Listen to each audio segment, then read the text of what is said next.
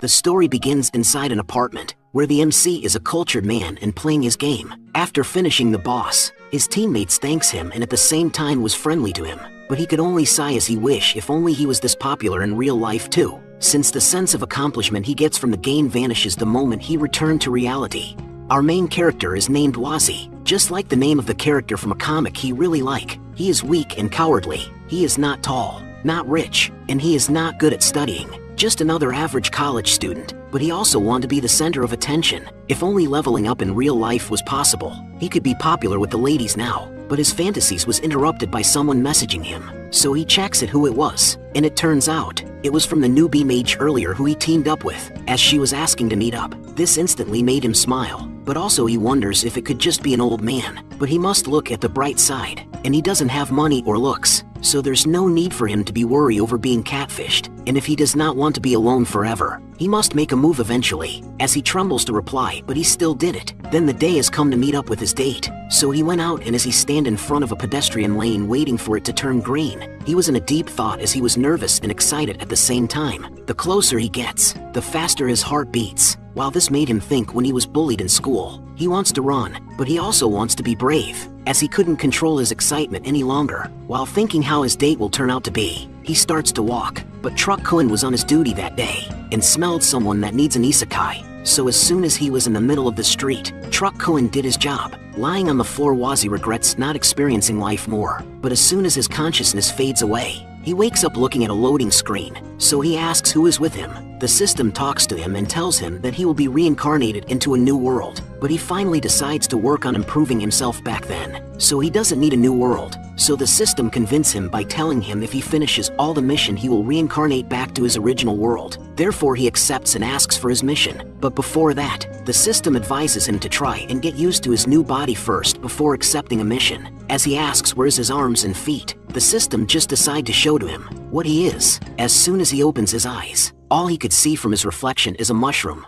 He couldn't believe it himself as he wonders why he even turned into a mushroom. In panic, he looks around to investigate his surroundings, and he could only see snails chewing, and chewing, and chewing. So he looks up for answers, and he sees a huge game interface in front of him, welcoming him in the brave mainland. He was shocked and stunned as he couldn't even find a word to describe what's happening to him. But surprisingly, the system started talking to him, saying that it understands that it's tough to accept what has happened, but the game has already begun, and they don't have the time for him to explore slowly. So, it will transfer all the information directly into his mind. He stops spacing out, and before he could respond, information flowed into his brain. Now he knows that this is a world filled with magic and wonders. Although every region of the world is different, they are all known as the Brave Mainland. Long ago, monsters and humans lived in harmony. The monsters with more muscular bodies assisted the humans in all sorts of tasks. And the humans, who had a higher affinity for magic, would use their magic to help the monsters survive and prosper. Back then, monsters and humans lived and learned together and helped one another, until one day the demon lord named Golem broke this peace. Golem was a pinnacle being among the monsters and was seen as a leader by many monsters. It hated that the humans thought of themselves as superior and gathered all the monsters to attack the human cities.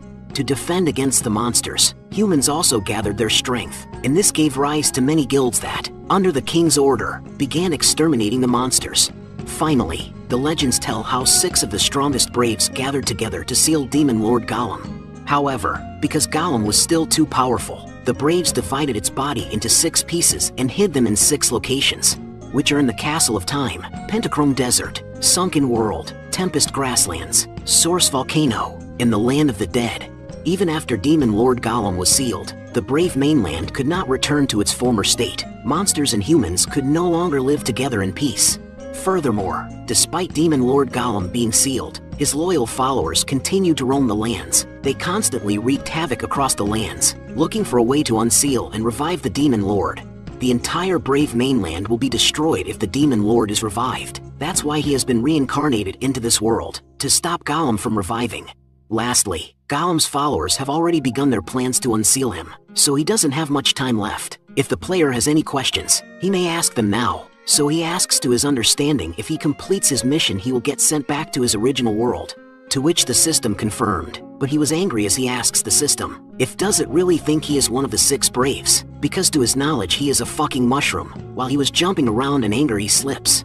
The system asks him politely to not be agitated, and it may take some time to get used to his new body, but it urged him to be quick, since his first mission is about to begin. So he tries to stand up, but couldn't, so it angers him even more, as he begs it to at least turn him into a goblin or skeleton, even if they don't want to give him arms. A slime or spider is fine too.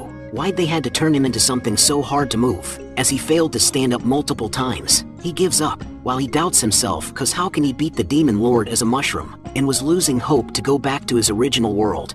But the system is ruthless, as it doesn't care and notifies him the game will still go on, regardless of if the player is ready or not, and it gives him a mission, stating to survive the designated amount of time and he may choose a reward between harden or limbs. At the same time the countdown started, and the snails hides their presence. Then the system tells him that the mission has begun, and he must survive because they are coming, which made him wonder who are they. But his questions was answered immediately by adventurers suddenly appearing in the scene. He finally felt the danger incoming, so instinctively he bounced to the nearest bush to hide, and since he is a monster they could be coming here to kill him. As he watches from afar, behind a tree, while he watches the onslaught happening right before his eyes, as he realized this little children are dangerous, since they brutally kills the snails without remorse and hesitation, but not all of them are savages, as the green snail was picked up by a lovely girl, which made the snail changed his perspective on humans, but it was too good to be true, as she rips it out from its shell, and putting it on her inventory as she looks for 9 more. Meanwhile, the main character is now thinking that he didn't feel anything when he played games before, but looking at it from the monster's perspective, the players are the real monsters. Then suddenly out of nowhere, the monsters had a chance to retaliate, as the newbie was knocked out by a snail daddy, a level 3 monster. His dream is to be a biker daddy. Although he usually rides around on a skateboard, Snail Daddy is actually more of a family snail. As the main character saw this, he wonders why he can see its information and level, to which the system answers that this is due to his ability appraisal. At the same time the newbies attacks the Snail Daddy all at once, but he was too strong for them to handle. But another newbie appeared and was a level higher than the Snail Daddy, but he wasn't scared at him and only could see red. So he faced the newbie head on, but his attack were futile since the newbie was well equipped, but still he didn't give up. While the main character admires the Snail Daddy's tenacity and bravery, for the sake of his family he refuses to back down even when faced with such a big disadvantage. In turn this filled his heart with newfound hope as he supports Snail Daddy with all his heart. But this world does not revolve around friendship and family, as Snail Daddy was left lying down lifeless, so the newbie ruthlessly ripped him out from its own shell, and claim his price. In turn this made the main character cower as he wonders if will he really be able to survive, while he hopes for someone to rescue him. Then a newbie sneakily comes up to him, but to both their surprise, the newbies run for their lives, making him asks why they are afraid of him, to which the system answers that it is to be expected as it suggests the main character to look into his attribute panel. So he did just that, and no wonder those newbies run. A level 5 mushroom monster is basically the strongest thing they'll find here. Then he opens the ability list to see that he has 2 of them, which are appraisal that allows him to see level and basic information of the target, and second is Mushroom Bash, and it doesn't even cost any mana points to use. So this made him smirk as he realized that although both are just basic skills, if he combines it with his stats, it is enough for him to dominate the starter village. With newfound confidence he hops actively while laughing and searching for his prey, since he already accepts his identity as a monster and has now turned arrogant from his newfound power. After finding his target he immediately used Mushroom Bash and easily knocked out the adventurers, and gained experience points. But the other newbie was smart to run and climb up from a vine, which the main character thought he could easily climb the platform. But he was easily mistaken so he gave up. But his attentions were brought back by the newbie who is now with his crew. But instead of cowering like before, he was thrilled to see more prey to hunt, so he activates Mushroom Bash again. The tank received it head on, nullifying his attack. So they decide to get into formation while the Wazi is still recovering his skill, and throws a barrage of pebbles towards him. After receiving quite a handful of damage the cooldown of his skill is over, so he counterattacks again, but the tank blocks his attack for the second time. Now Glasses has the chance to attack him so he did, but he dodged it grazing him only a little. He endured the pain while he is thinking that it is as expected. The strength from weaklings grouping up can overpower even a strong enemy. He has experienced it multiple times in gaming world, but before he could attack again, the group ganged up on him as he collapsed on the ground. After that they celebrate as they were excited in defeating a strong foe. but the girl questions why she hasn't received any experience after defeating it, while the main character is smiling. It is because he was playing dead all along. Any normal monster won't know about this high-class tactic, but he finally got them all to gather up unguarded, and beats them all up. After his victory, he levels up, as he feels how wonderful it is and all the injuries and pain have completely disappeared. Now he plans to stay here and ambush the newbies to farm experience. By then, he will leave the starter village and easily beat the boss after reaching max level.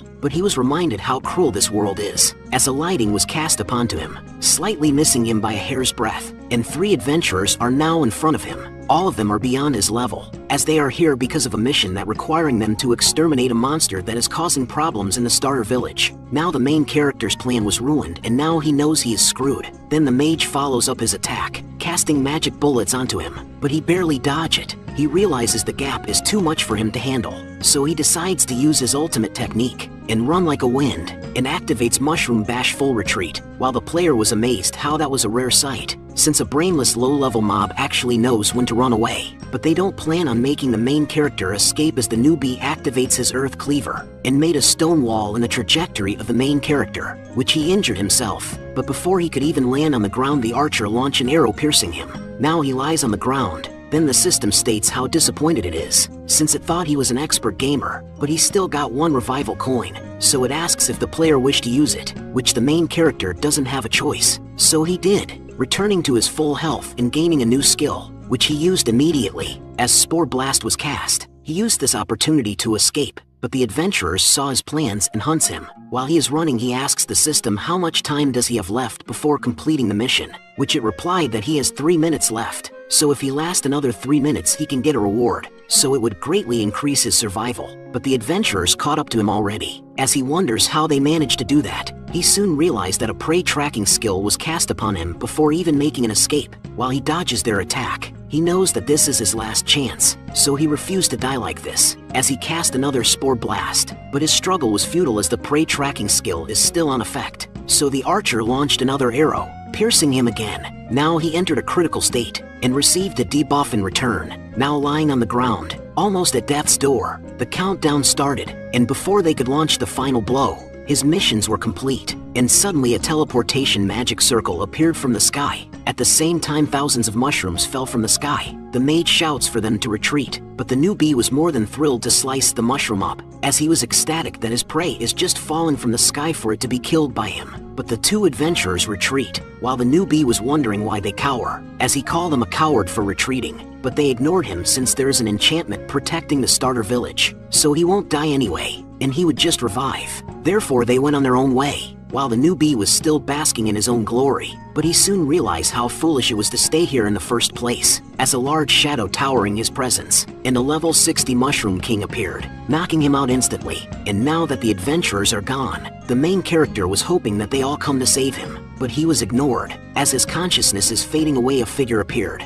In a later time, he woke up in a dimly lit place. As soon as he turns around, he saw a few corpses of mushrooms, while the pig was munching some few of them. Now he assumed the pig murdered them all and it dragged him here to be eaten later, so he decides to do something. But as soon as he tries to get up, he notices his lower body was eaten up already. As it was about to come over to him, he plays dead, to wait for an opportunity to run away. Then as it looms over to him, the pig spits out the chewed mushroom and puts it into him. Surprisingly, the scraps helps him repair his body, and after that the pig decides to take care of him. She even sits down near him and went to sleep. After a while, she wakes up and found out that the main character is gone. Therefore she uses her sniffing abilities to find his whereabouts, but before she could go on with her hunt, she remembers to put out the fire first. Meanwhile, the main character is doing his best to run away from her, since he'd rather die at the hands of a boss than being eaten by a pig. But to his surprise, she has caught up quite easily. Now he realized no matter how much he jump, he won't be able to outrun her, so he uses his Spore Blast. But instead of being scared of it, she was delighted.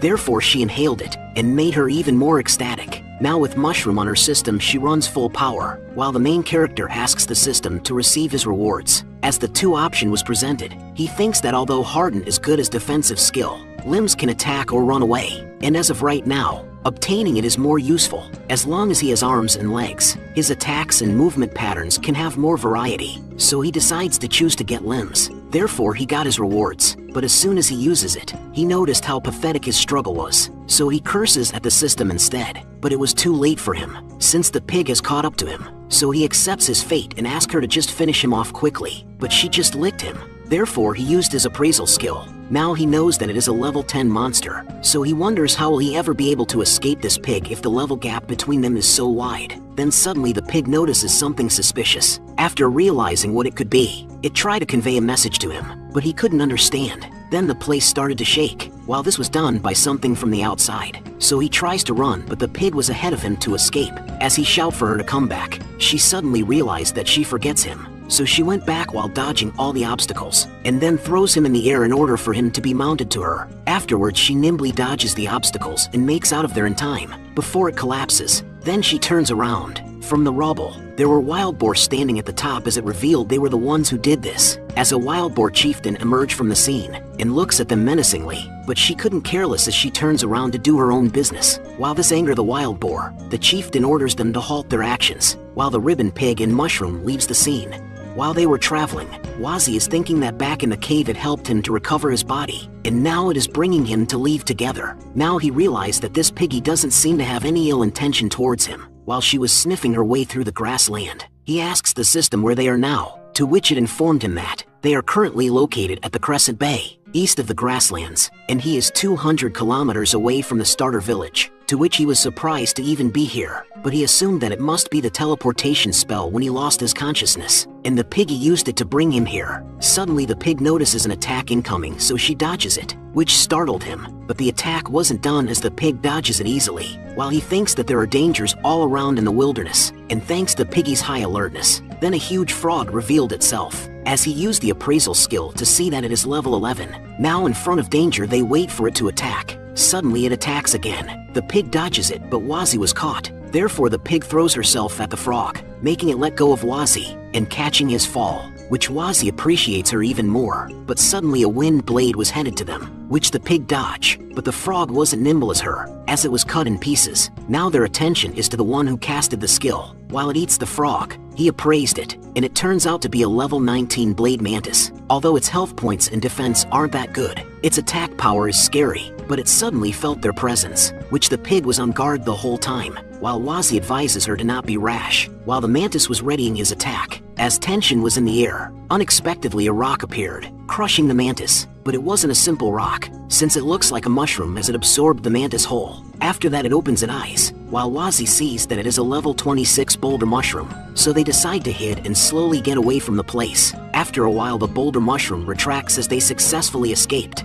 After a long journey, they were exhausted, but luckily they found a place to rest with a nice shade and a great view, as it was safe. Now Wazi can appreciate how beautiful this world is. Then the system tells him that this world is actually similar to his world in the sense that it also has its own natural laws and ecosystems. Therefore he concludes that a mushroom monster like him is at the bottom of the food chain, and he would have died already if it wasn't for Piggy. But he won't be discouraged just like that. He need to become stronger and survive, so that he can finish his mission and return to his previous world. So he asks System to give him another mission, so he can earn some rewards. Of course the System was happy to serve, and lets him choose between 3 difficulty, as he proudly states that fortune favors the bold, and considers to take the hard mission. But as soon as he hears the mission requires him to defeat one of the 4 heavenly generals under the Tempest Grassland, he changes it to an easy mission. Therefore he receives a mission requiring him to collect 10 red berry herbs, which he thinks it will be a piece of cake. So he hastily collects the herbs, which surprisingly he collected 6 of it easily. But unexpectedly, Piggy eats all of it, which made him angry. He knows not to let this slide, since this behavior will become a problem if he lets it be. Therefore he launches attack to teach Piggy a lesson, but as expected his arms couldn't do anything to Piggy, while he was knocked back instead. While Piggy turns around and was happily wiggling her tail as she thought Wazi was playing with her, so she plays with Wazi, making him fly to the air.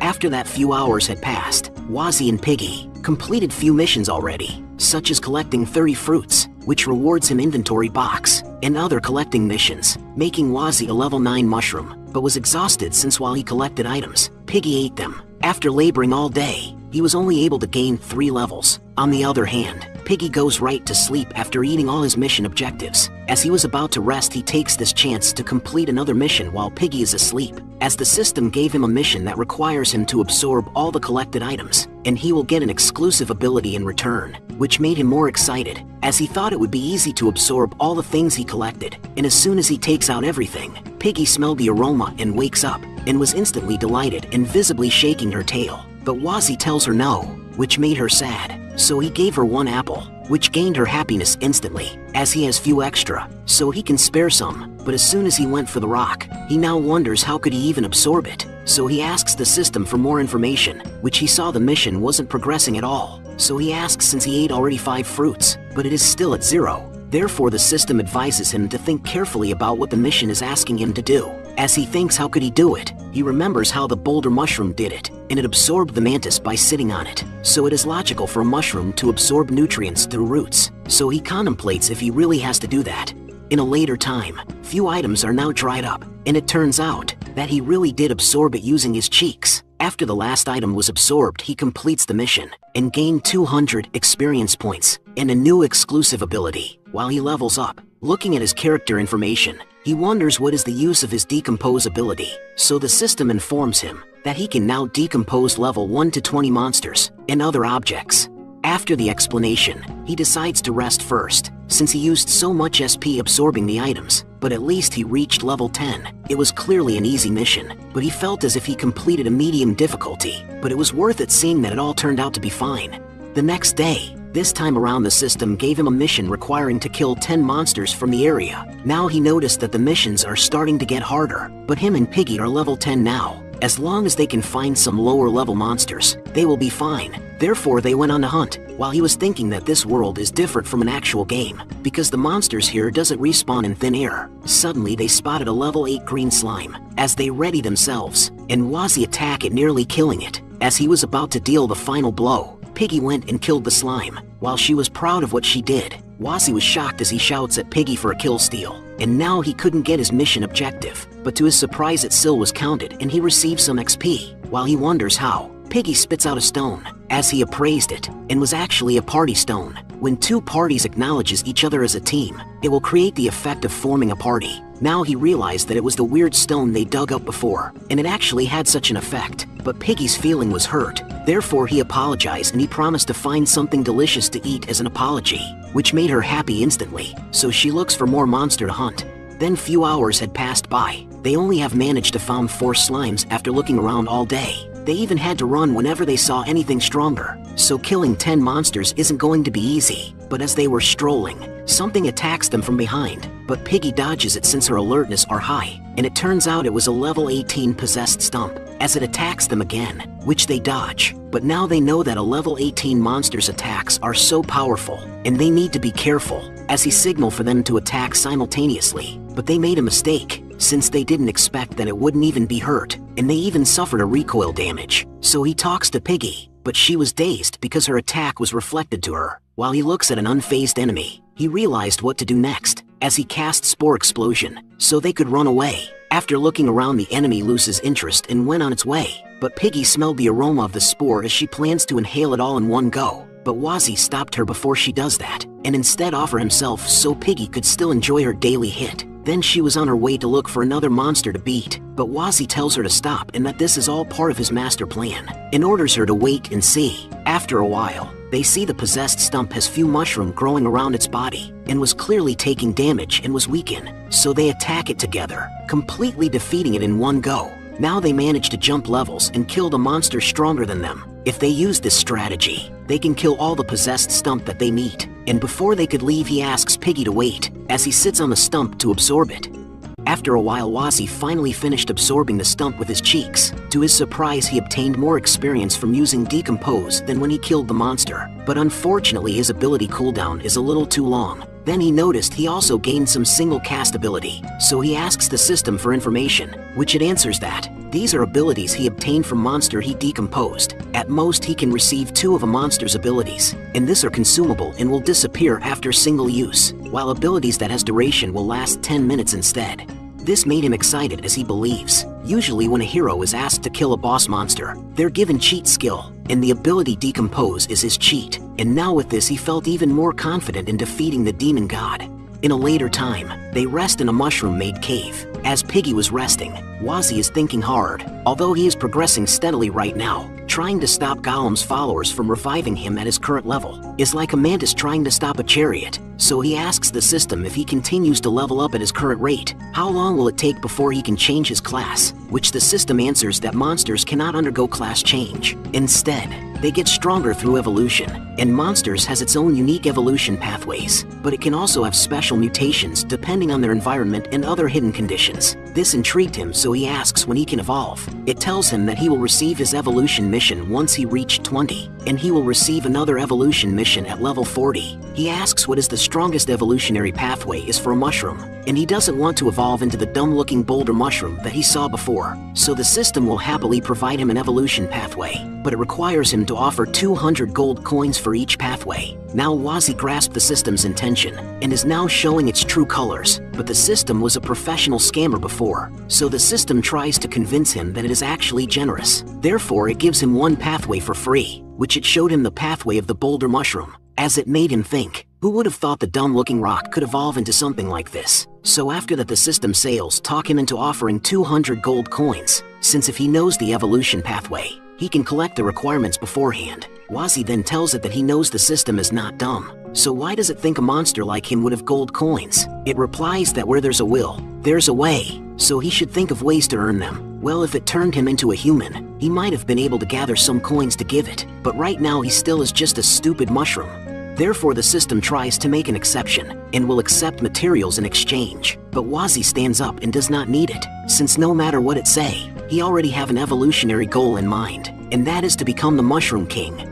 The next day, they were in the field, and was dodging the attacks that were coming to them, as they were fighting a blade mantis, because they obtained a new mission requiring them to defeat it. Then Wazzy used his one-time use bark skin, and launched himself to the mantis, as he was confident that its attacks no longer works on him. But he was mistaken. Now he realized he is going to die. Therefore he called out Piggy, to tells her the game plan. Now with a plan in mind, they went on separate directions. Suddenly Piggy rushes to the mantis, so it tried to land a strike on Piggy, but she was too fast for him, as she successfully knocked back the mantis. While this was happening, Wazzy uses his camouflage to erase his presence, since the mantis attacks are powerful and fast, but its awareness of its surroundings is absolute trash. No wonder the dumb-looking boulder mushroom could successfully ambush it, and when he saw an opportunity he activates Mushroom Bash and killed it instantly. Thus they leveled up, making him proud as he claims to be a pro gamer. So he asks the system for another medium difficulty mission, which it did, and it requires them to go to the Mushroom Kingdom. Now it seems he is about to enter the main quest line, so he asks how far it is, which the scammer system answers that it is actually not that far, since it is only about 400 kilometers away,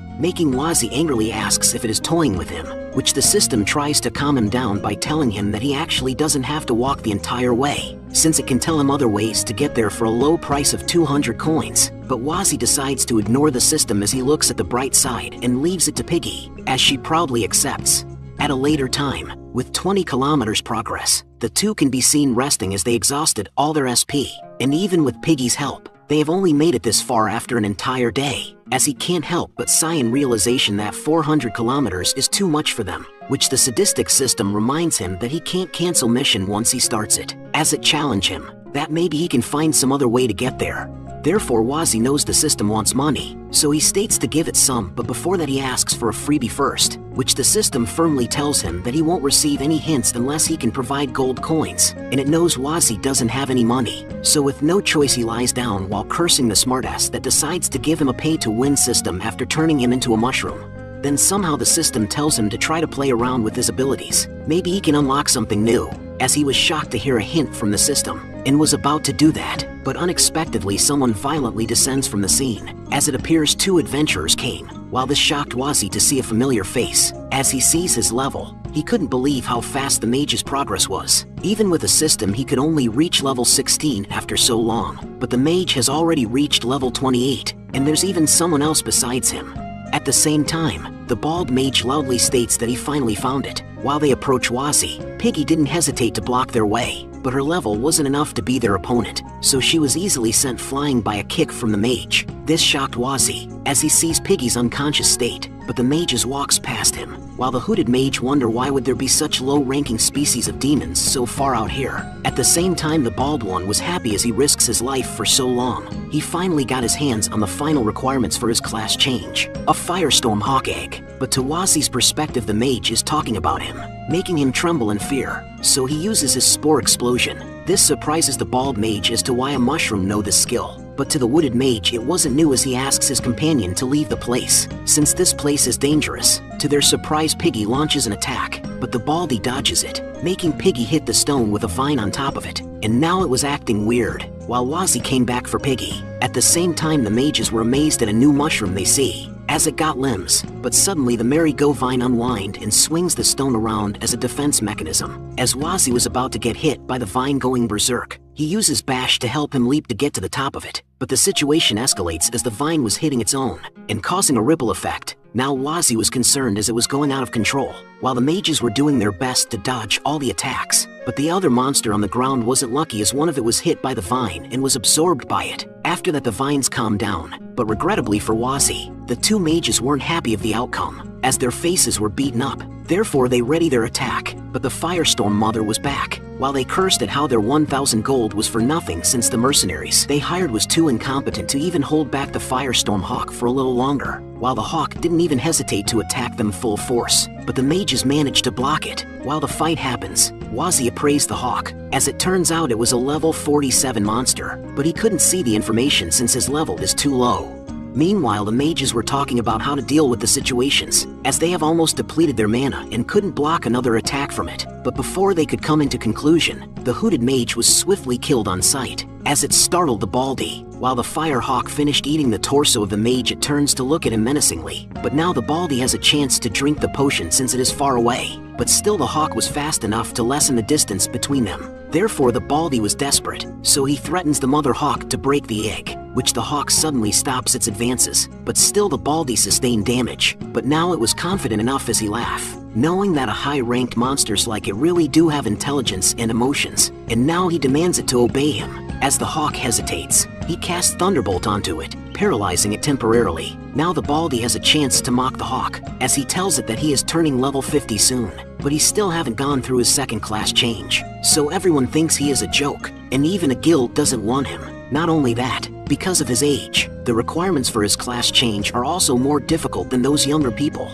But he can finally vent his anger today. Not only will he finally go through his class change, he will even be able to kill a high-ranking monster like it, as he laughs creepily and kicks the mother hawk's face, while he was proudly shouting his plans after he changed his class. After he vented his anger to the mother hawk, he decides to end it, so he takes out the synthetic potion and coats his icicle spears with it to kill the hawk quickly, as it pierced it in every directions. But that still wasn't enough, so he charged his attack for another attempt, while still having a disgusting smile on his face. But while this was happening, Wazi used his camouflage to hide his presence and find the best direction to attack the mage without the mage noticing his attempt. Therefore, without hesitation, he attacks the mage, canceling his attacks. But the mages also let go of the egg, which Wazi catch in the nick of time. Now that the egg wasn't a hostage anymore, the mother hawk attacks the mage, knocking him over a rock. Now the mage realized he fucked up, so he decided to run and use his recall scroll. But it was too late, because the mother hawk already cast fire magic infernal pillar on the spot he's sitting on, and burned him to a crisp, making the mother hawk level up, so it healed its injuries and made it powerful even more. After that, he went over to the mushroom, as it stares down at Wazi and anticipates something to happen. Thus the egg revealed a crack, and then a chick emerged from it, and was looking around. Then it hops down, and when it turns around it saw Wazi, so it went over to him, and cuddles with him. The mother hawk got teary-eyed, as it was crying with joy, seeing her child was okay. So she went over to talk to her baby, but she was kicked on the face instead, shocking them all. As it controls its anger, Wazi was already dripping with sweat while he tries to convince the chick not to do that again. But to their surprise, Piggy has two chick on her back. This made the mother chick make a face full of love, so it tries to talk to its children with a smile, but she received an uppercut instead. After that, the chick went over to the mushroom and pig, as they thought they were their parents, and was playing as if nothing happened, while the mother hawk was all alone abandoned. While Wazi noticed the situation, so he thought of an idea. So Wazi ordered Piggy to follow him. Now they are face to face with the mother hawk, so it stared down at Wazi, looking to kill the ones that stole her child. But still, to her surprise, the chick defended them with their kind of menacing look. But Wazi tries to correct everything, and tells them to not do that. and conveys a message to them, as he asks what he wants to say, and that their real mother placed her life on the line to protect them. So they went over to her, and now they finally reunite, while Wazi was overjoyed at the outcome, as he loudly states that, now that they have helped out the Mother Hawk, she will definitely repay them. Then they can ask her to take them to the Mushroom Kingdom and complete the mission, but somehow the Mother Chick looks over to them with a menacing look. Now Wazi doubts that his plans worked. Then the Hawks turns around and leave. So Wazi tries to pursue them while he asks how can it just leave like that, without taking them to the Mushroom Kingdom. Suddenly the Mother Chick stopped its tracks, and glares at them, while it says how dare a low-ranking monster like him orders him around. Now Wazi realized it understood what he said, and also can talk, and the Mother Hawk was actually a father. Now he realized that he fucked up. Then the Hawk decides to come closer to them, and asks them what qualifications does he have to demand something from him. But the poison was still in his system as he coughed up blood. Weakened, he collapsed, and now his consciousness is fading away, and the last thing he saw is the menacing figure of the pig and mushroom charging at him as he was about to pass out.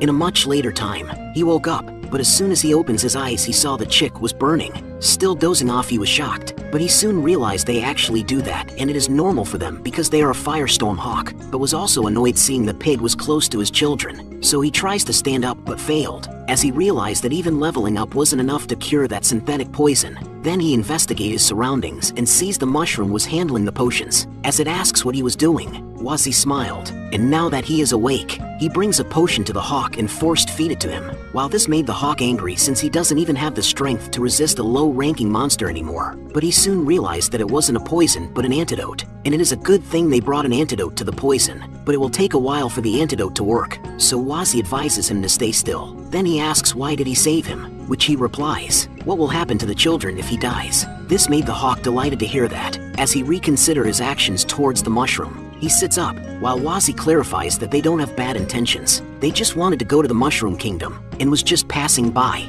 So the Hawks state that the path there is littered with powerful monsters, and even if they somehow manage to make it, as a mushroom he will be fine, but that pig will be in trouble. He asks why is that? The Hawk was surprised that he doesn't know, so he informs him that the King of Mushroom is actually quite famous, not just humans, but any monsters that doesn't belong to the Mushroom tribe. Once they get near that area, they'll be attacked without question. With this info, Wazi now realized why the hawk got so angry when he asked it to take them to the Mushroom Kingdom. It turns out that was the same as asking it to send itself into danger. While he was in deep thought, the hawk looks at him closer, which startled him, while it states that Wazi is very weird. A normal mushroom monster like him should be brainless existence, but he is intelligent, and someone like him is an incredibly rare existence, and he would make the perfect tonic for his children if they eat him, which made Wazi scared as he retreats. But luckily the hawk was just messing with him, because he is not the same as those humans who would plunder everything for their own selfish desires. He doesn't really care what they do with the shell after his children have hatched, but in order to obtain the shell, the humans would steal and break the eggs before they hatch, his previous nest of kids, and the nest before that. All of them were destroyed by those despicable humans. While thinking this made him furious, but this time around, his children were able to survive because of him. So he thanks the mushroom, which Wazi accepts his gratitude. So the hawk decide to bring them to the Mushroom Kingdom tomorrow, and advises him to rest up, which made Wazi cheerful. He tells him to shut up before he change his mind, which he obliged, but before he sleeps he will just fix some things. This made the hawk curious, so he looks at what the mushroom is doing, while Wazi is mixing the potions, and is experimenting a bit, adding everything in his disposal, and after that, he uses his cheeks to absorb the potion, and after that he throws up the juices that he absorbed. The hawk can't believe what he witnessed, while Wazi proudly gives the stamina potion to him to help him recover. Now the hawk realizes where the potion he consumed earlier came from, as this made him furious. After a long day they rest, but this day was not wasted since Wazi received tons of items and decomposed potion recipe. The next day, the father hawk is now taking Wazi and Piggy to the Mushroom Kingdom. Wazi then tells Piggy to not be afraid, and once they get there, she must listen to what he say, which Piggy agree, while the hawk warns them that they are getting near the Mushroom Kingdom, so they must prepare for descent. After he says that, they instantly went lower, making Wazi a bit sick, but once they saw the view,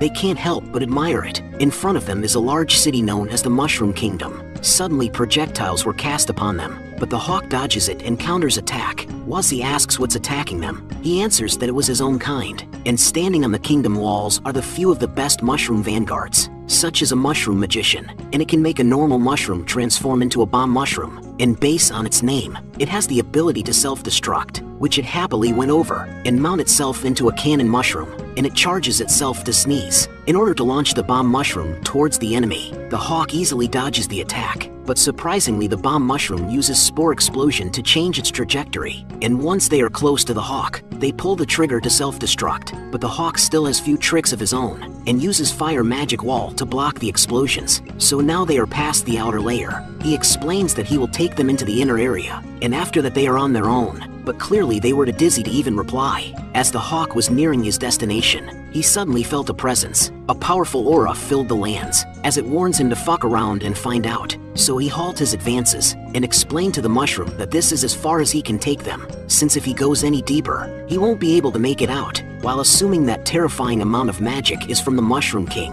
So as soon as Wazi opens his eyes to look where the hawk is dropping them, the hawk lets go, and now they are falling several feet from the ground. But the hawk isn't as cruel as the system, as they landed on a rainbow. To their surprise, they can slide on it, making their descent more comfortable than they assumed. While this made Piggy happy, Wazi was internally traumatized by the experience, but as soon as he thought they are safe, several boulder mushrooms looms over them, and this terrified Wazi by their ugly stare. But the boulder has no reaction to Wazi. But as soon as they look at Piggy, it was a different story, as they were all enraged to see another species inside the kingdom. Wazi realized what was happening, but Piggy was a brave one as she faced the enemies head-on and shouts at them back, which Wazi smacked her to come to her senses, and drags her to run, but the boulder decides to pursue them. While they're not fast, but their numbers right now is too much for them to escape. After attempting several times, they were cornered. With no choice, Wazi takes a risk, and uses Spore Explosion, blocking the boulder mushroom's view, while he used every arsenal he got,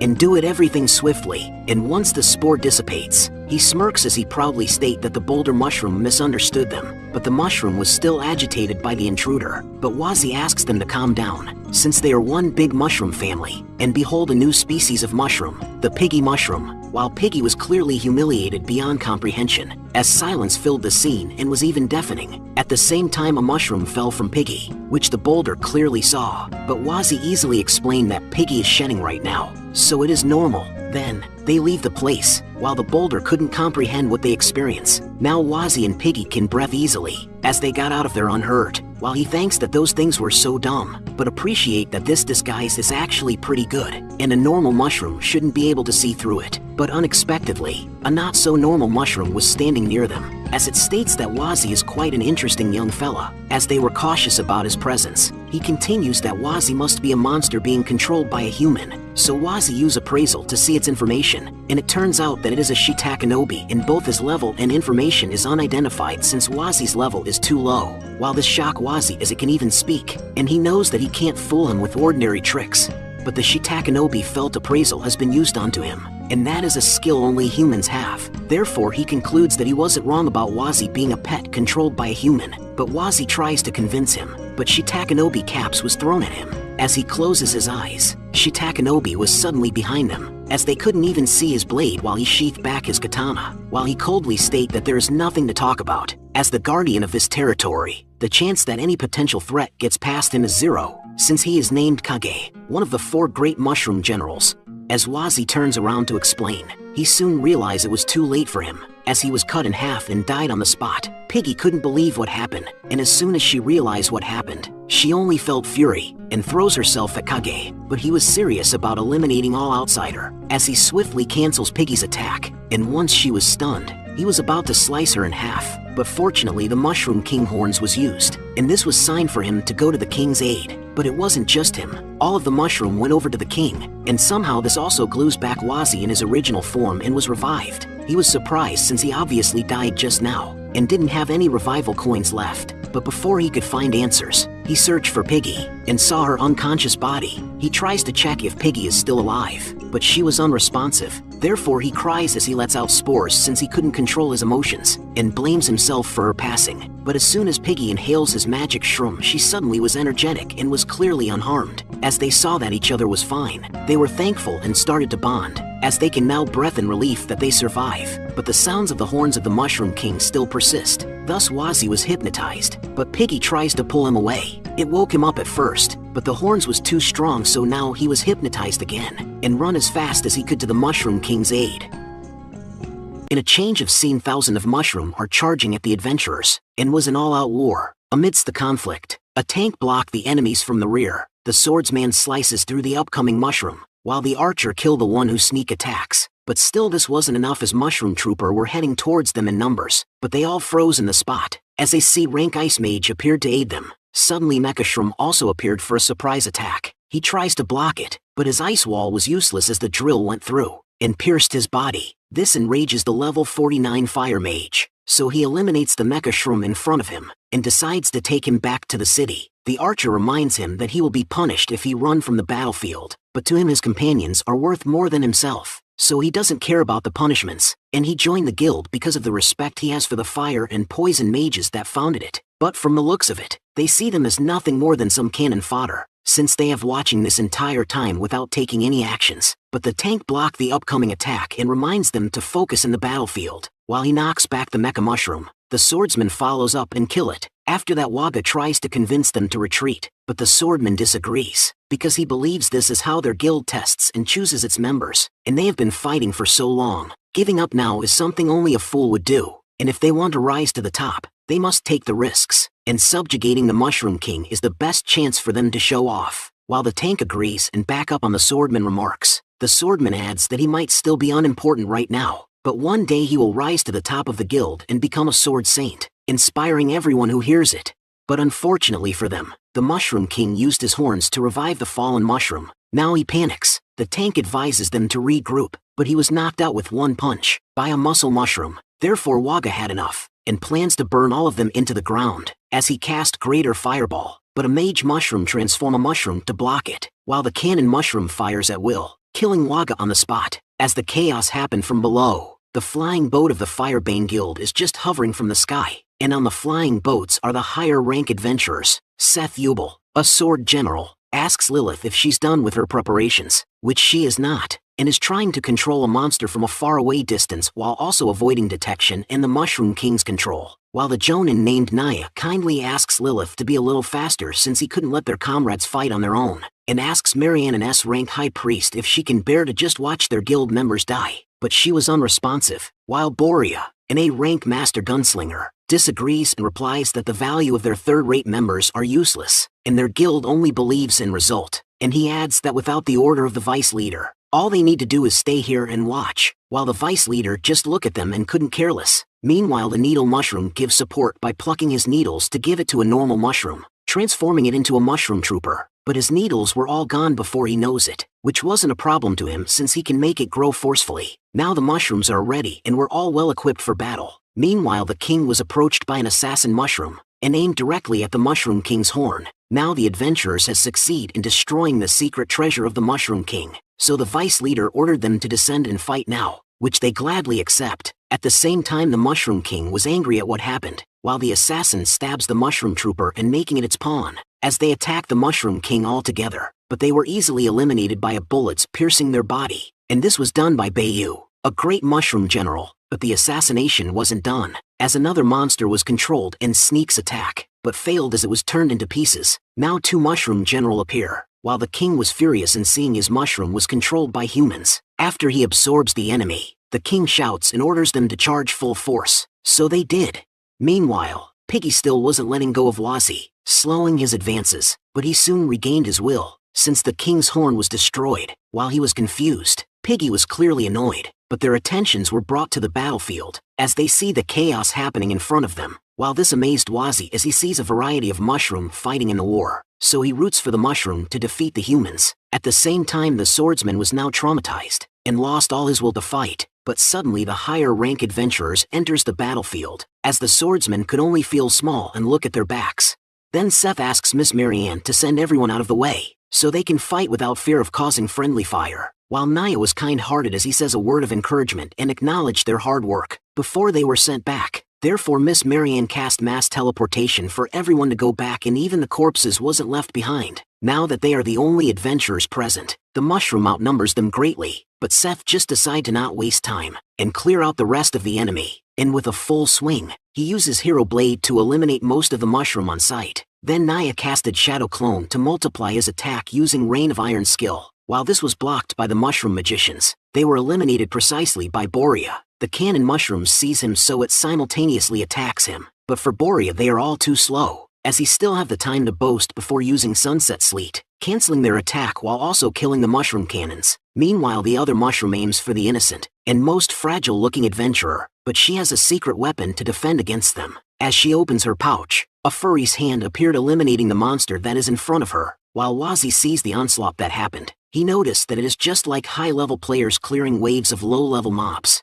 After that, Seth orders them to get ready and aim for the king next, so they fire their attacks simultaneously to merge for a more powerful attack. But the king wasn't fazed by it. As it gets closer, something comes out from the ground, and it tanks the attack head-on, as it grinned with a cool shades. Since the attack he took has only damaged it by 1, as it was a level 92 diamond mushroom, and now all the general are present. Therefore they entered the battlefield, while the adventurer were thinking how to deal with the diamond mushroom in front of them. But before they could decide a way to subjugate it, the diamond mushroom lowers its shades, as it decides to give the adventurers a face they couldn't forget, so it activates its own light skin stare. But Seth doesn't want any of that, as he activates his vanguard, while Marianne supports him with goddess favor, making the attack redirect all over the place, as Borea was amazed seeing how it can turn dirt into diamond, and wants to make a profit with it. But the diamond mushroom wasn't done and was slowly sipping through the barrier. But fortunately the attack stops, and it decides to go back and looking cool with its shades, and absorb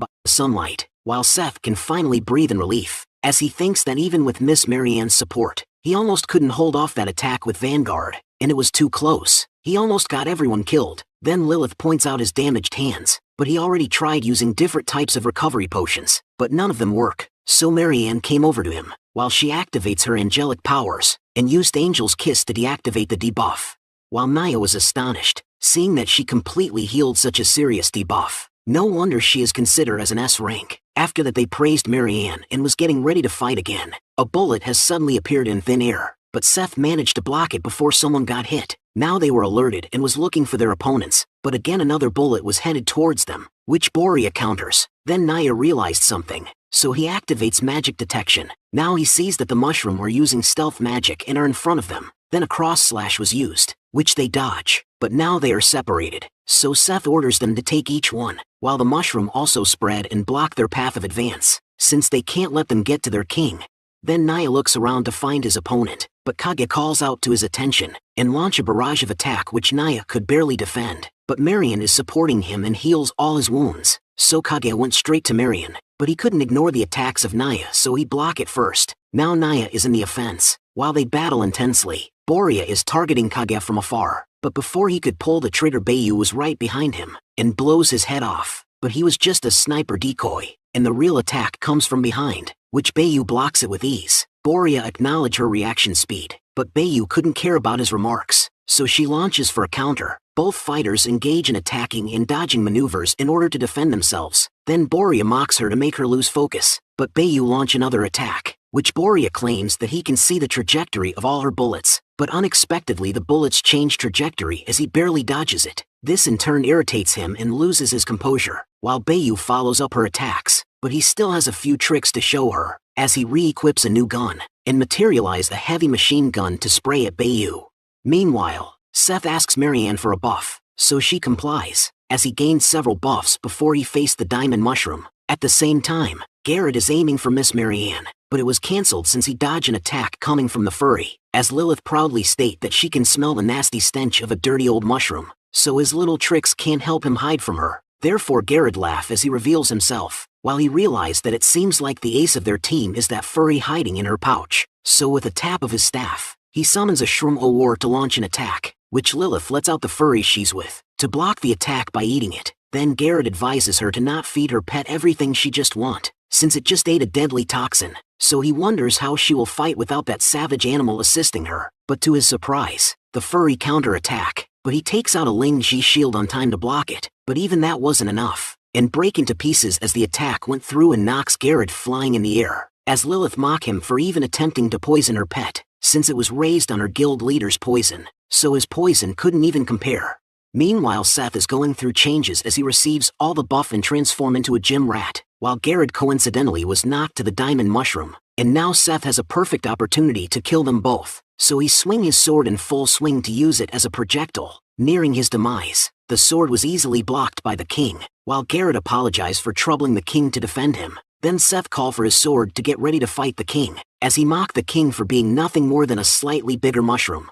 Meanwhile, Naya has fought Kage for 93 rounds, and yet he still keep losing, but it is a good thing that Marianne is healing him. If he can drag this out long enough, Kage will eventually run out of mana. But Kage has other plans as he charge at Marianne again, so Naya tries to stop him, but he was mistaken as Kage launches his attacks on him, while Marianne tries her best to stop the cut, but Kage was too strong, as it passed through his stone skin, and even damaging Marianne in return. Now that Naya is dead, Kage states his favorite line, and that the survival rate of any human who attack the Mushroom Kingdom is 0. Meanwhile, Boria is still gunning down Bayu, but she uses her hair as an ammunition to make a fungal net in order to block Boria's attack. But Boria still has more ammunitions to offer, but to his surprise he just aimed for a decoy, so he re-equips his weapon and block another attack from Bayu, while she imitates what he said before, to try and mock him. Then he asks her how did she do that, which she answers while lighting her smoke, and as a professional gunner, relying solely on powerful bullets and rate of fire is not enough, and advises him to pay more attention to other aspects. While she talks, he reminds her that they are still fighting and was about to pull the trigger, which she advises him again to pay more attention, and look again, since he is the one who's in trouble. So he did, and look at the mushroom sprouting, which he was disappointed about it, but he was mistaken as it flashes a blinding light to him, blinding him temporarily. But Bayu still was talking, so Boria used his hearing sense to locate her, but unfortunately for him, Bayu anticipated that, as another mushroom sprouts, and release blasts of deafening sound to disable his hearing. Now with 2 of his senses disabled, Boria decides to retreat, but he steps on a mushroom that instantly grows, which made him bounce all the way back. But now he regained some of his eyesight, as he plans to kill Bayu after recovering, while he was furious how he got toyed with by these low-level, trash monsters, and plans to burn the place to the ground. But this also powered the shroom in front of him. As he fuels it with malicious intent, it explodes, throwing him like a rag doll, and was thrown back to Bayu. So he tries to pretend to be unconscious. As Bayu got closer, he take out his gun but was unable to pull the trigger, as he was covered in slime, preventing him from even moving. Now unable to move, he could only curse at the pathetic mushroom that is all over the place. But Bayu went over to him and teach him a lesson that there are over 40,000 different types of mushrooms here, and not a single one can be underestimated. But there's only one type of human, bad ones, and asks him who is the trash now, as she pulls the trigger, giving him a deserved death to the face. As the battle happens, Wazi was amazed in seeing how strong the mushroom were, so he wonders if he evolves, can he be as strong as them? But even they're strong, they're still subordinates of the Mushroom King. Then just how strong is the king? But suddenly he saw a figure in the distance. At the same time, Seth comes over to the king, but he sees that he's small compared to it. Therefore he uses his secret technique, and as inhales, his heart was filled with energy, and his muscle exponentially grows. So he ignites the war general's battle spirit inside him. Now he transforms into a giant that equal to king's height. Then he asks why the king didn't attack him while he was transforming, and did he learn chivalry from them humans? But he adds that he will not go easy on him for that, which the king was annoyed. Then they start their battle as they clash their sword. Seth attacks the king with his might while the king just redirects it. So he attempt to attack again, but the king block it with ease and redirects his attacks again. So he launches numerous attacks while mocking the king, and in turn his blade even reached where Wazi is located, which he dodges it in the nick of time. Now he realized that even spectating is dangerous, but suddenly he felt something. As he was wondering what just happened, the system is notifying him of an emergency mission being triggered. While Seth is still battling the king and mocking him, Garrett is fighting the furry that is with Lilith as he realizes how strong it is, and he cannot let this monster get closer to the king, while he struggled to block its every attack, and even his counter was easily nullified, as Lilith informs him that the furry is immune to magic. Now Garrett realizes he is completely suppressed. Then Lilith noticed Seth is having hard time dealing with the king, so she asks the furry to come out, but it requires her one dragon bone, which she was hesitant to give, and annoyed that her furry has been eyeing the things inside her pouch, while Seth halts his actions, and is thinking that to his knowledge the Mushroom King is only at level 60 at most, and with Miss Marianne's buff, and his own abilities, his abilities have increased 7 folds, so he wonders how the king is still keeping up with him. While in deep thought the king mocks him. Now this made Seth furious on how dare a monster belittle him, since he is just an overgrown mushroom. Therefore he ignites the battle spirit to 100%, and leaps in the air to attack the king with all his might, which the king twirls his rapier before deflecting Seth's attack. While Seth was confident to beat the king's sword, but he was mistaken as he was thrown to the side, and was now suppressed. as he couldn't believe the outcome, since the king is only at level 60. Then the king follows up his attack, while he was fast enough to block. The king's attack was too much for him to handle, as this pierced through his sword, losing his arm and a chunk of his body. This made him return to his normal size. As the king went over to him, he asks it to kill him and be done with it, but he just stands there. Now Seth realized that it never put him in its eyes to begin with, and was toying with him all along, as he bleeds to death. Now that Seth lost, Lilith gave the permission to the furry to eat the dragon bone. Therefore it decides to come out. Fearing the furry, Garrett decides that he must stop it, so he charges his ultimate attack and direct it to Lilith, but the werewolf still managed to block it. As it carries his master to safety, Garrett didn't hesitate to attack it, but he was easily knocked out. As he states that he will deal with the battle, he disappeared and was now behind the king, which the king tries to block, but this time he was crushed to the ground, even shocking Wazzy and Piggy. As they anticipate what will happen next, Gray begins to attack with barrage of strikes. Suddenly the two of the generals sneaks attack on him, but he block it. While he look over to them, Bayu asks if he was the one who killed Locke, one of the great mushroom generals, which Gray replies that he has killed too many weakling before, so he wouldn't even remember the names he killed. As they attack, he was so fast he vanished, and the two generals couldn't even see where he went. Bayu was suddenly on the ground, and now Gray is behind Kage, but before he could hit him, he used cross slash to attack him. He receives the attack, and as he acknowledged Kage's ability since he actually was able to scratch him, then Garrett teleports to the scene and activate magic detection, with sense sharing, in order for them to detect all Gray's movement within 50 meters. They were shocked as they still couldn't see him, while Gray is attacking them from all directions without them detecting him, as he uses his monstrous power and speed. While they struggle to even defend, Wazzy wonders how strong is the wolf, but the system blocks his view as it notifies him about the emergency mission. Then it showed him the rewards, as it only requires him to vanquish the demon god Golem's follower since the system has detected it, which surprises Wazzy, but he declined it since the current him couldn't do anything about it, and orders the system to stop blocking his view, because he has a show to watch. Meanwhile the generals realized how Gray did it, and how he is not even serious, and realized the difference in their strengths, as he swiftly went over to them and knocked them both. As it turns out, he was a former werewolf king named Lycan, and is a level 92 monster.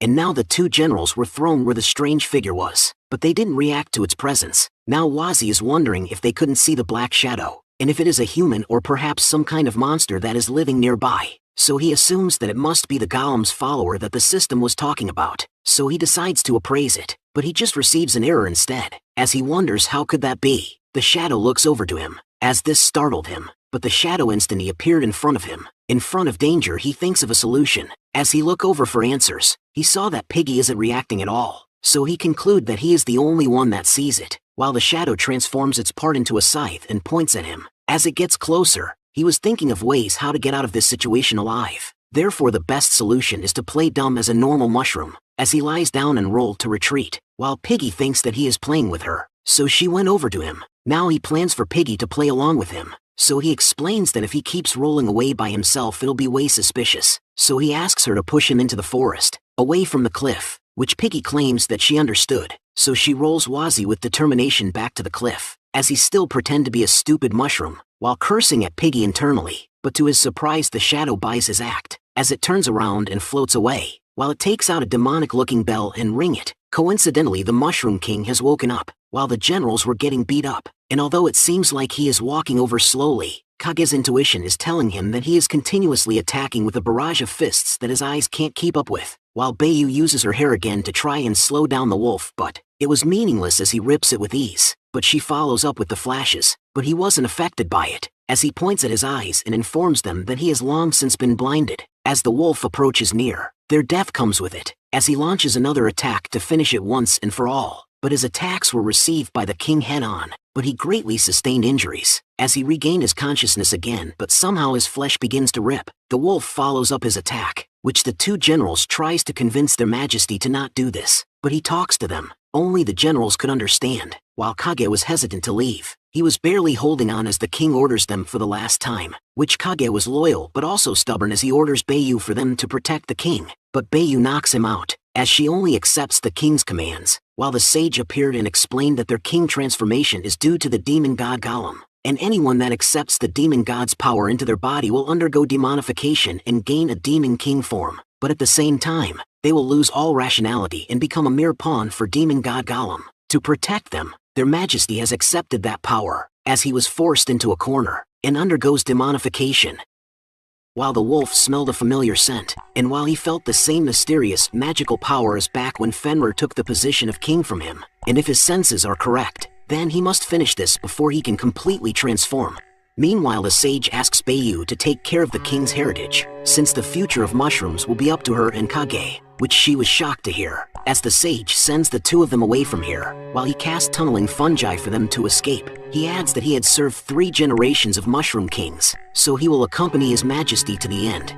While Wolf used his powerful attack onto the king, he was surprised the mysterious magical power and oppressive feeling is actually getting stronger. Amidst the fog, the Mushroom King revealed his new form, as the demonification was complete, and is now a fallen Mushroom King. Then his tentacles stretched out to the sage, as he willingly accepts his faith. To him it is an honor to become his majesty's strength once more. After the sage was consumed, the king gained more intelligence and limbs as he can now walk closer to the wolf. He tries to kick it, as he was right, but this thing is much slower than Fenrir, so he believes he can simply tear the king to pieces with his speed, as he attacks the king in every directions, and decides to end it by attacking from behind. But his plans didn't go as planned, as the fallen king suddenly turns around and used Demon King's spore. He manages to get away, while he proudly claims that his fur has both magic and poison resistance. As long as he closes his eyes and nose, his spores will do nothing to him. But he soon felt weak, as he noticed that his hands is now infected with decaying shrooms, as he realized that he was wounded by Kage earlier. So he bites his hands off, but the decay spread to his arms already. So he rips his entire arm, but he soon realized that it has spread all over his body already. So he called his master to help him, which Lilith comes to his aid, and puts him in the pet inventory, since within a beast master's pet inventory, they can use their MP to heal their pets. But her inventory started to act all crazy, and her mana points are dropping exponentially. Soon the pet inventory explodes, and it was too late for Grey to recover, while Lilith loses consciousness because of the trauma. So Marianne take her body to a safe place. As they are going back to the ship, the Fallen King launches his tentacles to take them, but its tentacles were incinerated by the Vice Leader, as he orders Marianne to go back to the ship, and he will take it from here, which Marianne was about to offer her help. He firmly states to listen to him, which she understood. Now the Vice Leader is facing the Fallen King, and was looking at it from below. The Fallen King inhales to cast multiple demon spores at him, but it was useless since it incinerates when coming close to the Vice Leader. Now the Fallen King finds another way to attack him, so he grabs the diamond mushroom, and use it as a projectile, which made Wazi surprised, and he accidentally spoke, until he remembers that the shadow figure is still with them, so he tries his best to act stupid again.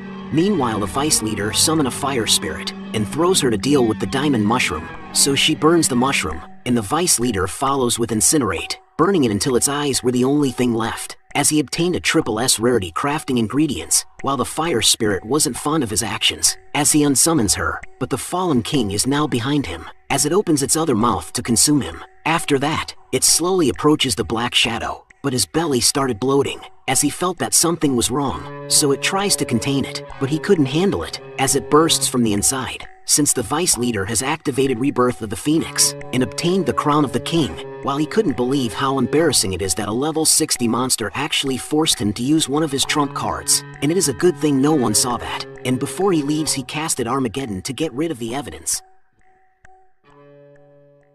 While the Dark Shadow Sai as his creation was destroyed, so he leaves the place, so Wazi doesn't have to act anymore, and wakes up Piggy and tells her to run, so they did, but Wazi lost hope as he sees several fireball towards them, but Piggy picks him up and digs a hole to hide from the catastrophe. After a while, the Mushroom Kingdom is now in ruin and was still burning, and Piggy and Mushroom came out from the hole that they dug, and was perfectly cooked, but the system gave them the rewards in completing their quest, so they leveled up and all their injuries healed. But this does not save them from the fact that the Mushroom Kingdom is now gone. While Piggy was hungry, Wazi is in deep thought, and thinking about the events that he witnessed, and it is not the Mushroom King was too weak, but that the human braves were too strong. Then a sudden realization comes into mind, and that if he became the Mushroom King, wouldn't he still be like a weakling in front of the stronger humans? Then the system shows him a medium difficulty mission, and it requires him to find a method to evolve in the Mushroom Kingdom and evolve into the next stage. But he simply states that he doesn't want to do missions anymore, which the system tries to convince him that finishing missions and evolving is his fastest path to growing stronger. So he stands up and adds that he doesn't want to evolve anymore, and have decided to be a mushroom brave, as he shouts with determination.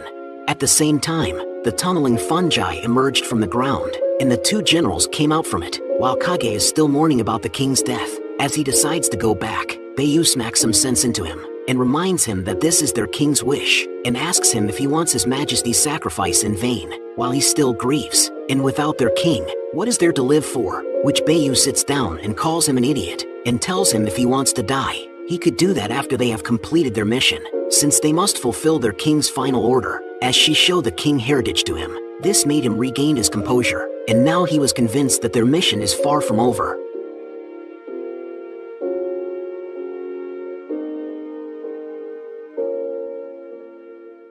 Few days have passed. Wazi and Piggy are now traveling, while the system keeps reminding him that a monster cannot change their class. Annoyed, he asks if the system isn't tired of doing this, and asks it to just show him the map properly, since he wants to know how long it will take before he can get back to the starter village, which it did, as he thinks loudly that now they have been walking for over a day now. If the map is accurate, they should get there by tomorrow. But the system still keeps pestering him about the error, so he asks it to stop, and clarifies to it that he will just go to the starter village to take a look, and he is not planning on changing his class anymore. Therefore the system stops the message.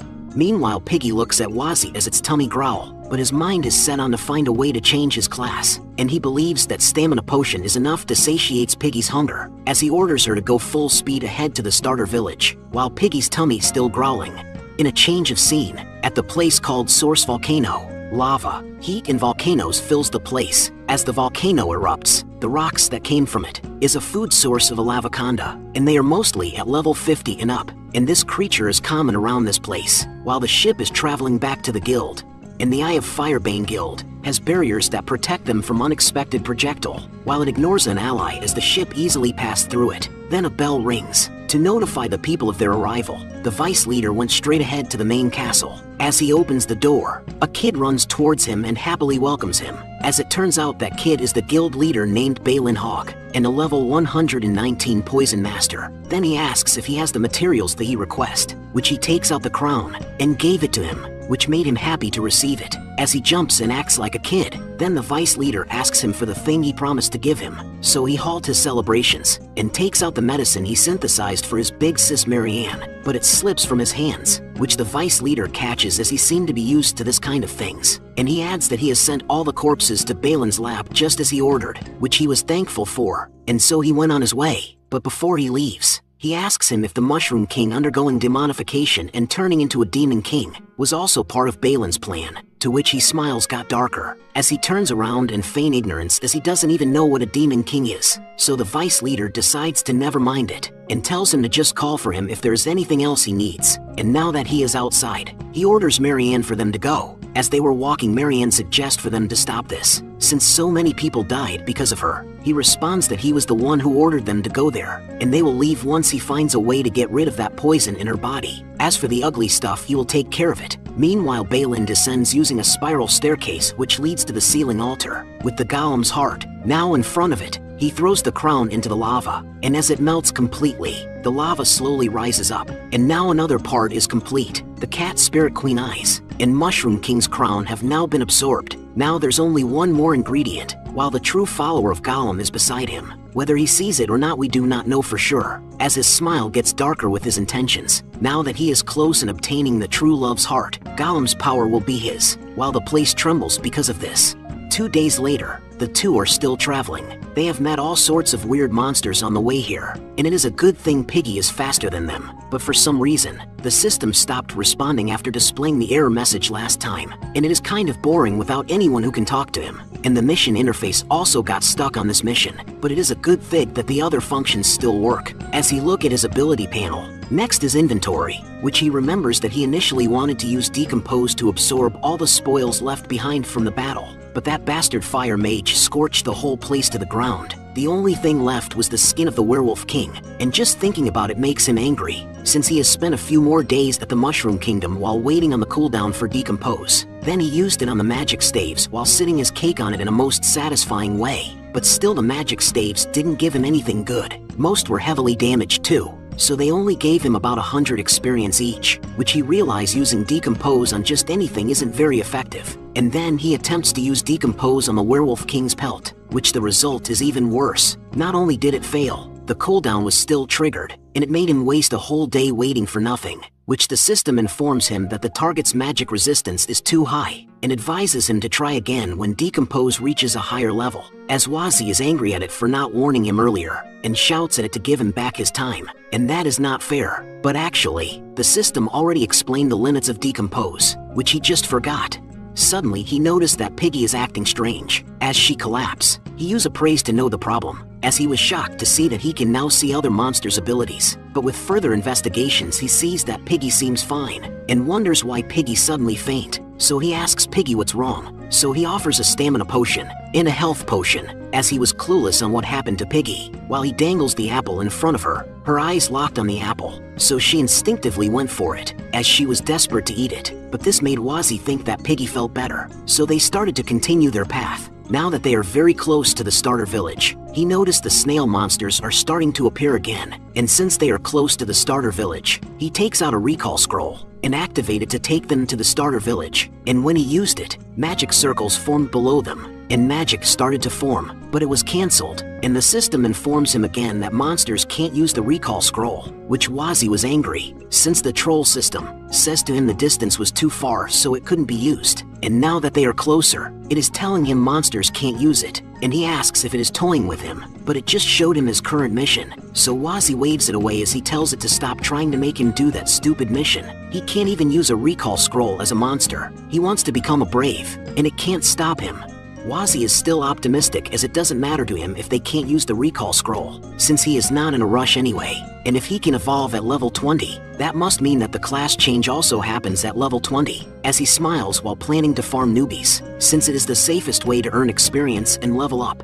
After that he taps Piggy for them to go, but she was unresponsive, so he asks her if she is feeling unwell and offers a health potion, and tells her to hold on a little more. Once they level up, they can get rid whatever illness she has, as he was clueless of the situation Piggy is in. While in the distance the boar and the chieftain is looking at them from afar, specifically at Piggy. Few moments passed. Wazi and Piggy is near at the starter village teleportation gate, so he used appraisal to see its information. Now he knows that it teleports the people when they are in critical condition, so no wonder the newbies didn't die when he defeats them last time. Unfortunately, the appraisal didn't tell him when the newbies would come, so he had to wait there. Coincidentally, the newbies started to appear, as they are now energetic and hopeful to level up this time. The lovely looking girl appeared again in front of the snail, as she brings down Judgment to kill it brutally, and the other kids follow, as they stab, slash it, and burn it, as they are now confident since there are now a higher level newbie with them. But Wazi is not going to let that happen, as he appeared and cast Spore Explosion, and once they are too busy trying to breathe, he swiftly beats them to a pulp, with this lord here, who dares to harm his little snail friends, and went on knocking down the slightly higher level adventurer, while Wazi noticed that the experience that these newbies give is a little low. But luckily another punching bag appeared on the scene, which Wazi was very delighted, as the newbies were energetic to kill the snails, but they were beaten by a mushroom instead. Now the second wave of newbies are killed, and he earns 630 experience points, then the third wave with 540 EXP, and the fourth wave was a little more smart as they climbed the platforms, so that the mushroom couldn't get them, while Wazi just smiled with malicious intentions, as he sees his prey just delay the inevitable, while the adventurer gained a false sense of security. Wazi used Mushroom Bash to leap, and now the fourth wave of newbies killed, and he earns 720 experience points. After a day of manual labor and slaughter, they rested in front of a campfire. Wazi offered the health potion as a dinner, as he thought that the potion could help make Piggy's hunger go away. But Piggy didn't even want to look at it. This concerned Wazi, so he looked at her stats while he wondered why she didn't want to eat, since he hadn't given Piggy any potions today. But her HP and SP were still okay, so he thought it would be fine. Then he tells Piggy to just sit back and rest, since she has been carrying him all the way here, and must be too tired, and to leave all the experience farming to him. Then he looks at his attributes, which made him ecstatic to find out that he is now level 18, and all it took was a day of farming newbies, and as long as he keeps this up for a few more days, he will be able to reach level 20 safely. And since it is night time, he decides to sleep and save stamina potions for tomorrow. So he sleeps besides Piggy and say goodnight to her, while Piggy opens her eyes to see Wazi as a mushroom-shaped steak. So this filled her with excitement and went for a bite, but she regained her senses and controls her hunger. While in the distance, the boar chieftain is furiously looking at Wazi. The next day, Wazzy wonders why no one is showing up today. Coincidentally, they showed up, but now they are scared and unsure. Unexpectedly, now they are with a more experienced adventurer, because the village head asked them to protect the newbies and to hunt the mushroom, as they wonder why there is a mushroom here anyway, since the Mushroom Kingdom was destroyed recently, but they assumed that it must be a stray left behind from a previous wave. And what surprised them more is the village head even hired a level 40 war general.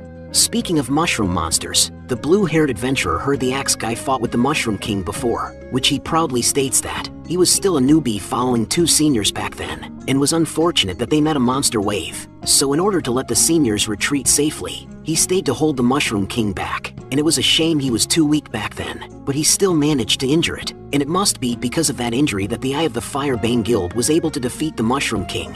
While he boasted about his lies, Wazzy appraised them, and was thinking that it is a little risky to challenge them, as the 2 are already as strong as him and Piggy, and there's even a level 23. But to his beliefs, fortune favor the bold, and as long as they can take the other 2 out, Piggy and him should be able to team up and take care of the level 23. And even if they can't defeat them, surviving and running away shouldn't be an issue with his potions. So he tells Piggy to wait for his signal, but Piggy was out of it, but he didn't notice it, as he used Spore Explosion, and while the adventurer's visions were blocked, he targets the newbies first swiftly. This alerted the 3. Then the tanks asks if they would save the newbies, which the other 2 responds that the newbies are just baits, and the reward for killing the monster is a lot higher, so they just aimed for the monster. As Wazzy attacks them, the tank blocks it, but the attack just went through, defeating him instantly, which surprised them how powerful the mushroom monster they are dealing with, while Piggy on the other hand tried to help, but was too weak to stand up, so she collapsed. Then the axe guy used Tomahawk Cyclone to clear out the spores, and he sees that there's even a ribbon pig here, and he has heard a lot of gourmets would pay a high price for this, and would make a much bigger payday than the mushroom. Then the blur-haired guy went to kill it, but Wazzy was there to protect her, knocking the blue-haired guy to the ground, but he used a potion to heal. The axe guy advises him to stay back if he can't do it, which the blue-haired guy still insists on fighting, while Wazzy asks for Piggy to stand up, which he was still clueless on what's happening to Piggy, while Piggy is just staring at him with glistening eyes. As it turns out, Piggy now sees him as a mushroom steak. At the same time, the axe guy is still boasting that he can fight them both, and takes out a potion, which blue hair guy asks what it is. He answers that this is his secret weapon, a berserker potion, so he drinks it all. And now he is full of berserker spirit, and his level is increasing exponentially, and now he is a level 38 as he states that, although this can only last 10 minutes, it will be more than enough to take care of them, while Wazzy curses, since who would have thought that he had such a powerful trump card. So with no choice, he decides to use his secret technique too, and attempts to run as he shouts for Piggy to do the same, but the axe guy uses Earth Cleaver, and break the terrain to block their path of escape. Now with walls in every directions, they can only face the adventurers. At the same time, Piggy is still looking at Wazzy like a steak, and has clearly lost control over her desires. Unexpectedly, the adventurers can be heard pleading for their life. Suddenly the walls collapsed, as the adventurers comes with it. The axe guy couldn't believe the outcome. He even drank the potion but was still defeated by a pig. After that, Piggy ragdolls him and toss him away. Now that Piggy knocked the adventurers, Wazzy and Piggy has leveled up 3 times, while Wazzy was still baffled on what he witnessed, and was wondering how did Piggy get so strong. But Piggy was still out of it as she turns around to look at him, and was definitely eyeing him like a snack and was drooling all over the place. So Wazzy used appraisal since it leveled up just now, and to see what's wrong with Piggy. And to his surprise, Piggy's satiety has reached 0. Therefore she is now in berserk state, which he was shocked since he thought that stamina points is supposed to be satiety, and now he realized that drinking potions didn't help relieves Piggy's hunger.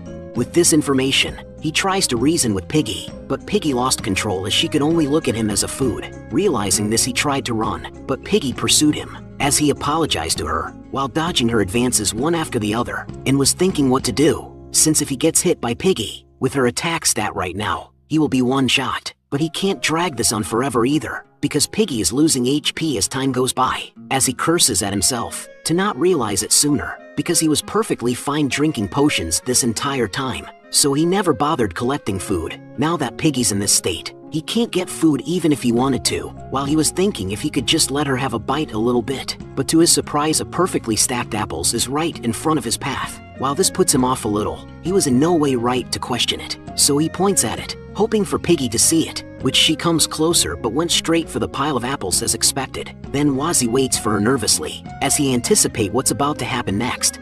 but Piggy comes out fine and has now fully recovered her cuteness, as Wazzy can now sigh in relief, and decides to sit, in order for Piggy to take her time eating, while he wonders who left a pile of apples here in the middle of nowhere.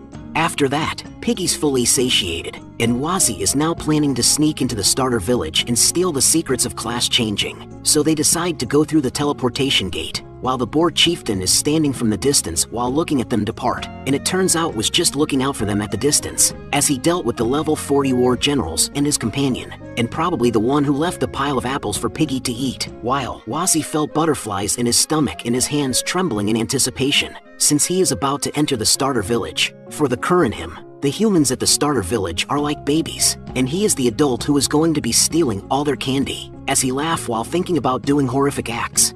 While he says out loud, "Starter village, this lord is coming for you," but he hits a warning sign, as this filled the place, and a flyer comes flying at his face, and as he looked at it he was surprised. How could it be possible that this world's language is written in English? But he decides to forget it, and assumes that it must be a part of the perks of transmigrating. After all, he can understand what the humans were saying and read the words on the system.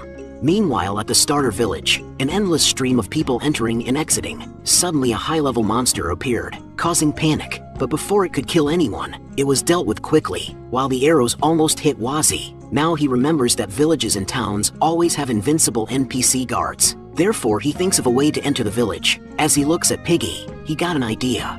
Then a hooded individual is walking amidst the crowd, as they gossip about the current happenings in the village, while the hooded individual is dangling an apple in front of him. As he was about to enter, the sentry soldiers ask him to stop, so he did, but the soldiers just reminds him to dispose of his apples properly after eating, or he will be fined for littering. As it turns out, the hooded individual is Wazzy, wearing a mustache made from Piggy's fur, and using a robe from the mage that was killed by the Father Hawk, and is using the apple to guide Piggy forward, using its smell, as he taps himself in the back for being such a genius. In a change of scene, the center of the village is brimming with life, and with different variety of shops were available, such as a potion shop, weaponsmith, monster barbecue, and a library.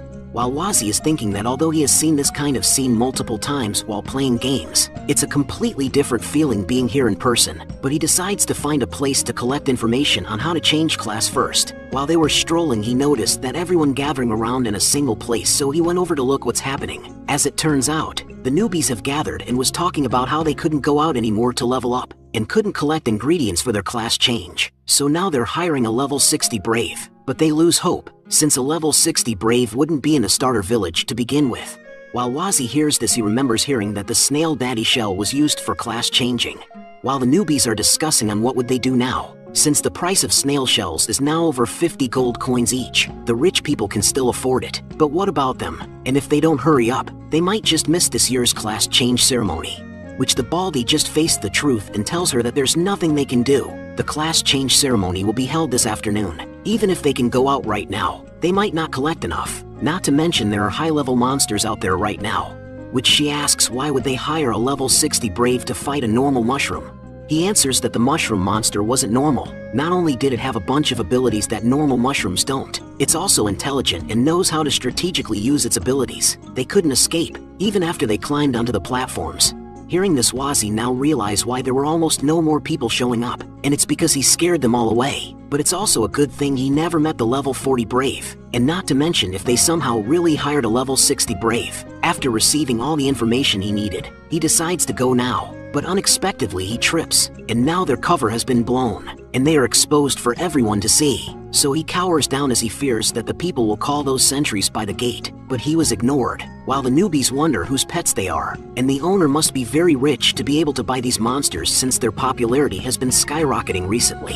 He noticed that they are not attacking and now see other monsters walking around too, since Beastmaster can sell monsters they have tamed to others as pets. However, the level of control other classes has over monsters is low, so they can't control high-ranking monster species. Now he assumes that they think he is a pet. With this, it makes things much easier for them. Therefore, he follows the most familiar-looking character he saw and blend themselves as a pet. And before they realize, they are now at their destination, so they leave the group to go to the village's head. Now that their goal is up ahead, they can't be seen walking around all alone without a human, so they follow the next human who walked past them. as they were too busy conversing about meeting each other coincidentally. Then the black-haired adventurer was wishing he had chosen to become a priest instead of a beastmaster, since the biggest guilds are constantly recruiting priests and healers for their teams. Which the orange hair responds that he is looking down on them beastmasters, and reminds him that the strongest beastmaster, Lord Barbaro, is ranked 3rd in the entire Brave mainland. He's only ranked behind the Sword Saint and the Elemental King, those 2 legendary figures, and it's said that even angels and demons were subdued by Lord Barbaro, and they should also try their best and maybe one day they can also tame a powerful high-ranking monster. Which the black hair wasn't too optimistic as him, as he states that the angels and demons are beings that are untouchable to even high-level braves, and he wonders what level Lord Barbaro has reached to actually be able to tame them. And as for people like them, they are more likely to win the lottery than reach that level. Which the orange hair asks where is his ambitions, and advises him to dream big if he wants to achieve more. While Wazi was just now informed that there are angels and demons in this world.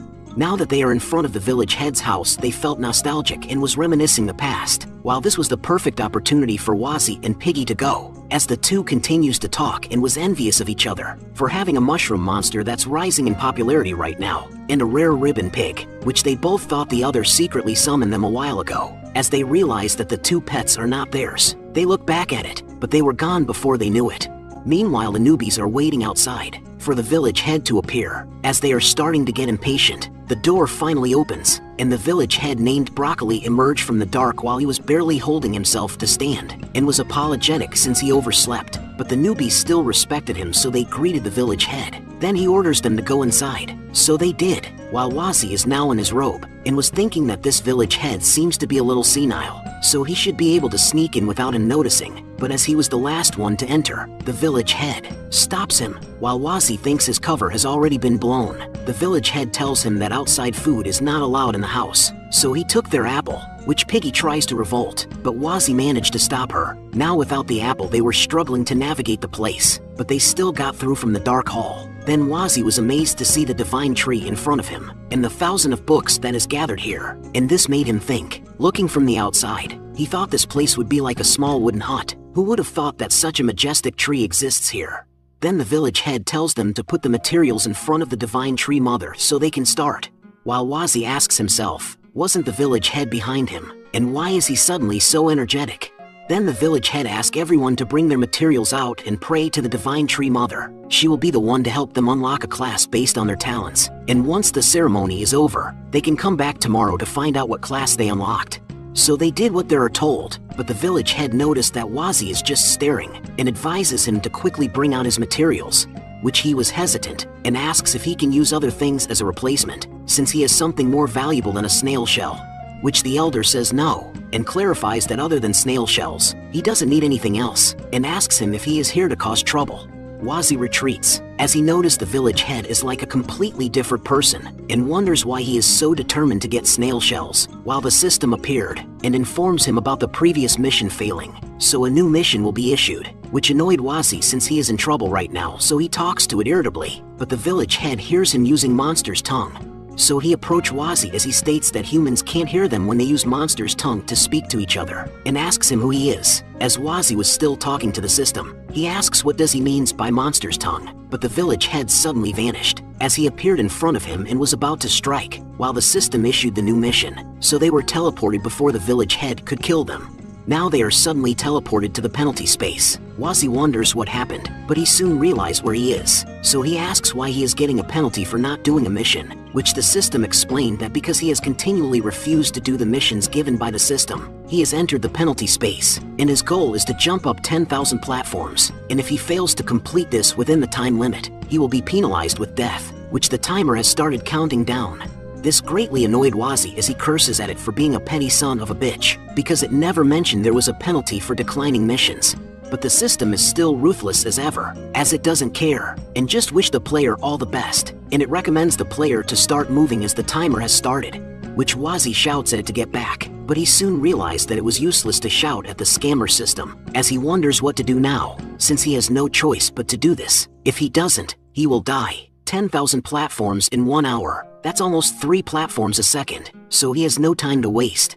He then orders Piggy for them to go, since they have to make up for the time they already lost. While he looks at the platform, he was thinking that with his mushroom bash, getting up by a few platforms at a time is possible. So he used it and was successfully at the nearest platform he could jump to. Then he asks Piggy to quickly come up, since their life is at stake. But Piggy was just circling around and was trying to tell him something. Now he realized that Piggy couldn't jump that high. So with no other choice, he carries Piggy on his back. Now he successfully was able to jump on few platforms already, but this puts too much strain on his body. So he was thinking to rest, but he knows now is not the time for a rest. So he took out his potions to keep going. After that he started to leap again, but while they are in the air, Piggy sneezes. This made them fall few platforms, which they received damage. So he is thinking if he misses his jump a few more times, he might just die before the time is up. And looking down, it doesn't seem to have a bottom in this place. It was a good thing they landed on a platform, otherwise they would instantly fail.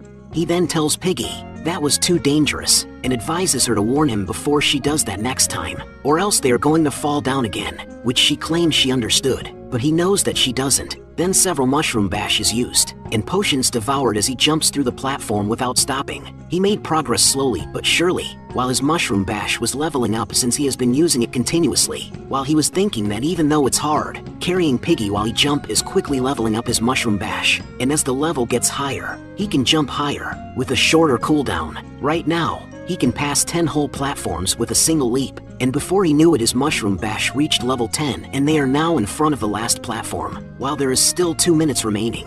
He was thinking that as long as he can make this jump, they will be able to escape from this place, but the distance is a little too much, so he advises Piggy to not move, since they can't afford to make any mistakes here.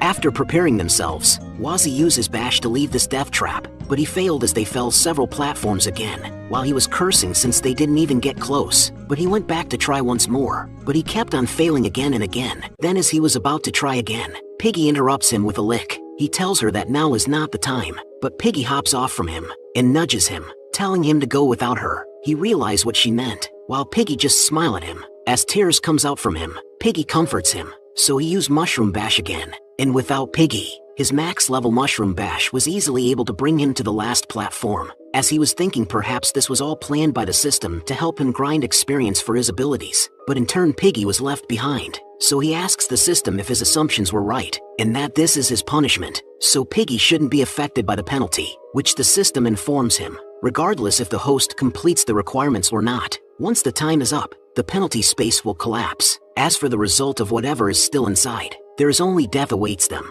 Now that there is only 42 seconds remaining, he looks at Piggy and apologizes as he looks up at the exit, and so he jumps. Now he is back with Piggy. This shocked Piggy, while he states that he will never leave here without her, which Piggy revolted and was trying to convince him otherwise, but his mind was clear as he looks at her and tells her again that he will not leave her behind, because they are going to leave together. This action made Piggy realize something that she never knew before, so she hops on Wazzy's back again, and for the last attempt, with hope and determination, they use mushroom bash again, so they got closer than ever before, but still that wasn't enough. Therefore they fall for their death. As they were falling, Wazzy closes his eyes, as he curses that they are really going to die this time, but he soon remembers what he saw in the Mushroom Kingdom, and just like how that bomb shroom shot itself forward, now he knows what to do, but there is just 5 seconds left in the timer. He grabs on Piggy, and now it was all or nothing for them, so he uses Spore Explosion to his limit and rapidly lets it out, as he unlocks Mushroom Jet Stream, and was able to complete the mission in the nick of time. After completing the mission, they were teleported back from where they left. Luckily, Piggy fell on Wazzy, softening her fall. Piggy looked at Wazzy with glistening eyes. Wazzy noticed that no matter what happened, she always had a smile on her face. Then he shouted at the system, asking if he could do whatever he wanted since he had cleared the punishment. However, it did not respond, but still, he now appreciated his system, which wasn't useless after all. He had only spent an hour in the penalty space, but it was already night outside, which helped them escape the village head. He tapped Piggy to follow him since no one would bother them now, so it was time for them to change their classes to Brave, while Piggy was staring blankly, entranced with Wazzy as she remembered what he had done back then. He noticed she was not following, so he called for her again, and she happily followed him.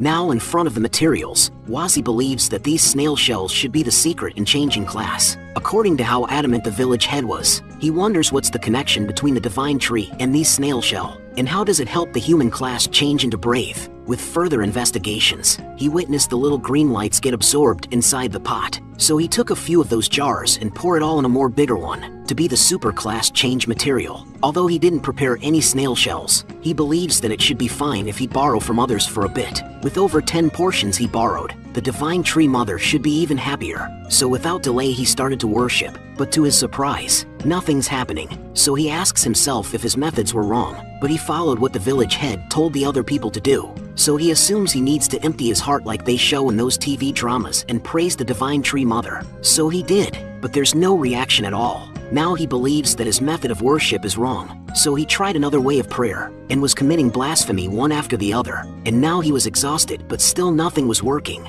Now he wonders how are humans able to class change by simply leaving the snail shells here. Losing hope, he started to think that monsters are really destined to never undergo class change. Now that his heart has wavered, the system showed up, and was advising him to give up and go back to doing missions and evolve properly, which Wazi perceived it as a taunt. But he already made it all the way here, so he refused to leave just like that. So he was thinking really hard for a way, and if there isn't, he will make a path himself.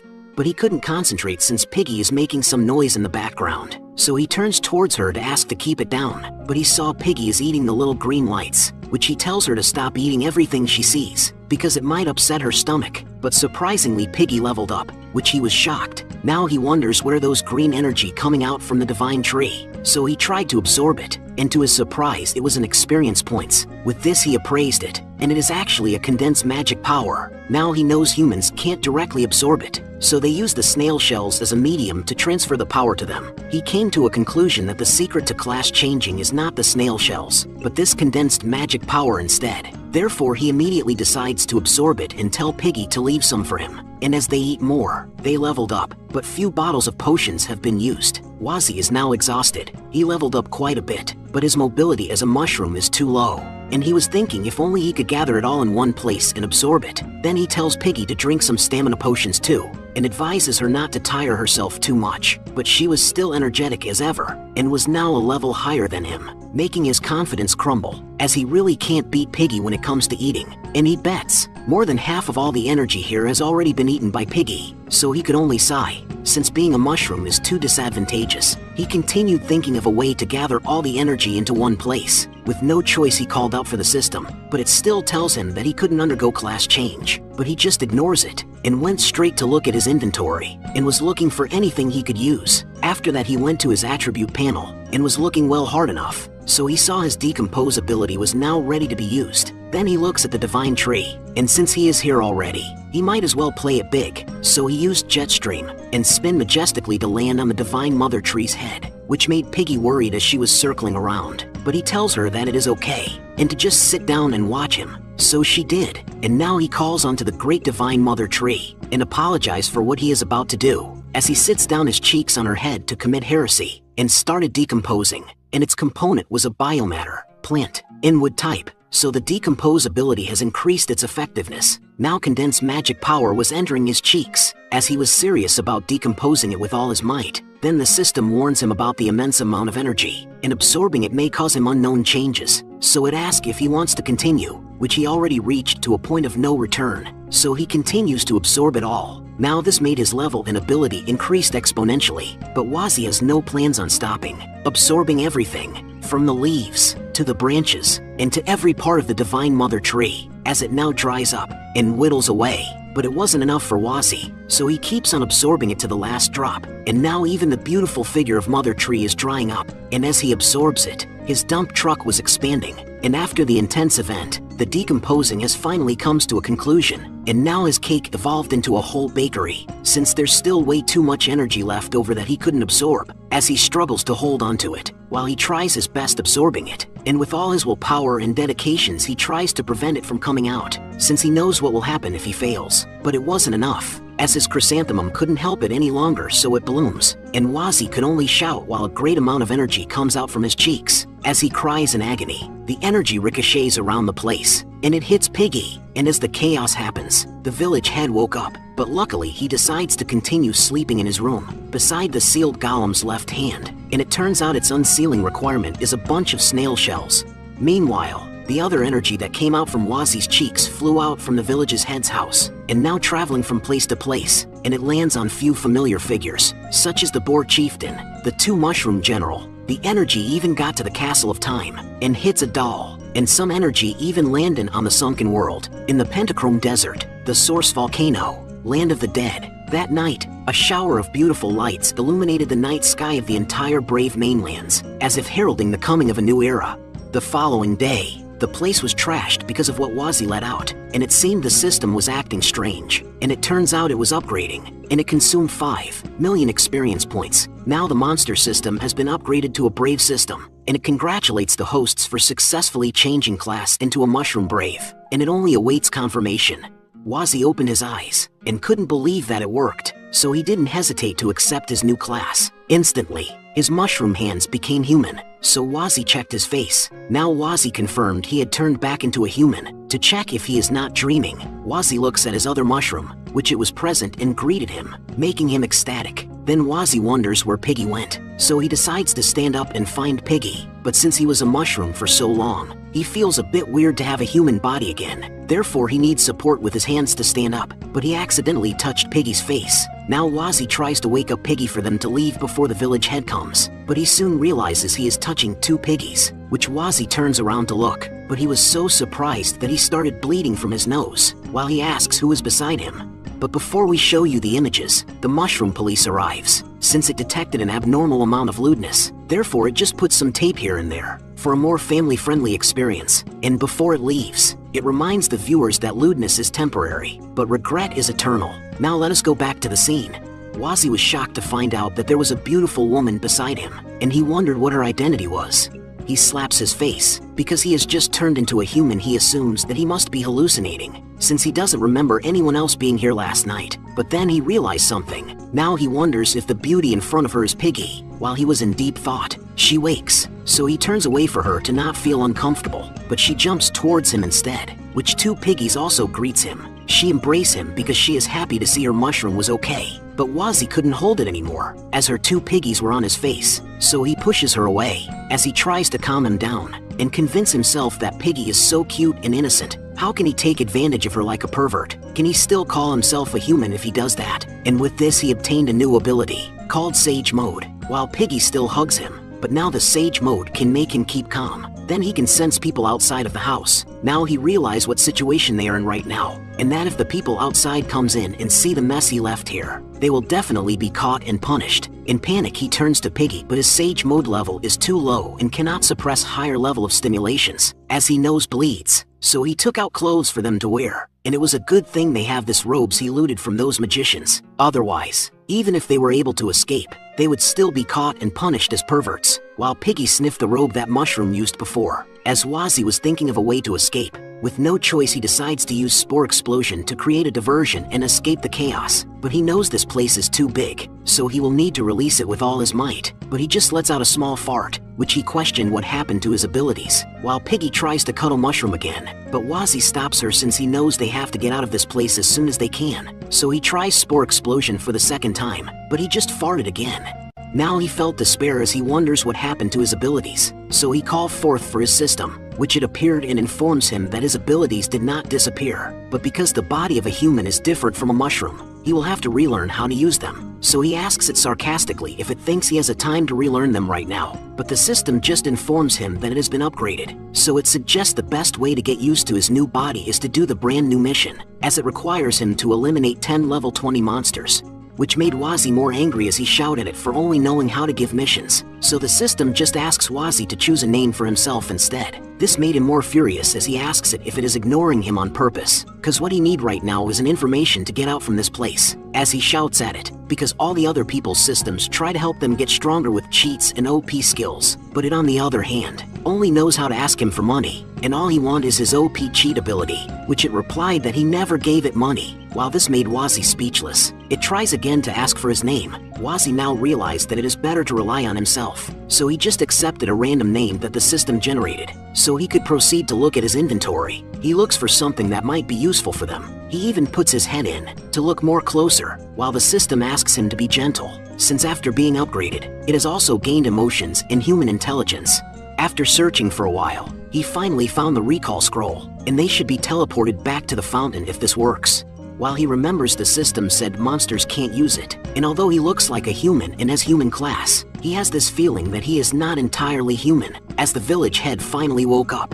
So now they don't have time to overthink it. With no more options, he activates it. Now a magic circle formed below them, while he hopes for it to work. At the same time, the people has started to get closer. They close their eye in hopes for a miracle. And when the village head and the newbies arrived at the scene, they were both surprised, as the village head sees all the mess, while Wazi successfully teleports. While the newbies were saying it must be the energy that shot through from here that the whole village was talking about. But the village head explains that it must be because there were less people for the ceremony this time around, that the energy from the divine tree was too dense and caused a little commotion. So he tells them not to worry, and just follow him to the tree, while he states that he has been here for so many years and that he has seen it all. And even if something did happen, he can easily take care of it. As he arrived at the place where the tree was, he soon realized that he was wrong, as the Divine Mother turned into a grandmother, shocking everyone who witnessed it. Meanwhile, Mushroom and Piggy have now teleported to the center of the village, as other humans teleport to the spot as well. Now they can sigh in relief, while Piggy is curious about her newly acquired body as she feels her hands and feet, while Wazi is thinking the change from a monster to a human body is too big, and now he can't use his abilities, and his movements are a little awkward. Therefore, he decides to focus on getting used to his new body before anything else. At least with a human appearance, it will be a lot easier to do things. He can also gather information on Gollum's followers a lot quicker. As he was in deep thought, his concentration was broken off due to the people looking at his general direction, so he realized they were looking at Piggy rolling around the ground and was showing too much skin for her own good. So he tells her to stand up and listen to him. Now he realizes he needs to settle their basic necessities first, and decides to buy Piggy some clothes and food, which makes her excited, as they first visit the tailor shop to change clothes. Next was the weaponsmith to acquire a weapon, and just like that, Wazi's gold coins are gone. Now he only has enough for a few more days of lodging and food, so he needs to find a way to earn some money. While now he realizes that life is simpler as monsters. Then Piggy tugged at him to look at him with puppy eyes while pointing at the snacks, which he didn't mind to buy her something to eat, as this made her happy. At a later time, Wazi checks his appearance, as he is glad to look human again. He notices there is something new in his inventory, so he wonders where he got it from, as he assumes that it was because he used Decompose on the Divine Tree. Therefore, he acquired a Divine Tree branch. It only has +1 attack, and he has to charge it with magic powers too. So he felt discouraged to use it, and decides to try it some other time, since understanding his body is the most important right now. So he looks at his attribute panel. As he saw it, he asks the system if it made a mistake since he couldn't believe he leveled up over 30 times. But he doesn't feel any stronger. He was so shocked he even asked the sleeping Piggy, but she didn't respond. So he used appraisal on her, but he failed to use it. He asked the system that even if it couldn't give him the abilities back, it should at least tell him why he couldn't use them. The system answers that the body of a human and a monster are completely different, and the way his abilities activate and release are also different. First, he needs to feel the magic power inside his body. Although humans aren't as sensitive to magic as monsters, they have finer control over it. It suggests the hosts to close his eyes and concentrate on feeling the magic power coursing through his body. So he did just that, and use appraise once more. Now he can see Piggy's attributes, which he was surprised she is level 47 now. They both got so strong all of a sudden, but then he got a sudden headache, so he asks why, to which the system answers that it was because humans have finer control over magic. They have to consciously turn abilities on and off. Otherwise, overdrafting the mana in his body can cause him death, giving him a little heart attack. But luckily the system was only joking, as it clarifies he will just lose consciousness at most. And thanks to the new upgrade, the system learned how to make jokes, which Wazi didn't enjoy very much.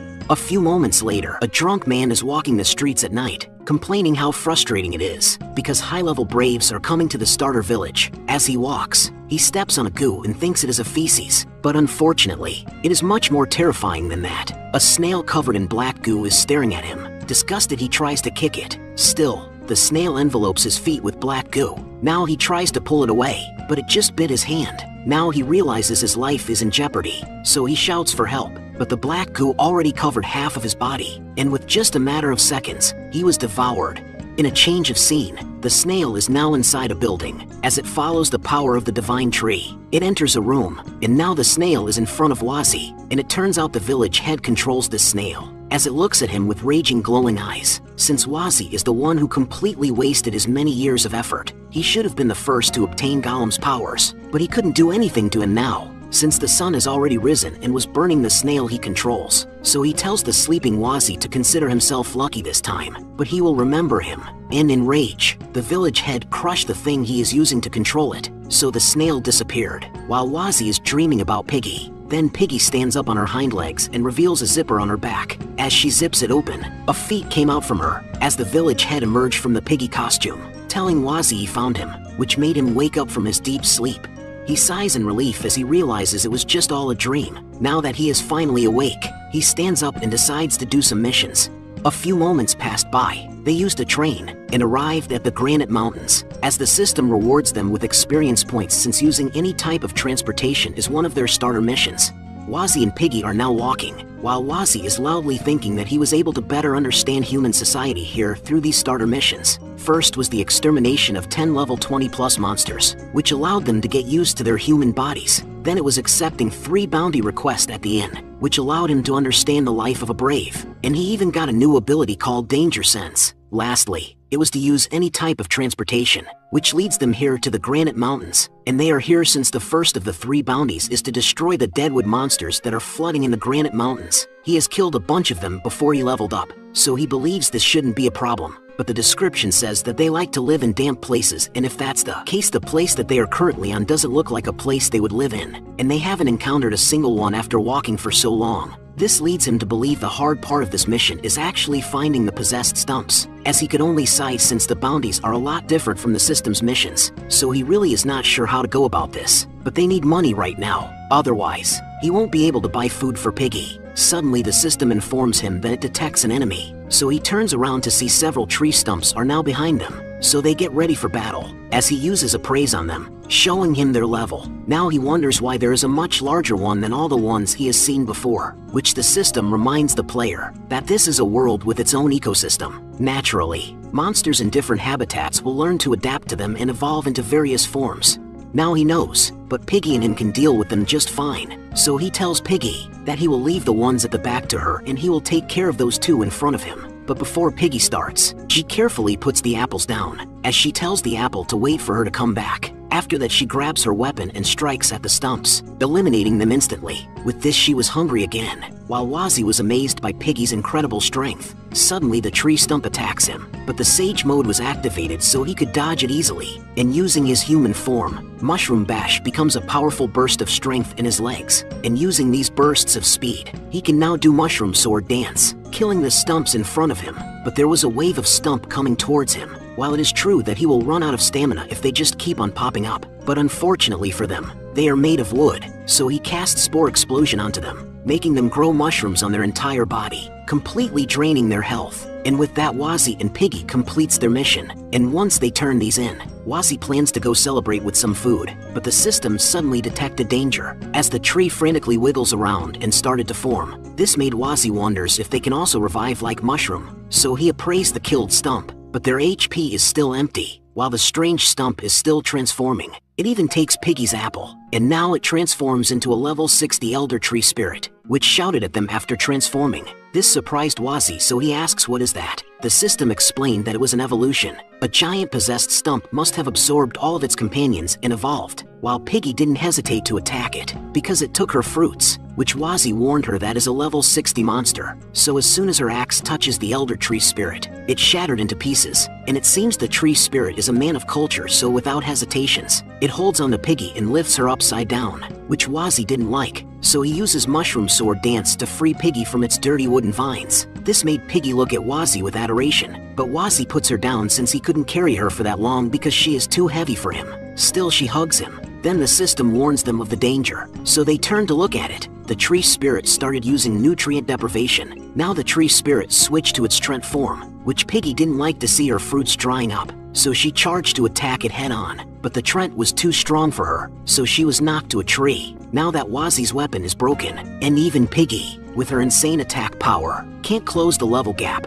he realizes he needs to run, but wonders if he can escape while carrying Piggy. but before that he still has his type suppression, so he cast Spore Explosion and successfully hit the Trent. Now it grows mushroom on its body, but it used Bark Shield and peels off its infested layer, and went straight to Wazi, with no choice but to fight. The only weapon he has left is a divine tree branch, so he attacked the Trent with it, but the Trent was unfazed, and was about to launch an attack again. So Wazi tries to dodge, but he soon realized he was too late, as the attack of the Trent crushed him to the ground, while Piggy saw that Wazi was hurt, so enraged she leaps towards it, while she shouts that it was not allowed to hurt her mushroom and use Piggy Punch. But the Trent was confident in his strength, so he retaliates with his own attack, but he soon realized that was a mistake, as his body reveals a crack, and was blown into bits. This shocked Wazi. Now he knows that Piggy is too OP, but then she lost her consciousness and was about to fall down, but Wazi catched her, and lies her down gently, and he asks if she was okay and tells her to not scare him like that, but Piggy suddenly turned back to her monster form, surprising him again. Meanwhile, somewhere in the Tempest Grasslands, the people in there are talking about how the Eye of the Firebane Guild has been expanding non-stop, and the Sword Saint Guild is starting to move again. With all the weird things happening lately, as the #1 guild, they couldn't just stand there and watch. Then Wazi appeared on the scene, and made it back safely. They went straight over to the owner of the inn to complete a bounty request. As he put down the bag, he opened it, revealing to the owner that he killed the Elder Tree Spirit, so he rewards them. Wazi was surprised to receive a lot of money, so he questioned if the bounty was that high for the Elder Tree, which he answered that the Elder Tree Spirit had been on the bounty list for some time, so his reward was tripled, while the people who saw him turn in the corpse of the Elder Tree belittled him and thought he hired high-level guards to beat it for him, while the others wondered how much money he got. Then he asked if there were any other bounties he could accept, which the owner gladly showed to him. This made Wazi shocked to see only 2 rank A missions left. The owner explained that lower-level bounties are usually completed not long after they are posted. He suggests Wazi take the mission to catch the criminal duo, since many guilds and bounty hunters have been trying this mission lately, so it will be easier for them to find a team. Although the rewards will be less, it'll be safer too, and since they can defeat the Elder Tree Spirit, they should have more than enough strength to do a rank A mission. This made Wazi think that if either he or Piggy ran out of mana and exposed their monster forms, they might be the one who gets turned in as bounties instead. But then if he is able to get closer with some high-level people, he might be able to find clues on Golem's whereabouts. So he decides to take a look first and adapt to the situation later, and so he accepts the bounty. The owner tells him that a couple other braves like them have accepted this mission, so he asks Wazi if he wants help from him to team up with them, which he was thankful, but he declined the offer, and explained that he is used to working alone. This made the owner worried, so he asked if he was sure. Although the mission is rank A right now, the difficulty could increase anytime, which Wazi says that it's fine, and thanks the owner before he leaves. His statement made people inside the inn think that he's over his head, since there were already over 30 victims who died trying to complete that bounty, while a man in the corner wearing a cowboy hat might have taken an interest in him. Wazi gives Piggy some apples before they go on their way, and he says he will get her something different to eat when they reach the train station. A few moments pass by. They are walking in the middle of nowhere. Wazi feels they are being followed, but he assumes that he must be overthinking things. After all, this is the way to the train station.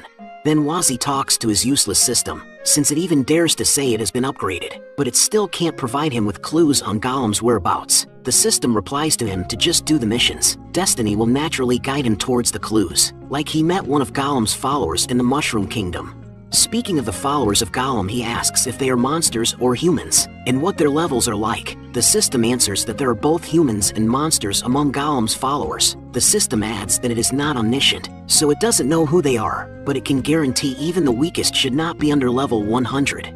This surprised Wazi, making him squeeze Piggy, so she accidentally let go of her apples. While Wazi is still thinking loudly, he thought that once he hit level 60, he would be able to fight them together with Piggy. But if even the weakest is level 100, he could only sigh, as he wonders when will he ever be able to finish these missions. The system informs him that there is another way. The demon god Golem's resurrection requires all 6 of his sealed pieces to be unsealed. He can stop the resurrection if he can find one and manage to destroy it without unsealing Golem. This made him change his plans, so he asks where the seals are located, which the system responds that it doesn't know. So he takes out money from the inventory and asks the system how much money does it want. The system clarifies to him that it has already been upgraded, so it is not interested in some stupid gold coins anymore. Besides, it really doesn't know where they are, but it can tell him that when the 6 braves originally sealed Golem, they sealed him in the areas with the highest amount of energy. Wazzy didn't appreciate the vague information and thought the system was being useless again, but suddenly it sensed danger, so they were alerted and saw 3 figures blocking their path. The leader of this trio asks Wazzy to hold on for a moment, because they just want to speak with him, and he introduces himself as the Vice Guild leader of the Serpent's Death Kiss Guild, and they wish to invite him to join their guild, and he hopes Wazzy will not reject their invitation.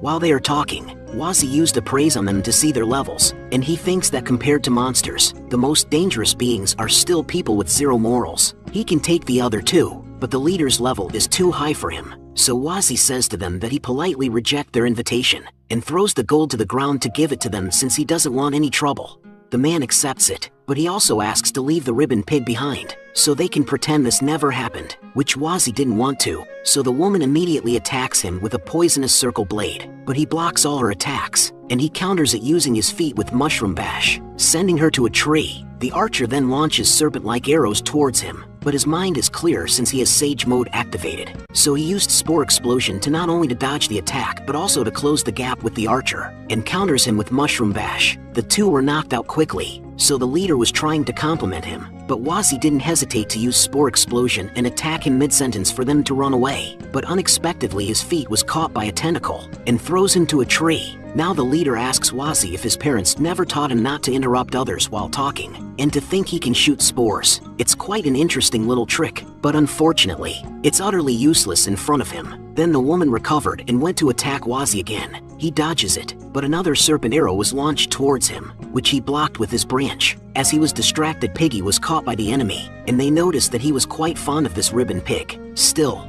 Wazzy was enraged, as he warned him to unhand her now. The leader laughed and asked if he doesn't, what is he going to do about it? But suddenly the toad was shot, freeing Piggy from its grasp. The man with a cowboy hat returns Piggy to Wazzy and tells him to leave this place to him, which made Wazzy delighted, and he asks Piggy if she was hurt, which she shows that she is fine. Then Wazzy wonders what is the identity of the cowboy uncle. As he says his thanks to him, the trio was now alerted by the presence of an expert, so they asked of his name, to which he replied that he was just a cowboy who happened to be passing by. At the same time, Wazzy picks up his gold coins and runs from the scene since the cowboy uncle asks him to leave it up to him. Meanwhile, the vice leader uses their guild's name, the Serpent's Death Kiss Guild, a subsidiary of the Eye of the Firebane Guild, to get out of the situation. Still, the cowboy says he knows who they are, and he also knows all the braves they have robbed and killed. So, as an ally of justice, he will now sentence them with a death sentence. At a later time, Wazzy is on his bed and is thinking that the waters of the Brave mainland are even more deeper than they seem. If he hadn't met that cowboy uncle from back then, he might not have been able to leave in one piece. Wazzy initially thought he had already become strong after reaching level 57. However, he realizes he is still far from being comparable to real experts.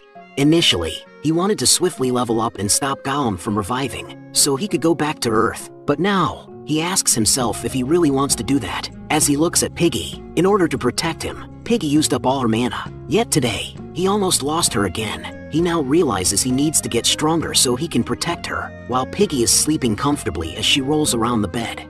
Then he calls for his system, so he could take out the branch from his inventory. He completely forgot about this thing until earlier, and he felt it changed a bit after he placed his mana into it, so he tries to charge it with magic powers. Now it is glowing, and his mana is dropping like crazy, so he called for his system to help him get all the mana potions from his inventory, which it supports him, and as his mana potions were used, the branch started to shine brighter. Still, his mana also started to drain faster, and as he struggled, he soon saw a result. The branch suddenly started sprouting mushrooms, and the place was soon filled with a bright light. After that, the system congratulates Wazzy on successfully binding with the divine tree branch, and it has now transformed into a mushroom rapier. He was happy that it worked, but he was completely drained because of this, so he collapsed on his bed.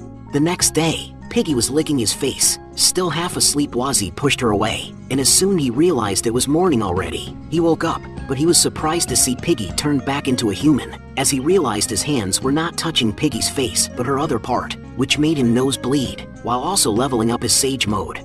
Then they decided to go down, while Piggy hops onto his back. He tells her not to mess around on the stairs because it is dangerous, and as they walked towards the door, Wazzy was in deep thought, since he couldn't find anything out about his newly acquired weapon with appraisal, and all it says is that it is a unique weapon. As for how strong it is, he will need to test it out. After they were outside, they were greeted by the cowboy uncle, as he states that he didn't expect Wazi to have a teammate already. Then he suggests for them to find a quiet place to talk. Now they are in the middle of nowhere, and before the cowboy uncle introduces himself to show sincerity, Wazi already used a praise on him. Now he knows that he is a level 73 master gunslinger named Dick Farrell. At the same time, Farrell shows his badge, which Wazi pretends to be surprised, but in reality, he doesn't recognize it at all. Still, Farrell buys his act and says that what Wazi assumes is correct, and that he is a member of the Sacred Sanctum Guild, one of the top 6 guilds in the whole Brave Mainlands, and he is under orders from the Saintess to patrol this area and keep the peace. Wazi then thanked him for saving him yesterday, but he doesn't understand why Farrell went out of his way to look for him, while he is wondering what's he after, because not only did Farrell help him out yesterday, he even came knocking on his door first thing in the morning. Farrell responds that protecting the peace of the Brave Mainland is their mission, so there's no need for thanks, and he states that he will be blunt with them, so he expresses that he wants to team up with them to hunt down the criminal duo, which Wazi wasn't convinced, as he stated with how strong Farrell is. He doesn't think Farrell will need their help, so he asks why him. Farrell replies that it's simple. He wants to protect him because Wazi's purity of heart is high. This made Wazi even more confused, so Farrell used purity judgment on him, which Wazi think it was appraisal, so he was worried that his identity as a monster was revealed. But before he could say anything, Farrell tells him that there was no need to be startled. Although his purity judgment is not as good as the Saintess Sophia's gaze, it can still determine the purity of a person's inner heart, and in order to recruit people to stop an impending calamity, the Saintess tasked him with finding people who are pure of heart. After traveling for 2 months, he is the first person whose purity reached the requirement, but before he could finish his statements he was so surprised to see a 100 points purity. He cursed out loudly. This made the atmosphere awkward, so he regained his composure and explained that this was the first time he had seen someone other than the Saintess whose purity level is maxed out, so he lost his cool there for a bit. Wazi then says he doesn't fully understand what Farrell meant, but it was his choice to protect them because of their purity level, so they don't have to accept his proposal. Which Farrell states that he knows they are still suspicious of him, but if they want to catch the criminal duo, working with him will also significantly increase their chances and safety. So he tries to explain, although he has more than enough confidence in facing both of them head-on, he will need reliable teammates to watch his back since they are going to venture into their turf. The Sacred Sanctum are justice advocates, and they only work with people with a high level of purity. That's why he has chosen to work with the two of them.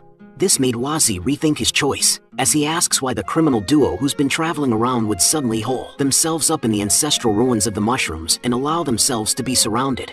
Which Farrell says that it's exactly because they are at their strongest there. After the Mushroom Kingdom was destroyed, people found the mushrooms' ancestral ruins. However, because there was no longer a king, none of the real experts paid the place any attention. The criminal duo took it over and made it into their base. They aren't letting themselves get surrounded and waiting for people to enter their trap. Regardless of who enters, they would be inexplicably besieged out of nowhere by those two. It's said that one of them uses a gun, while the other uses a blade, hence their title, Criminal Duo. Based on this, it's highly probable that they didn't just set traps but also plan escape routes for themselves. That's why this isn't something anyone can do alone. For the sake of justice, he asks to take them down together, and the reason he is teaming up with him is not because of how strong he is, but because his purity level is high. This way, he can leave his back to him without worrying, which Wazi was about to refuse again, but he used righteous persuasion and asks Wazi to trust him. The Sacred Sanctum is an ally of justice, and they only fight for justice, so he can have all the treasures they find in the ruins, since he only wishes to stop the duo from causing any more harm, so he begs Wazi to lend his power to him. Righteous persuasion greatly increases the target's trust in the user, so Wazi believes that Farrell shouldn't be a bad guy since he helped them out earlier. Moreover, it'll be safer to travel with a strong companion. Although his identity is a bit sensitive, it should be fine if he hides it properly. Therefore, he accepts his proposal and teams up with him. Farrell gives his party stone to them, and he says that once they defeat the criminal duo, he will surely report his achievements to the Saintess. Now that they are a team, Wazi introduced himself as Duo Mo. He adds that they should focus on completing the mission first and talk about what happens with the bounty afterward. They shouldn't waste any more time, so he asks them to board the train right now, which Farrell says that there's no need for that, while he takes out a scroll and tosses it in the air to shoot it with his gun, therefore activating it, which Wazi was amazed. Farrell explained that it can instantly take them to any location he has placed a mark on. Now they are teleported to the Mushroom Kingdom, which Wazi was amazed at how there is actually such a convenient item. Farrell explained that the teleportation scroll he used was a tier higher than the recall scroll. Still, There should be items that are even stronger than this inside the ancestral ruin. This made Wazzy think about the opportunity to make it big. While they were talking, several braves have gathered in one spot. Then Farrell points to them where the ancestral ruins is located. It seems that there are braves who got to the place first, so they head to the front of the entrance, and just with Farrell's badge it made a commotion among the people who see it. Now Wazzy realized from everyone's reaction, the sacred sanctum is really incredible. Now he is starting to feel more and more confident in completing the bounty. After standing in the front, Farrell asks why everyone is just standing out here, and are they not planning to go in? One of the braves answers him that it is not that they don't want to, it is just that they can't. This made Farrell surprised, because it wasn't like this the last time he came here to scout the place. Now everyone is thinking of a way to go inside, while Piggy is eating her fruits furiously. But suddenly a man shouted for them to get out of the way, and that they are a bunch of useless weaklings. So he asks them to watch him smash the barrier to pieces with his hammer, while Wazzy whispers to Piggy that they should ignore that kind of person in the future. And at the same time, the big guy uses body strengthening and with a full swing, he strikes the barrier making a shockwave, and even the stone crumbles near the barrier. So the people were amazed by his strength, but the barrier still holds. Therefore they retract their astonishment to his strength, making him angry. So he challenges them to come and try breaking the barrier, which the other people try to ignore his taunt. But Farrell accepted the challenge, which the big guy tries to discourage Farrell, since he was confident in his strength. So he doubts Farrell could even break it, but Farrell just passed by him. Then the big guy saw he is from a big guild. He mocks him for thinking that he is a hot shit because of that, but he was ignored. So this made him even more furious, while thinking that he has seen countless weaklings like Farrell who only knows how to flaunt the name of a big guild, and this bastard doesn't put anyone in his eyes. So he launched himself to Farrell like a raging bull, to see if the big guilds actually live up to their reputations, and attacks him with all his might. But Farrell was composed as ever, as he quick draws, and used drill shot to obliterate the big guy's hammer while also hitting the barrier. This shocked almost everyone at the scene, while Piggy is still happy in her own world with Wazzy. Now the big guy knows he is fucked up, and with just a slight nudge from Farrell, he lost his balance and collapsed on the water. Then they went closer to the barrier to see if they had broken it, but to their surprise, the bullet was still spinning on it, but it wasn't able to break it until its rotation diminishes. Wazzy couldn't believe his attack could not break the barrier, which Farrell explained that his drill shot can pierce an entire mountain, yet it can't break this barrier. Perhaps they can't use brute force to solve this problem.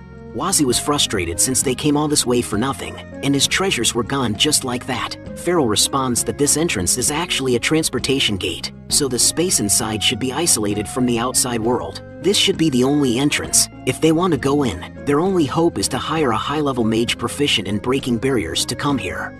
Wazzy approached the barrier and could only sigh since he thought they would be able to earn a bunch of treasures today. Farrell tells him not to fret it. There are plenty of high-level mages in the sacred sanctum, so he asked them to come with him, and he will take them back to the guild headquarters in the Pentachrome Desert to find someone to break this barrier. While Farrell is thinking, although the plan has yet to be completed and he needs to collect more, the Saintess should be satisfied as long as he can bring these two who are pure of heart back.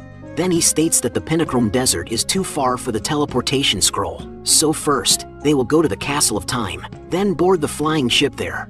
But Wazzy couldn't hear him, since he was wondering why the barrier felt a little shaky, and when he touched it, the barrier cracked and breaks into a million pieces, shocking everyone that have witnessed it, which made Piggy happy while Farrell asked him how did he do it. Wazzy couldn't answer his question because he doesn't know either, but he suddenly thought of an excuse, so he tells them that, before they came here, there must have been many people who had attacked the barrier, and besides the muscle uncle and his attacks just now, the damage must have pushed the barrier to its limits. Him pushing it was merely the straw that broke the camel's back. This statement made the muscle man regain his confidence and accepted all the credits, and Farrell accepted the excuse, and the entrance was now open, so they all decided to go in. Now that they are inside, the mysterious duo was surprised since their barriers are only open for those of their mushroom clan, and wonders how they break it, so they conclude that the intruders must have brought a high-level mage with them. Therefore, they decide to be careful, but no matter who they are, they can't let them find the core area, and that will be easy since they can just kill them all. Meanwhile, Wazzy is amazed by the scenery inside the starting area of the mushroom ancestral ruins, so he tells Piggy to look at it, and it is as if there is a sea of stars on the cave ceiling, and it feels as if his entire body is invigorated from just looking at it, and that is because mushroom species have an affinity for dim and moist places. Within these environments, they will have an increase in recovery, which he doesn't know any of this. Then, one of the braves suddenly run. thinking he will be the first to get the treasure. And with this, others follows him, but they soon realize that was a dumb choice, as the first brave stepped on a mushroom mine and got himself killed. Now the others see that there are mushrooms lurking in the area. Then a teacher lectures his student about this mushrooms, and they are called mushroom mines. When a bomb mushroom stays dormant for a long period, they will evolve into mushroom mines, and they can either avoid them or defuse them using ice magic, which she was thankful for the teacher's guidance. Then the student asks about those golden mushrooms, and they are glowing and look pretty harmless, which the teacher has never seen one before either. So he assumes that it could be the treasure they were looking for or a trap. So he advises her that they shouldn't be rash and should properly inspect it first. And since he believes most traps require a certain amount of pressure to trigger it, so he went to touch it in order for him to inspect it. But his methods were flawed, so his body was torn in half by an anglerfish-looking mushroom. The student was shocked to see his teacher die in front of her eyes, so she cries for help. But there is no one to help her, since other braves were occupied with their own survival. But Feral has easily controlled the situation and is guiding on what to do, while Wazzy and Piggy stomped on a mine mushroom but it didn't activate, which he wonders why. Suddenly an anglerfish appeared before him and surprised him, but he was just ignored by it. So now he realized, although he may look like a human now, he is still technically a mushroom species. Then the muscle uncle is now in confrontation with that angler mushroom, so he copies Wazzy, since he saw him stay still and the angler mushroom should also ignore him. However, it still opens its mouth. Now he questions why it is still coming over to him, but suddenly Piggy launched Piggy Punch, knocking it over. This made the other angler mushroom look over their way, so now few of them charge at Piggy. And because Piggy is now in danger, Wazzy mans up and faced the angler mushroom. While he is sweating nervously, he still had the guts to threaten them. The anglerfish then turns away, which Muscle Uncle now believes Wazzy is an expert. Meanwhile, the angler mushrooms are blown to bits by Feral one by one, but then one of them attacks him from above. And to his surprise, a bullet comes out from his mouth, which he dodges in a nick of time, and he counters with a drill shot. Feral felt another presence coming from behind him, so he instinctively dodged the bullets, and with another drill shot he counters. Then again another one appears on his blind spot, which he barely dodges the bullets, and as he dodges them he was wondering what the gunner's identity, even if their skills are only a little worse off than him, but they can hide inside the mouths of those terrible monsters, and as the barrage of bullets aimed at him, he was left with no choice, so he decides to use his trump card. He takes out the bullet and loads it in his gun. Then he jumps to dodge the attack and use the ultra purification round. The mysterious gunner knows what's about to happen, so she retreats, while some of the monsters weren't fast enough, as they wither away. And at the same time, all of the Braves was enveloped by light particles and was healed back to their top shape. Now the people realize how strong the gunslinger from Sacred Sanctum really is. Feral clarifies that it was a special bullet blessed by the Saintess. Not only do monsters burn when exposed to the holy light, but it can also heal injuries for humans. But even with Feral's miracle bullet, others felt hopeless as they lost their companions and experienced standing on death's door. They are now discouraged to continue, but suddenly Feral blasts his gun at the air, gaining their attention to him, and now he tries to convince them, saying defeat is temporary and that he believes everyone who could survive up to this point is more capable enough, and as long as they persevere, there is nothing that can stop them, which made the people agitated and furious, as they explained that they are just here for the treasures, and defeating the criminal duo is his own goal, not theirs. Therefore Feral mocks them for chasing after material things, and for having a weakling mentality. And the difference between them and the top fighters is dignity, which they don't have because they exchanged it with money. And for them to take back their dignity, he asks them to come with him. But they were not moved by his bullshit and cringe dialogue, so they tell him to piss off, and they mock him for being an entitled douche. And unlike him, they don't have a complete set of high-level gear to protect themselves, which Feral mocks them again, and he tells them that attitude is precisely why they will all forever remain as weaklings. This statement just triggers them more, but before they could respond, he promised on the dignity of the Sacred Sanctum Guild, he will use his life to protect everyone, and he will not take a single treasure as long as they help him defeat the criminal duo. And then he combos his speech with righteous persuasion to be more successful on changing their minds, and he says all the bullshit he could muster. He even used Wazzy's name together with him. Now the people were touched by him, and was starting to change their opinions. Still they were unsure, but suddenly the muscle uncle stepped up, as he decided to stay and join them. This made an effect as the others follows him and decided to stay too. And now they even changed their mind to vanquish the criminal duo, instead of finding the treasure first. While Wazzy was amazed and thought that his Uncle Feral was so awesome, since he was able to bring out the righteousness in everyone's hearts. Then Farrell ended his speech with a quote from what the Saintess said once: "Hope is precious, justice shall always prevail." After Farrell convinces the Braves, everyone works together to avoid the traps, and with teamwork, they can easily kill the angler mushrooms, while Farrell has no trouble dealing with the monsters all on his own. After that, he notifies them that it is getting late, so he asks everyone to set up camp here for the night, and they will take turns to stand guard later.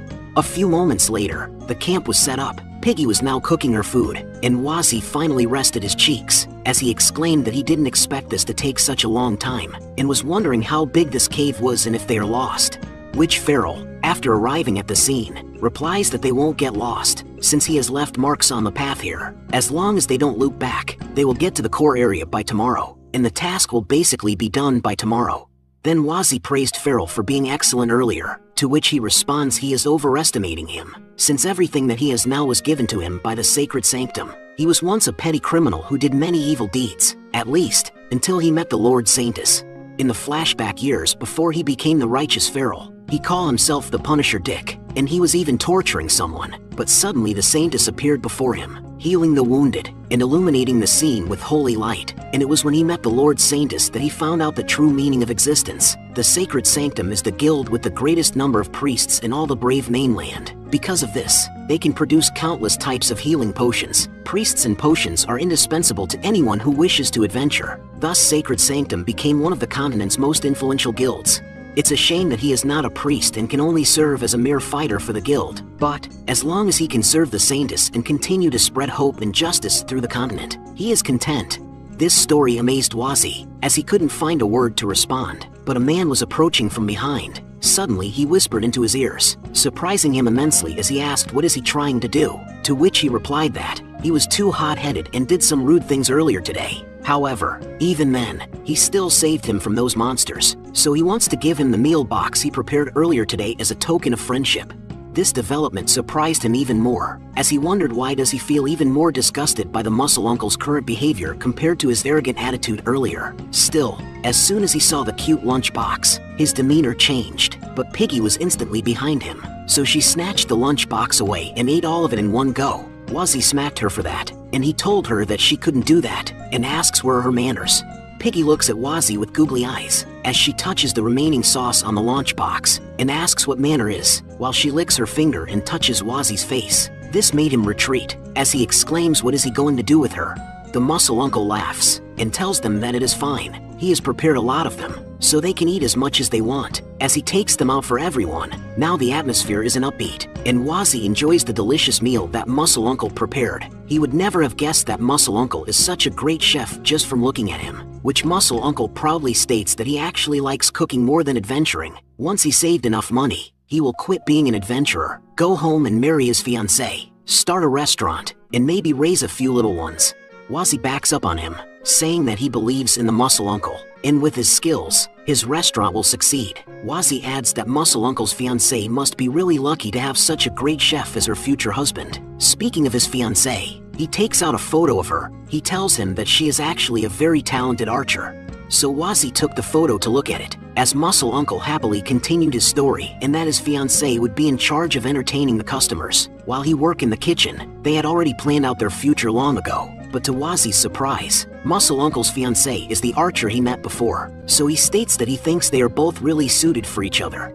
Then Farrell asks Wazzy if he has thought about his invitation to join the Sacred Sanctum. This makes Wazzy think, although he will be able to obtain information quicker if he joins a big guild, the risk of being exposed if he met a high-level priest or magician who could see through his current form, and it is like he willingly enters the tiger's den. So he made an excuse not to join, saying that he is neither a priest nor strong enough to be a fighter, and he doesn't think he is suitable for joining the guild. Farrell clarifies to him that the Saintess specifically told them to look for those pure of heart to join their guild, so he is sure that he will be able to join if he wants to. And besides, if he obtains the Saintess recognition, he will be able to become a core member. Core members can enjoy numerous benefits that people outside the guild can only ever dream of, which the Muscle Uncle congratulate Wazzy, since this is an opportunity that many other people will never get. Wazzy tries to reason that he is actually not much familiar with guilds, so Muscle Uncle explained to him clearly about the 6 strongest and most influential guilds in all of Brave Mainlands, and they are namely, the Sword Saint Guild, a guild for warriors, Sacred Sanctum, the Guild of Priests, Tamer Alliance, the Guild of Beastmasters, the Spirit Forest, the Guild of Rangers, the Eye of the Firebane Guild, the Guild of Mages, Pirates Sea of Thieves, the Guild of Rogues. These 6 are considered first tier. There are also a bunch of strong second tier guilds, such as the Walrus Ivory Guild. After the second tier guilds, there are numerous smaller guilds, such as His Muscle is Life Guild. The strength and resources of smaller guilds are too little. Most of them are just made up of people who share the same interests, and that's why they usually travel around alone. However, the first and second tiers are more formal and typically watch over territories. They can amass large numbers of braves for raids. Even unaffiliated people would join the raids to gain recognition and become official members. This information made Wazi realize that it turns out the Eye of the Firebane guild that burnt down the Mushroom Kingdom is one of the top 6 guilds in this world, and the Mushroom King was completely helpless against that masked man. People as strong as him. He is sure there are more of them in the other guilds. The strength of the human guilds is too scary. Muscle Uncle continues that is why it's a once-in-a-lifetime opportunity to be invited to become an official member of the Sacred Sanctum. But still, Wazi reasons with them that he is still mapping out what he wants to do, so he will pass on joining guilds for now, as he thinks he would be crazy to send himself to his death by joining one of those guilds. Muscle Uncle laughs and accepts his reason, but adventuring isn't the only thing they can do. Some people are also like them, wanting to settle down instead of fighting all day, and there's a great guild competition a month from now. If he has made up his mind, he can go join it. If he performs well, he can look for a guild that matches what he wants to do. After their conversations have gone long enough, Wazi believes that the timing should be okay to see if there's any information about the Golem seals that are being passed down among the humans. So he changes the topic and asks them if they have ever heard of the demon god Golem seals. Muscle Uncle respond that it is just a myth and asks what is wrong. Wazi explains that he was just wondering, since Golem will be revived if all 6 tablets sealing him were able to be unsealed, shouldn't there be people protecting the seals? Which Farrell suddenly was alerted by Wazi's statement, so he asks Wazi if he has seen the tablets sealing Golem, and where.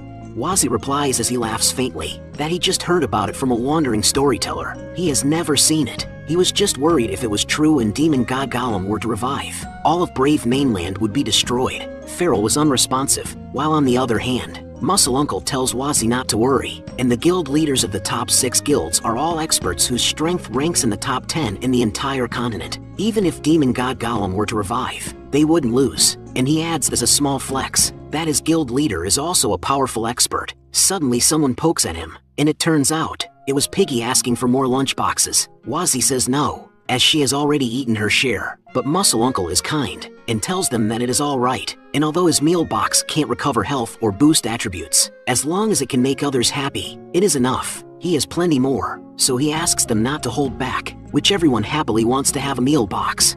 Now the atmosphere is quite jolly, as they enjoy the meal box that Muscle Uncle made, and are happily enjoying each other's company. They even tried an arm wrestling competition, in which Piggy easily wins, and now everyone seems to be happy, and it seems like the past is behind them.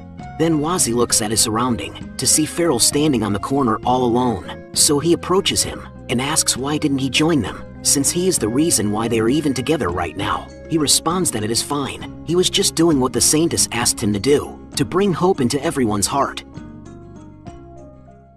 At a later time, after they have finished partying, now everyone is sleeping while Farrell stands guard. Then Muscle Uncle awakens as he feels he is about to relieve himself, so he stands up and goes to do his business, and as he finishes and was going back to his bed, he stumbles on something and faceplant on the ground. Still phased, he asks how can she be sleeping right now? Shouldn't she be on guard in case of an attack? But to his surprise, she was covered in blood and that's why she was lying on the ground. So he went over to look at her if she is still alive, but she was long dead already. With this he plans to warn everyone as soon as possible, but someone started cornering him. So he shouted to his companions to wake up since there is an enemy attack, but the enemy advises him to stop wasting his breath. Hearing the enemy's voice, he soon realized it was Farrell all along, while he continues to tell him to not bother shouting, since he has surrounded the area within 5 meters of him with his magic silencer, so no sound will be able to escape from this place. And then they both take out their weapon, while Farrell laughs at him, and asks if he really doesn't understand the gap between them.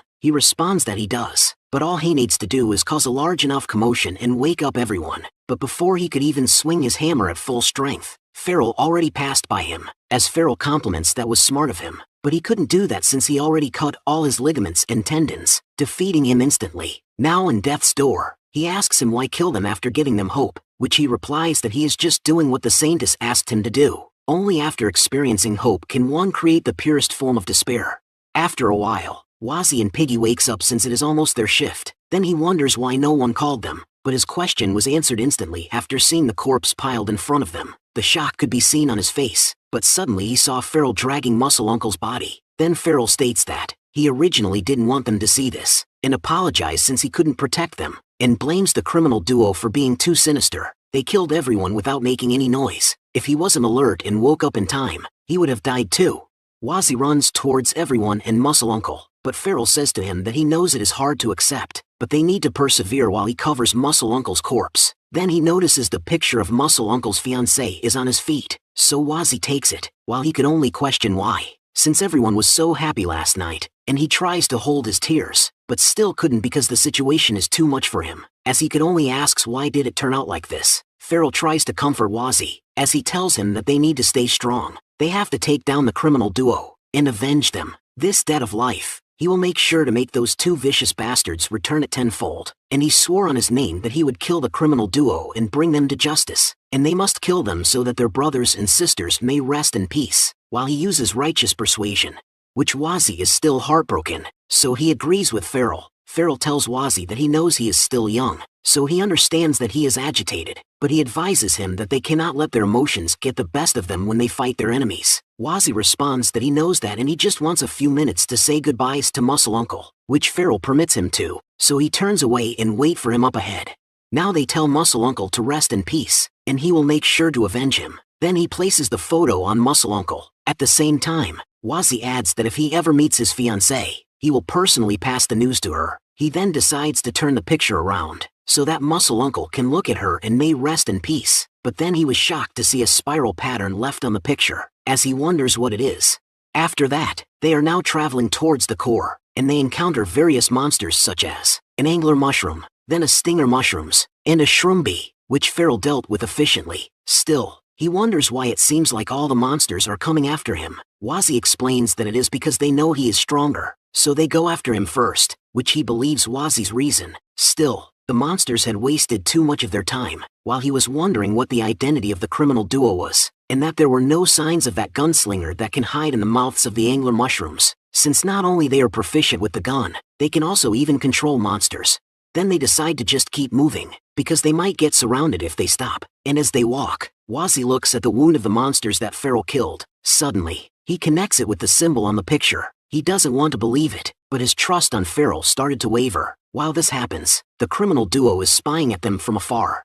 Few moments passed by. They are now at the entrance of the core, but then Piggy tells Wazzy that she is hungry. He realized that Piggy hasn't had anything to eat since they woke up, but he didn't expect that they would spend so much time here, so they're completely out of food, while Farrell is still in front of the entrance, as he is thinking to himself that this core area should be behind this door, and he is sure the Saintess will be delighted if he brings the treasures and these two back. So he puts his hands on the entrance and with all his might, he tries to push it, but it didn't move an inch. Now he is wondering how weird it is that he feels like his strength was being absorbed by the door. With no choice, he can only try breaking it, so he backflips to retreat to have a momentum for his attack, and now he used quick draw drill shot barrage, striking the door simultaneously. It made a crack on the surface of the door, but it returns back to normal. Wazzy was surprised to see not only it can stop Farrell's bullets, it can also heal itself, but Farrell has few tricks to show, as he quick change and turn his gun into a dagger, and he charge at the door slashing it few times, which Wazzy was surprised that Farrell can also use daggers, so he assumes that it might have been really him who killed his companions, so now he plans to get away from him, but he knows that he can't make it obvious, or they might get killed if he gets alerted. Now that Farrell's attacks on the door were healed, Wazzy steps up and asks Farrell to let them try. He then whispers to Piggy before they try something. Then Farrell asks what he is planning. He responds that he is not sure if this will work either, but it is a combo skill that he can use with his teammate, and it is a special skill that only the two of them can use together. But before they start, he tells Farrell that he is too close. The ability might hit him, so he advises him to stand at least 30 meters away. Farrell was suspicious, but he followed Wazzy's warning, and now that he is far away, Wazzy used Decompose to create a hole, but he need to control it so that it is only big enough for him and Piggy to go through, and he knows he only has one chance. At the same time, magic started to burst and filled the place with it, as Wazi tries his best to control his power to make an escape, and now that his hands began to sink in the door, he commands Piggy to push him with all her strength. So she did, and went through the door together. Feral realizes what is happening, so he tries to catch up to them, but the door has returned back to normal. Now he knows he was played, while on the other hand, after the decomposition was complete, Wazi receives experience points and obtained a new ability called Spore Manipulation, and a single-use Great Wall Mushroom. Now that they successfully went through the door, they ran as fast as they could, while Wazi thought to himself that the symbol at the back of Muscle Uncle's picture must be telling him about the drill shot, and now that he knows Feral can also use the blade, it would explain the cut wounds on all those bodies, and since he dared to use the blade to attack in front of Piggy and him, it probably meant he was getting ready to get rid of them too. While he asks himself why is it always the human heart that is the most twisted, why he was stupid to fall for his speech, and why did he trust him so easily before, he decides that it doesn't matter now, and what matters is that he needs to focus on finding a way out first. Then as they ran through the dark hallway, they saw an exit, so they ran faster, but to their surprise, it led to a descending stair path, which Wazi landed on her cheek while Piggy perfectly landed on her feet. And as Wazi opens his eyes, he now realizes he is in the treasure room. They saw murals on the walls as they looked at the room, telling a story about the past. Mushroom people were present in it, but now was not the time for sightseeing. So Wazi quickly approached the treasures, and since he remembered someone saying there was a teleportation scroll here, hence, he searches for it. He soon realizes that there is too much stuff in this place, so he asks the system if it can take everything here and help him sort them, which it says that it could, but suddenly he is alerted by an upcoming danger, so he grabs Piggy and dodges the upcoming bullets. Wazi wonders how he catches up so fast, and the difference in their level is too high. They can't fight him head-on, so he needs to buy time for the system to find a teleportation scroll. Therefore he used manipulation, combined with his Great Wall of Mushroom. He believes this should hold him for a while, but he hears a loud sound like an explosion, and with each strike, he knows Feral would be able to break it soon, and after a few more strikes his worries were right. Feral easily break the wall, as he explained that all he had to do was hit the same place a few more times for it to break, and as he steps closer, he asks Wazi to tell him, when did he realize it, and asks if was it fun toying with him, but with no choice they get ready and they take out their weapon. At the same time the criminal duo was surprised to see Wazi's mushroom rapier, while Feral is still spouting his bullshit and stating that he was surprised Wazi was able to escape the influence of his righteous persuasion, so his mental strength is higher than he expected. He originally wanted to take both of them back, but it seems like leaving one of them alive is enough. As he vanished, he appeared in front of Wazi, and was already holding his hands, and attacks him. Wazi activates Sage Mode, but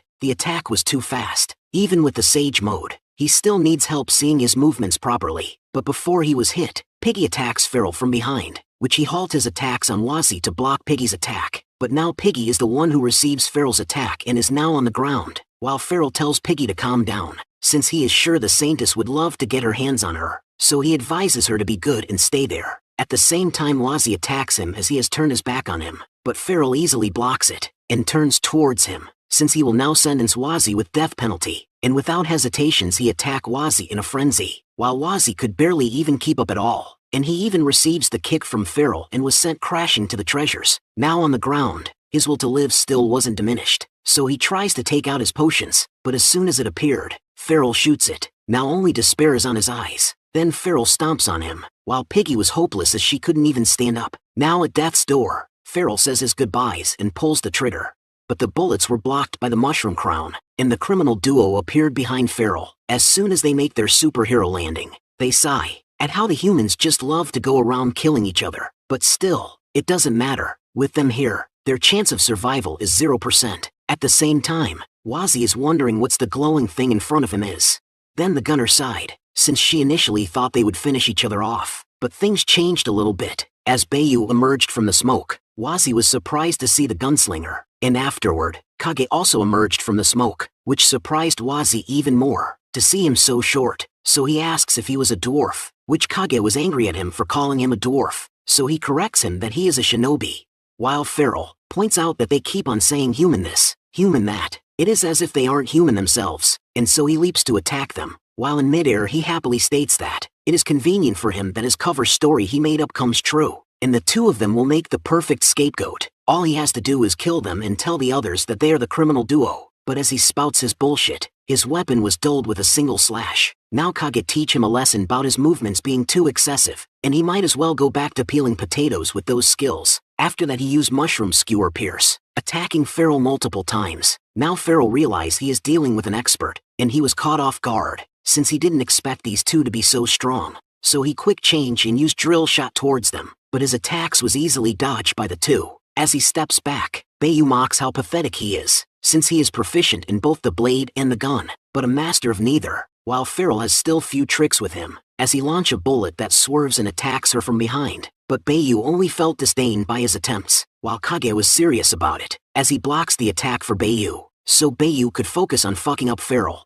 As he received damage, he was shocked to realize that these two are stronger than him, and he wonders what these experts like them doing loitering around here, instead of taking the treasure away. So he assumes that they are also here to collect despair, and they're the Saintess opponents, so he plans to get out of here and warn the Saintess. And as the action happens, Wazi now could finally stand up, so he goes straight to Piggy. He sees she is still unconscious and in a critical state, so he tells her to hold on, and gives her a health potion right away. Then she regained her consciousness, and as soon as she opens her eyes, she saw that Wazi is in front of her. Therefore she hugs him fiercely, but Wazi received damage because of this. Meanwhile, Farrell retreats while he takes out a mysterious bullet, and shoots it in the air, casting a transmutation curse. Now he laughs because with this bullet the Saintess blessed him with, even the strongest opponents will fall before him, and as Kage launches for the kill, but the curse finally took an effect, while Farrell laughs hysterically, since he believes he is the one ending them. Not only does it heals him, but it will place a powerful curse on all his opponents, turning all of them into monsters. Now they are surprised that they are back to their original forms, while Piggy waves at Wazi, and goes over to him, as she circles around happily at Wazi since she can enjoy his mushroom spores again. Meanwhile, Farrell is still on his high horse, as he believes that there is more than enough time to kill them 100 times over, and tells them to feel despair as they struggle like babies trying to learn how to walk. Their movements, their magic, they will have to relearn everything, and of course, he won't be giving them time to do that. No matter how strong they were, they are nothing but low-rank monsters now. And as he finished his dialogue, Kage can't help himself but laugh, and thanks him for what he did, which Farrell was confused, and Bayu responds that he is the one who will feel despair, while Kage is set to give him his 100% gratitude. This makes Farrell even more confused as he feels that their aura is getting stronger instead, but his worries are not needed, since Kage has already passed by him, and with a cross slash, he was granted a quick death. Now lying on the ground, and as he was dying, he could only wonder why they had gotten stronger after turning into monsters. At the same time, he refuses to die like this, as he still needs to go back to the Saintess, and wants to stay by the Saintess's side, but he can only hold onto his badge, and his despair is absorbed in it. After the battle was ended, Wazi asks Piggy what are they going to do now. Then something clicks inside Wazi, as he realized the samurai in front of him is the Yasuo mushroom uncle that killed him, while the two generals are planning to kill them. Even if they appear to be harmless, Kage approached them. Now in front of Wazi and Piggy, he raised his sword. Wazi pleads that they are all mushrooms here. Suddenly Kage halts his attacks, and it seems like he is struggling. Then he drops his sword just right on front of Wazi's jewels, shocking Wazi to his core. But Kage suddenly kneels, and it turns out, his body isn't listening to him, so he assumes he can't control his body anymore because he has stayed in human form for so long. But as if that can stop him, the chance of him letting an enemy escape is 0%, so he grabs his sword again and tried attacking Wazi and Piggy with a cross slash, but he was suddenly forced to kneel again. But now the crown is in between them. With this, he should realize by now what is happening, but he is an idiot, as he was still wondering what happened. On the other hand, Bayu realized at the moment she catch a glimpse of it. Meanwhile, Wazi and Piggy, after opening their eyes, saw the crown, glowing with a bright aura. This made Piggy excited, and went to the crown to lick on it from all directions, which Kage was in a rage to witness, as he sees it as a desecration of his tribe's legacy. So he leaps to Piggy, and attacks her, but Wazi steps up to block the attack. Therefore he was forced to kneel again, and since he was stubborn, he tries again which he failed again, but he still struggles to get up, since he refuses to believe that he can't kill them. After 10 attempts later, he should know it by now, but he still tries and fails again, while Piggy still has her tongue out, as she was ready to lick the crown again. Kage shouted her to stop, but she continued to lick it. Now defeated, he accepted reality, while Bayu calls him an idiot for still not understanding what it is happening, and that is all because of Wazi, which Wazi was also shocked. So he tells them that they must have misunderstood something, since he doesn't know anything either. But suddenly the crown started to float, while Piggy tried to catch it, but it floats straight to Wazzy and drops on Wazzy's head. And merged with him, the system congratulates Wazzy for obtaining a heritage item, which shocked him, but suddenly an aura burst inside of him, and a crown mark appears on his mushroom cap. After that, the system appeared in front of him, informing him that he had completed the Ancestral Ruins exploration mission, in which he obtained experience points and a superior teleportation scroll, and he completed another mission, the Final Evolution, and also the King of Erase mission, in which he obtained a massive amount of experience, and 4 abilities, such as King's Majesty, Race Mastery, Domain, and Reverence Strengthening. He wonders what all of this is, so he opens his attribute panel, showing him that he is now a level 60 Mushroom King. He couldn't believe it. At the same time, Kage couldn't believe it also, as he believes Wazzy is a human. So he stands up and tries to take back the king's heritage, but he is forced to kneel again, making him look like an idiot, even to Wazzy's standards. Meanwhile, Bayu now raises her gun, aiming at Wazzy, and tells Kage that he will never be able to hurt him with his attacks, while Wazzy tries to reason with her, and suggests talking things through like civilized mushrooms. However, she still pulls the trigger, so Wazzy just closes his eyes and braces for the attack, but the bullets are just fireworks, so they are amazed by it instead, and Bayu finally can say to His Majesty that they have completed his final mission for them, and have found the new king. So without hesitations, she approaches Wazzy, and kneels before him, and greets the new Mushroom King, shocking both Wazzy and Kage. Afterwards, in the Sacred Sanctum, 4 powerful persona are attending the funeral of Feral. Lucretia, the guild leader of the Sacred Sanctum, says her farewell to Feral and he may rest in peace since he has realized his true value. Then Fenrir the White Wolf King states that he never thought that Feral, a street thug, would be able to collect enough to spare, and even have found the final ingredient they needed. Then Kamazot's King of Maze-like Caverns, Sanguine King, responds to Fenrir that nobody will think he is smart if he just state the obvious, to which made him angry, so he asks if he wants to fight him. While the conflict happened, Barbaro, the guild leader of the Tamer Alliance, calls Lucretia as owner, and asks if the final ingredient really has been confirmed, to which she responds that they have. Then she tells them that she needs to go, since the meeting is about to start, and they all must accomplish their part of the plan in the coming days, such as Kamazot's will keep monitoring those people, and Barbaro will be handling the matters of other guilds, and she must report any movement of the Sword Saint. Then as Lucretia passed by Fenrir, he noticed he didn't get a mission, so he asks what about him, to which Kamazot's lets out a small laugh and responds that he should just stay here and be a good guard dog, and go make himself useful and take a piss on the ground to scare off any small animal. Fenrir had enough of disrespect, and he knows he shouldn't let this slide, so he started transforming, while insulting Kamazot's, calling him a rat that learned how to fly, and he will carve some manners into that rat head of his, to which Kamazot's didn't cower as he was about to transform too, and was even delighted to have a chance to teach him a lesson. Now they are ready to go at each other's throats, but before this got out of hand, Lucretia pats Fenrir's head, and tells him, how can she forget him, and it is only because he is here that she can feel safe. He is her strongest shield, instantly diffusing his anger, as he thanks his owner. After that, she raises her chalice, and praises the demon god, and offer the pure despair from a soul, pouring blood into the jar, and inside it is the sealed demon god Golem's skull, and its unsealing conditions is a pure despair from 10,000 souls which is now completed, and the head of one who is pure of heart, and once they offer up the last ingredient, may demon god Golem descend and usher a new era. At a later time, somewhere in the land of the dead, 6 columns stands tall, and with a corresponding colored staff placed to it. Then a crow appeared and it lands on the violet staff, and it looks to the left, and looks to the right, then it asks his so-called friends if they are here, to which no one responds, so it transforms its beak into a large microphone, shouting the meeting is starting. Simultaneously the colored staff shines, and a hologram of the people who uses it materializes their image. Zuzu, the crow, apostle of the land of the dead, guarding the seal of demon god Golem's right leg, sees that little Su'a is not coming again today. It expresses that it miss him so much. Still, he just decides to continue with the business, and start by taking a look at everyone's progress. As he transforms into another creature, the village head, Broccoli, expresses thoughts, saying he still doesn't like this place where they can't hide anything. Still, now their progress is now displayed in front of them, for everyone to see. It seems like everyone has made progress compared to last time. Zuzu suddenly sighs, as he wonders how Su'a is doing on his end. Still, it's okay. They must believe in their friend. Then he transformed again, while saying he believes they will be able to welcome their master back to this world very soon. Then he asked them if any of them noticed anything from the prophecy.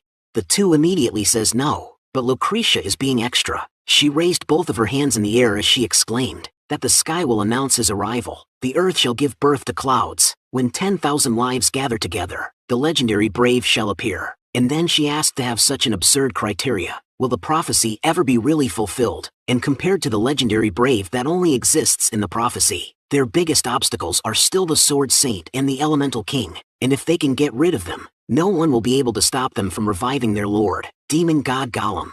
Broccoli expresses his scorn and responds that only if she knew the true power of those two, she wouldn't make it sound so easy. He adds that, before they inherit the power of Lord Gollum, even if they attack them together, they wouldn't be able to fight the Sword Saint. Not to mention, there'd still be the Elemental King. What's more, Suwa hasn't appeared for over 30 years. They don't even know if he's still alive, or what happened to the seal he was in charge of. So, before they inherit a portion of Lord Gollum's power, he suggests that none of them mess with the Sword Saint or Elemental King. Zuzu transformed again, and he responds that prudence can sail a boat for 10,000 years. As village head Broccoli said, they should be careful with their actions, but there's no need to be too tense, and asks him why don't he stay behind and play later. But before he could respond, Lucretia responds that she suddenly remembers that village head Broccoli were defeated by the Sword Saint before, so if any mental demons are plaguing him, she can help him cleanse them, while she laughs mockingly. This made Broccoli agitated, so he asks her as a threat, why don't he kill his way into her sacred sanctum then, and why doesn't she mind her business, a group of trash that only knows how to drag others down.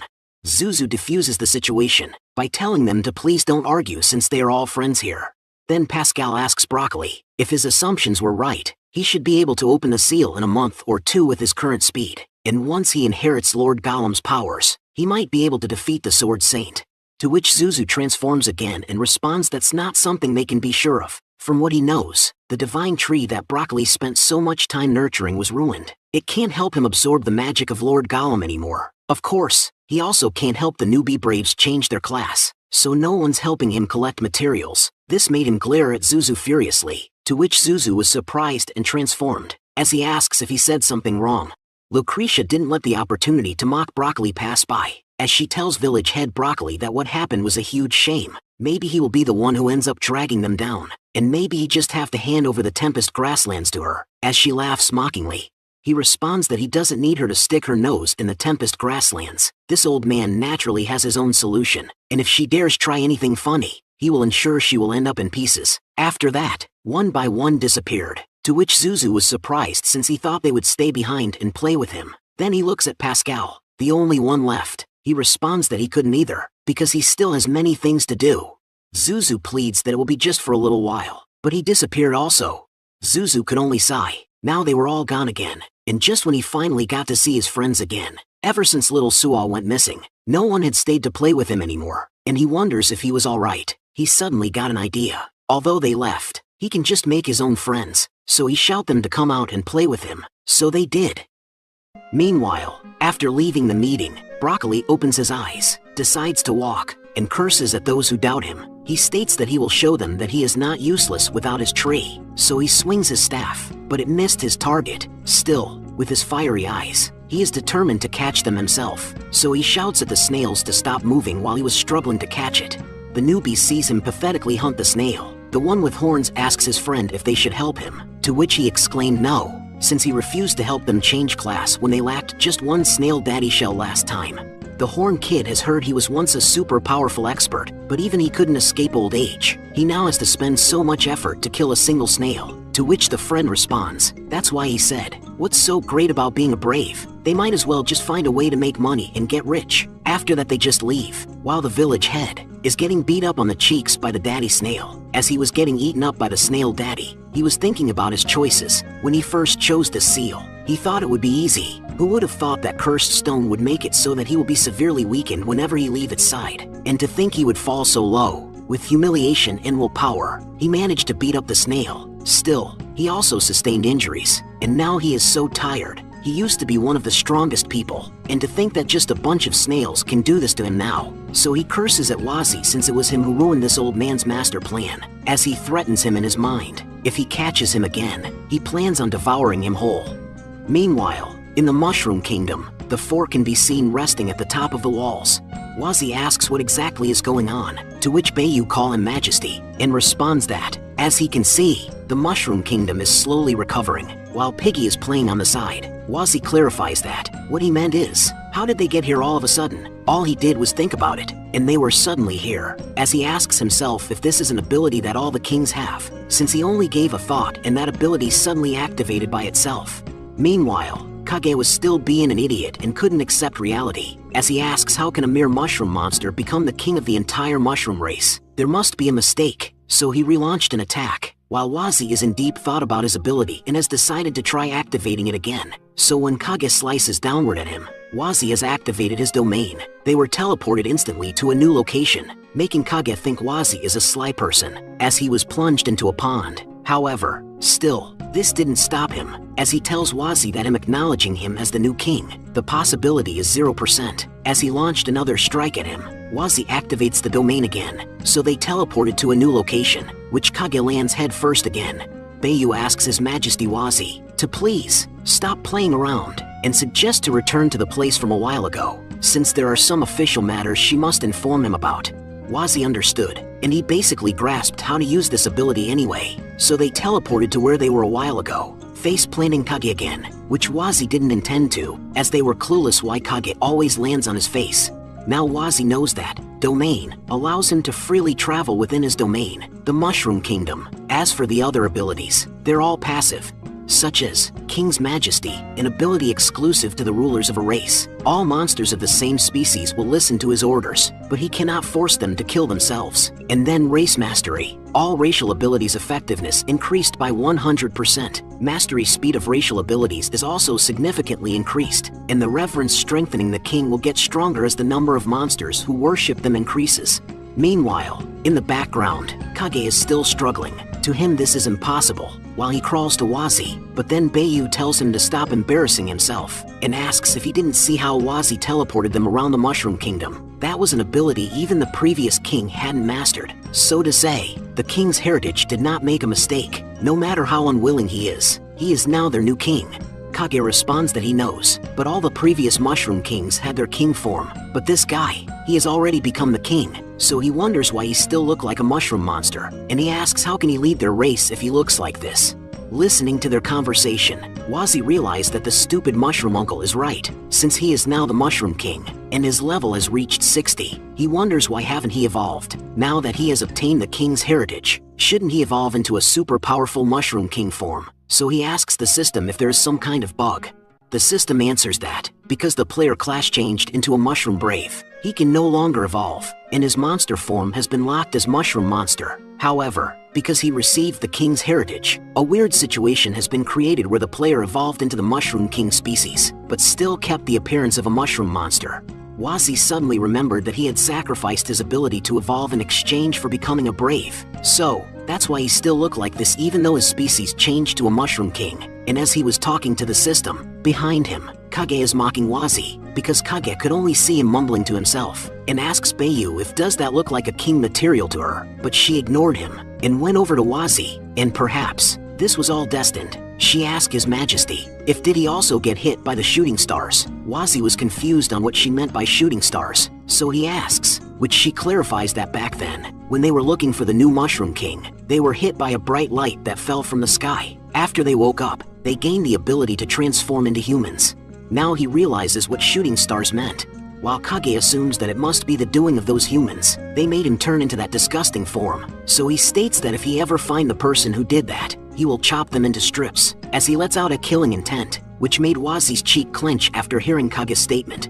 Wazi nervously laugh, while he states that their assumption were right. Piggy and him also turned into humans after being hit by that shooting light, while Piggy is just happy to be here. Then they suddenly transformed back into humans, and it seems like the curse's duration is over, but this sudden transformation made Piggy lost her fruit, as she cries for it, while Kage is also crying his lungs out, weirding everyone out, to which Bayu sighs, and explain that it can't be helped, because Kage is an idiot and can't change back to his monster form. This surprised Wazi, so he asks if it is possible to change back to their monster form. She responds that, It is possible, and she asks to not tell her that they can't do it either. Wazi explained that they have never tried it before, so he asks how does she transform back into a monster. So she demonstrated, by tossing her cigar into the air, and willingly change, just like that, which they were amazed by it. And while Piggy also transformed back into her monster form before, but that was only because she exhausted all her mana, and he didn't expect they could transform at will. Bayu explained that it's pretty easy. They just have to feel the energy from the shooting star and assimilate it into your body. After that, they will be able to transform at will, as she demonstrates to transform again at will, while Kage still isn't finished crying. Still, Wazi asks him if he can't just do the same thing and transform back, so he stops his overacting and hops back. To answer him, he tells him that it is easy for him to say, and asks if he thinks everyone can feel and control the energy from the shooting star that easily, which he demonstrate that he could, while humbly boasting, saying that he never thought about doing this before and imagined he would be forever stuck as a human, clearly hitting Kage's pride, while on the other hand Wazi was hugged by Piggy's Piggy. Bayu adds salt to Kage's wound as she states that it's actually not that hard. It's just that he is too stupid, because he doesn't know how to control the mana inside his body properly. The mana from the shooting star and the mana inside his body clash with each other, resulting in his current state. He is neither a complete human, nor an entire monster. In the end, he can't use the full power of either form. Kage couldn't let his image be ruined just like that.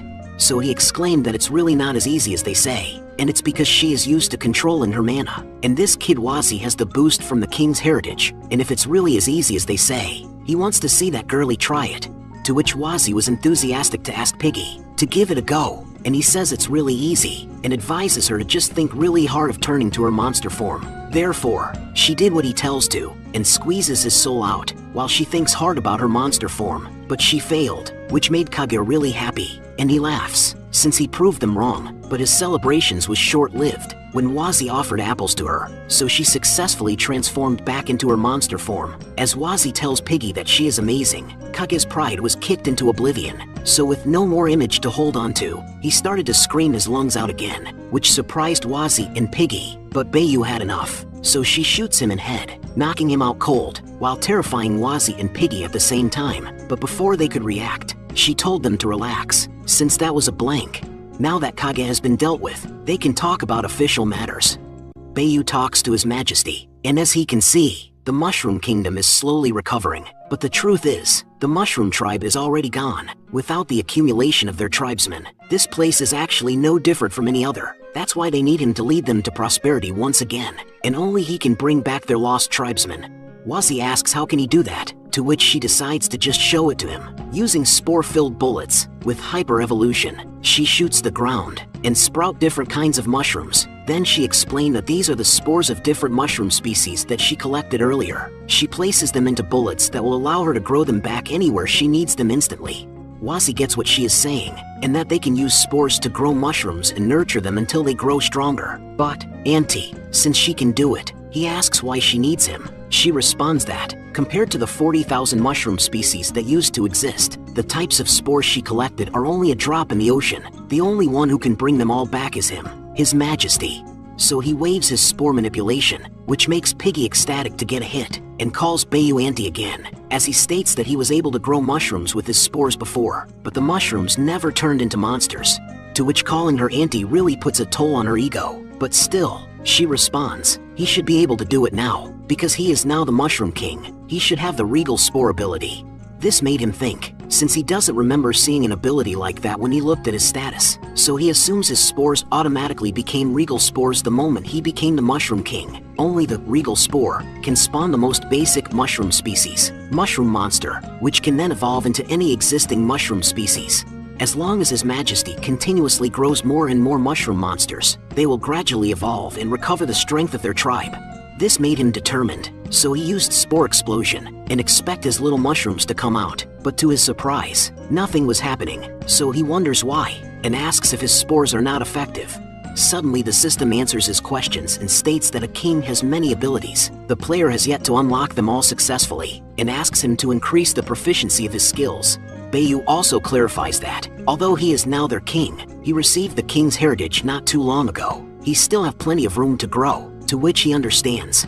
Then he calls Bayu Auntie again, and asks her if does she have a way to help him gain experience quickly, to which she shove her gun to his face, as she calmly and politely asks His Majesty to call her Bayu not Auntie. Wazi instantly complied, so this made her happy, and regain composure, and she states that of course, she has a way to help him quickly grow, since it is also one of her missions to help His Majesty grow stronger. Seeing her calm down, he suggested to just call him Duo Mo instead of His Majesty. She asked why, to which he explained that it is because he feels like he doesn't have what it takes to be the king of the mushrooms just yet, and that he is still too weak to help the mushroom tribe recover its original strength. But when he grows stronger in the future and can lead the mushroom tribe back to prosperity, it won't be too late to call him Your Majesty then. And with this speech, he gained a new ability called Righteous Persuasion, while Bayu thinks despite obtaining the power of the king's heritage, he is not arrogant, so if he can maintain this attitude, he will grow into an incredible king one day. Now that Wazi's statement moves her, she tells him that she understands, and calls him Duo Mo.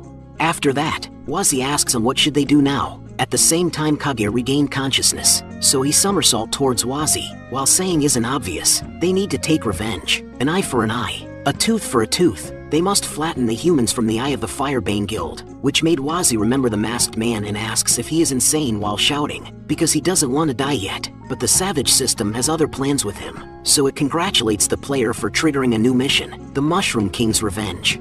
Afterwards, Wazi and his companions are now riding the train, and as the train travels to a canyon, an unknown group of bikers is on top of it and looking at Piggy earnestly. Meanwhile, inside the train, it is packed with a variety of people. The conductors are walking back and forth, while others are staring with their hard eyes at Bayu, being a simp, offering their services, which Bayu appreciates. Still, on the other hand, Kage expresses his scorn, saying that they are despicable humans, since he was constantly ignored because he looks weird. While squeezing Wazi with his hands, Bayu admits it is much easier to move around in human form outside the Mushroom Kingdom, to which Kage responds that he can easily outrun this thing the humans call a train in his original form, while Wazi look at him with annoyance as he thinks this stupid muscle brain kept screaming about seeking revenge, but it turns out he doesn't even know where the Eye of the Firebane Guild is. Bayu then states that the ticket collector said a while ago that the train tracks in the Source Volcano region were destroyed, so they will have to get off at a nearby village and wait for the rising platforms to reach their destination, which Wazi was intrigued by these rising platforms. But before he could ask more questions, a douche appeared in front of them, asking how could such a beautiful lady like Bayu be sitting here with the rest of these peasants, and why don't she come and sit with him in his luxury cabin, to which she coldly tells him to scram. Still, this douche is persistent, so he asks if she is refusing him because of the fugly one sitting in front of her. This statement makes Kage even more furious as he squeezes Wazi even more. Still, the douche with a tool for a head wasn't done belittling Kage, as he adds that he wonders which cave this goblin crawled out from. Therefore, before he could even finish introducing himself, his head was detached from his body. Wazi was surprised by this outcome, so he takes a look at what happened to the head, but as it stops rolling, it pops out a body. It shouts for his servants to help him, which Wazi was even surprised more as he wonders if he is even a human. In contrast, the servants pick him up, as he still isn't aware of what happened to him, so he curses how useless his servants are, since he assumes that they did not help him put his suit on properly. So the lock suddenly popped open. Now embarrassed, they leave the scene.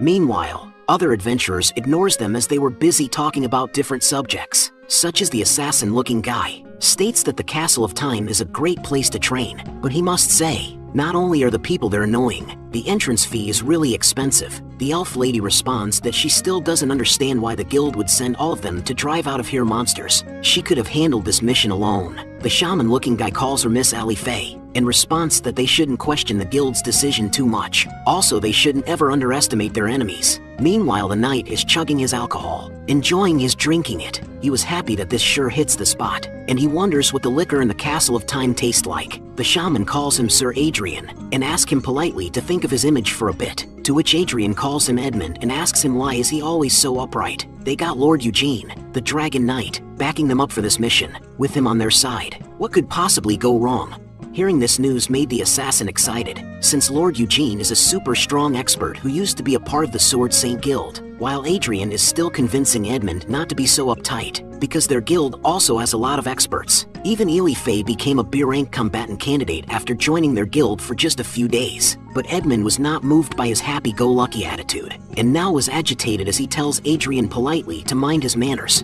and if only he was a little more disciplined and drank less alcohol, he would have been promoted to be ranked long ago. But as a happy-go-lucky person, he'd rather be a C rank for life than to do what Edmund said, as he chugs his alcohol again. Even without his eyes, you can see he is disappointed, as he ignores him and puts his attention towards Ely Fey, and asks her, why did she choose to join their guild? But the assassin responded that, it's obvious because their Walrus Ivory guild is pretty strong. Edmund tells him that he might not know this, but as a member of Fey tribe, Miss Ely Fey could have chosen to join the Spirit Forest, one of the 6 great guilds. The assassin asks if can all the members of the Fey tribe join the guild that easily. Edmund responds that it is of course not easy to join that easily, but as he knows this, Miss Ely Fey is a genius ranger. She is more than qualified to join the guild. But Ely Fey express her scorn towards the Spirit Forest, as she explained that the guild simply doesn't catch her eyes, which her teammates knows that's a cap, so they were just silent and couldn't find a word to respond, and went awkwardly silent, while Ely Fey is thinking to herself that she will prove to everyone that even without his father's backing, she, Ely Fey, can still shine, and will forge her own path. Suddenly Adrian stands up, and he decides to not spoil the mood, so he shares his prized wine with everyone, which the shaman instantly says no. A few moments passed by, the train finally arrived to its destination, so everyone stepped out and went their way. Now Wazi's group is standing in front of a pole, looking for directions, while Wazi, staring at his system, and according to it they still have quite a way to go. But as long as they keep going like this should be the shortest path to the source volcano, as he points to where they should go. As they walk, Wazi is in deep thought, thinking to himself that the system said before that the seals are hidden in places with large energy concentrations. Then it shouldn't be too far-fetched to think maybe one of the seals is hidden in a volcano, and these two are going there for revenge, but he is only going there to look for a seal. Kage suddenly states that, since they are the ones taking the initiative to attack this time, they must make sure to not spare a single one of them. Now that they are ahead of Wazi, he instantly calls for Piggy. Since his mushroom body is too slow, he is thankful that Piggy is here. As he mounts to her, now they are back to their original duo, so he commands for them to run. Therefore she runs like a wind, but to Wazi's surprise, he was left behind, since Kage is holding him, as he asks what is he trying to do. And although he hates to admit this, Wazi is still his king. As such, he will be training him just as he did for the past few kings, which made him confused. But Kage clarifies that, if they want to take down those humans, just Bayu and him will be far from enough. So from now on, he will be teaching him how to fight properly. Wazi asks what kind of training, to which he answers that it is his hell on earth training. And now it officially begins. And before he could respond, Kage already grabbed him by the cap, while Bihaya tells him to relax, since Kage was also the teacher of the last king, so he can trust his training, while Piggy just had came back from realizing that Wazi wasn't with her.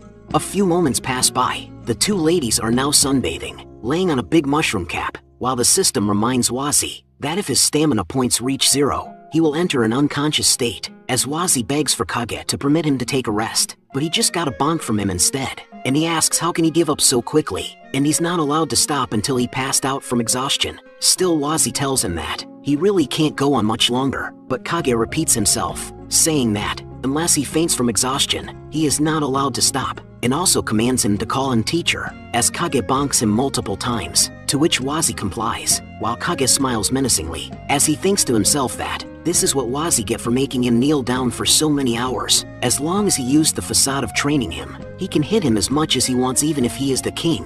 Wazi suddenly transforms back to his monster form, as he runs out of SP, and enters an unconscious state, so Piggy comes down and picks him up, as she is concerned by what happened to her mushroom. So he looks at Kage and tells him that he cannot bully her mushroom like that. Still, Kage ignores her as he states that this level of combat prowess is far from enough, so he tells Bayu that she should also teach a thing or two to Piggy.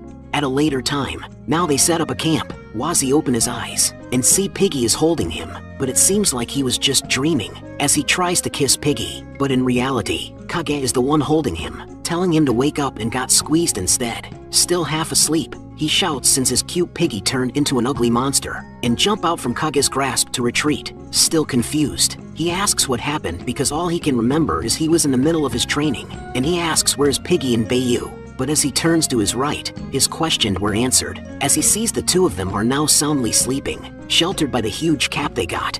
Kage tells him that he is noisy, and asks how can he be so weak, fainting after just a little training. Now he remembers his stamina points dropping to 0, and his head hurts. The system appears and tells him that it is because his stamina dropped to 0. He entered an unconscious state for 6 hours. This made him realize that he would be eaten alive if he fainted in the wild, so he must make sure never to let his stamina points drop to 0 if he is alone. Talking to the system, Kage asks what is he mumbling about, to which he answers that it is nothing. He just thought that he might have died if they weren't around. Kage tells him that there is no need to be so pessimistic. He has just started his training after all. Wazi responds that it is his fault that he is not able to evolve. He initially thought that he would be able to get past the limit cap as a human and get stronger, but he was too rash. Now he is locked in the form of a low-ranking monster. No matter what he learns in the future, his form will still hold him back. Kage asks who on earth said he needs to evolve to grow stronger, which surprised Wazi, since he believes that it is a common sense after all. Kage then adds that,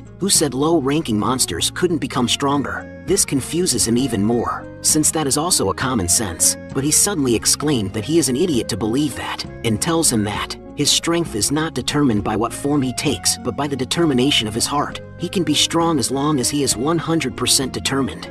This just made Wazi sigh, but he thanks Kage for trying to cheer him up. But if he were to become the Mushroom King like this, he would just drag everyone down. So Kage bonked him again, and tells him to watch carefully. Kage spits his leaf, and as it flew in the air, he swings his sword, slicing its stem into pieces. With this, Wazi was amazed. So Kage asks what does he think, and was that strong? He answers that it is very strong, super strong, but Kage states that he is also Wazi's so-called low-ranking monster. This surprised him, so he asks how's that possible? Therefore he looks at the distance, and answers his question, that it all started over 40 years ago. In the Mushroom Kingdom, a bunch of mushroom monster can be seen lining up. One of them hops in the front, and transforms into a needle mushroom, and gives the needles for the mushroom monsters to transform into a mushroom trooper. But amidst the crowd, one of them distinctly looked like Kage, is holding a flaccid needle, and as he gives his limp needle to the mushroom monster, it couldn't help but cry, since it didn't evolve into a trooper, making Kage a laughingstock by his mates. Now embarrassed, he runs from the scene, because as a needle mushroom he was not able to provide the other mushrooms with weapons, so in everyone's eyes, his existence was irrelevant. He was destined to be a weakling, until, one day, the humans once again invaded the Mushroom Kingdom, so the king commanded them to charge, facing the humans head-on, and amidst the crowd, Kage is holding his flaccid needle, and is still determined to charge and fight the invaders, and as soon as he got close to a human, he stick his needle, but his attack was futile, since it wasn't hard enough to penetrate the adventurer, so he got kicked to the face instead. Still, his determination wasn't diminished, as he takes out another limp needle from him, and charged at the adventurer again. But determination doesn't win battles, so he was easily stomped onto the ground, and he was being belittled by his opponent. But with his performance, the adventurer let his guard down, so before he could land his killing blow, he was easily knocked down by another mushroom. Then Kage looks at his savior and see that he is holding a katana, with a cool hat hiding his face. Suddenly the mysterious mushroom leaps, and knock out the humans one by one. Seeing this happen with his own eyes, Kage can't help but be amazed by the mysterious mushroom. Meanwhile, several humans are pushing a cart, since the guild leaders said as long as they get all the line to the front lines, they will be able to defeat all the mushrooms. So they did just that, and as it got closer to the mushrooms, a fire mage set it on fire, making it explode. But before they could ignite all of it, another mushroom emerged from the ground, and extinguished all the fire. Still the fire mage was determined to finish his mission, so he readies for another attack, but the mushroom was faster than him, as it cast a sand stream canceling his attacks. And with that, the other mushroom charged, and the adventurers now realize their guild leader's plan failed, so they retreat. Now that the humans are gone, they know that they won, and they are happy since they even got wine that the humans failed to ignite, and are now ready to party, while Kage is on the side looking sadly from a distance.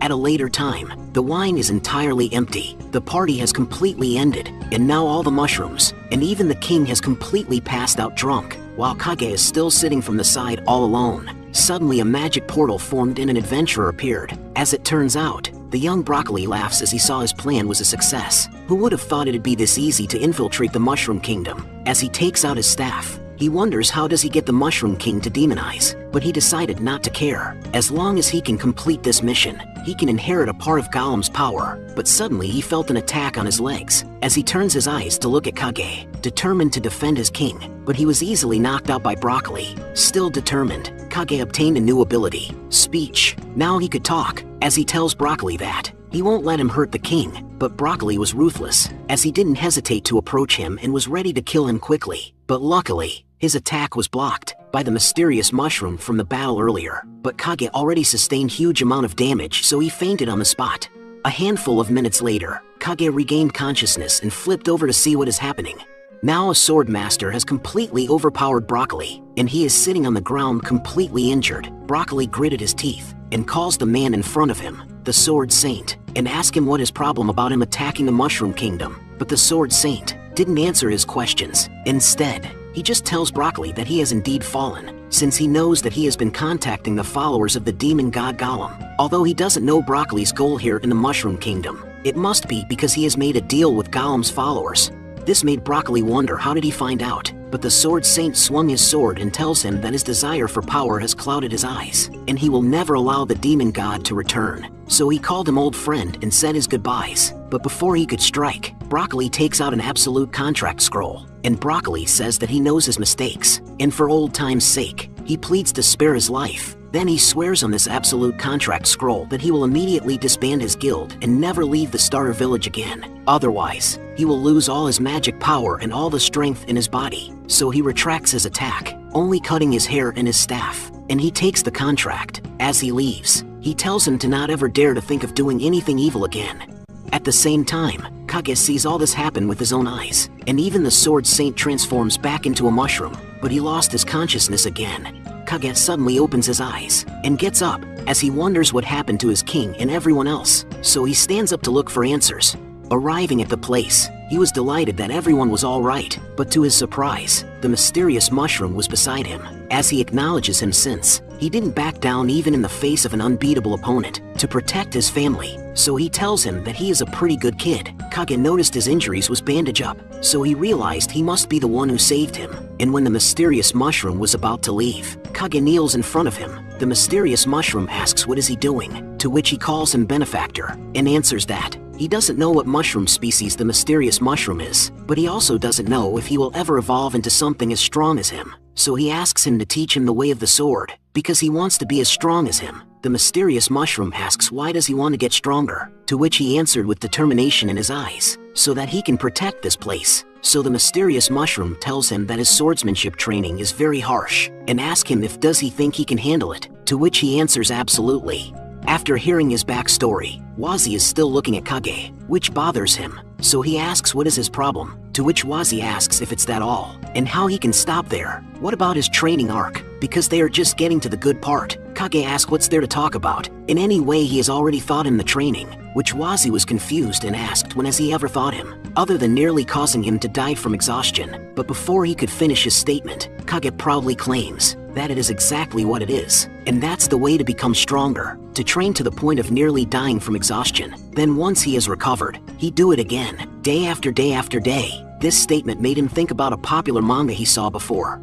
So Wazi just ignores him and calls out to his system and asks if can he, a mushroom monster, really get stronger by repeatedly pushing his body to the limit. It answers him that it is indeed possible to increase his attributes by training his body. So he opens his attribute panel to look at his stats, and to his surprise, his attributes went up. Still, his level stayed the same, but he only got 1 point of attack and 10 points of mana and HP. Even after training to the point of exhaustion, he noticed that this is a little inefficient. The system tells him that the closer he is to his limit, the more his attributes will increase. Still, it does not recommend him to train in such a fashion. The efficiency is too low, and he will be very vulnerable in his unconscious state. So he asked if there is another way to help him get stronger, to which the answer is no.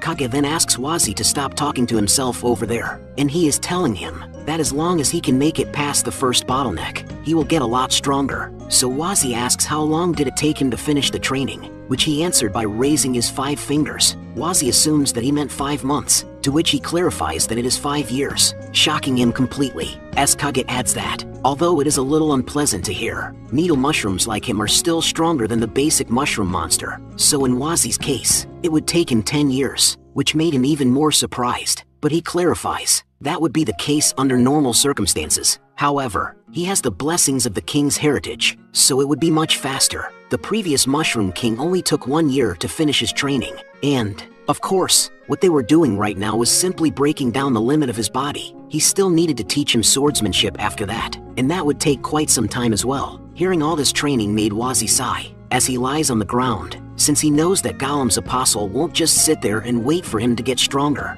But then he remembers what the system said to him just now. The closer he is to his limit, the higher the increase in his attributes. Therefore it clicks to him, while Kage is still looking at the distance and talking to him, saying that he will probably train him and not let that kind of tragedy happen again. But he noticed Wazi was not listening to him, so he asked what is he doing, but Wazi just ignored him and went on his way, as he calls him uncle and explained to him that he suddenly remembered that he had something to do, to which he says that he already told him to call him master, not uncle. Still, instead of beating it to him now, he decides to just train him even harder tomorrow, while he puts down his hat and sword, and as he looks at it, he was suddenly in a daze, as he remembers the past where he is with his master, and the happy memories that comes with it, but also the bad ones, as he also remembers that his master also killed the previous king, since the previous king was also turned into a demonic fallen mushroom king. A painful memory is just buried deep in his heart, so he just closes his eyes.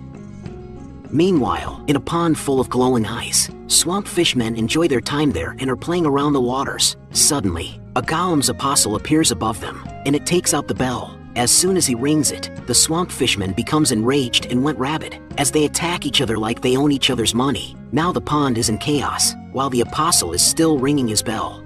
A few moments pass by. A single fishman survives the onslaught. Therefore, the apostle rings his bell again, giving it immense power, so its body exponentially grows, and it begins to mutate into a different entity entirely, as it grows horns, and became more demonic-like. Still, it wasn't enough, so after it was done transforming, it ate all the bodies it could get, and absorbed all of them, making it more powerful than what it previously was. After assimilating, it exited the pond and went straight to a village. Now that the apostle successfully created an abomination, he went on his way and vanished.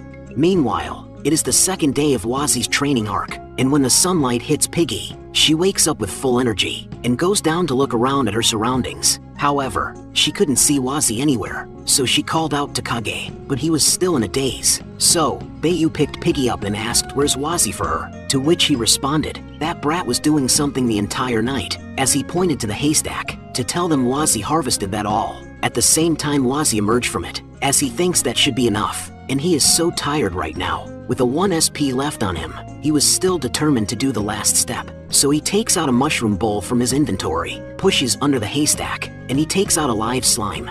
He squeezes the slime for its juice. After he is done using it, he tosses it back into his inventory, and without time to waste, he immediately sits on the juice and used decompose to its full power. This surprises both of the generals, as Bayu feels a powerful magical fluctuation, so she concludes that it must be a king-level ability, and Kage couldn't believe Wazi can even perform such a thing.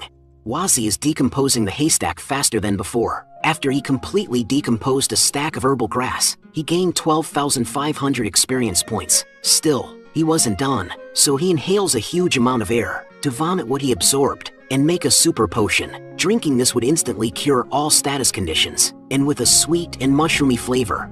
The system congratulates him for successfully concocting the super potion and rewarding him with a new level 6 ability called potion crafting. Wazi collapsed on the ground because he is too exhausted and too tired to even speak, but Piggy appears to the rescue and goes over to him. So Wazi tells her to help him and point towards the super potion he just made. So without hesitation she went over to it and pick it up, which Wazi signals a job well done. So she opens the potions, which Wazi was ecstatic to drink it, as he points towards his mouth. So Piggy couldn't misunderstand, which Piggy nods furiously and claims she understood. So without hesitations, she gulps down the super potions to its last drop, which Wazi couldn't believe what he saw. But Piggy is happy to do her job, while Wazi's soul left his body.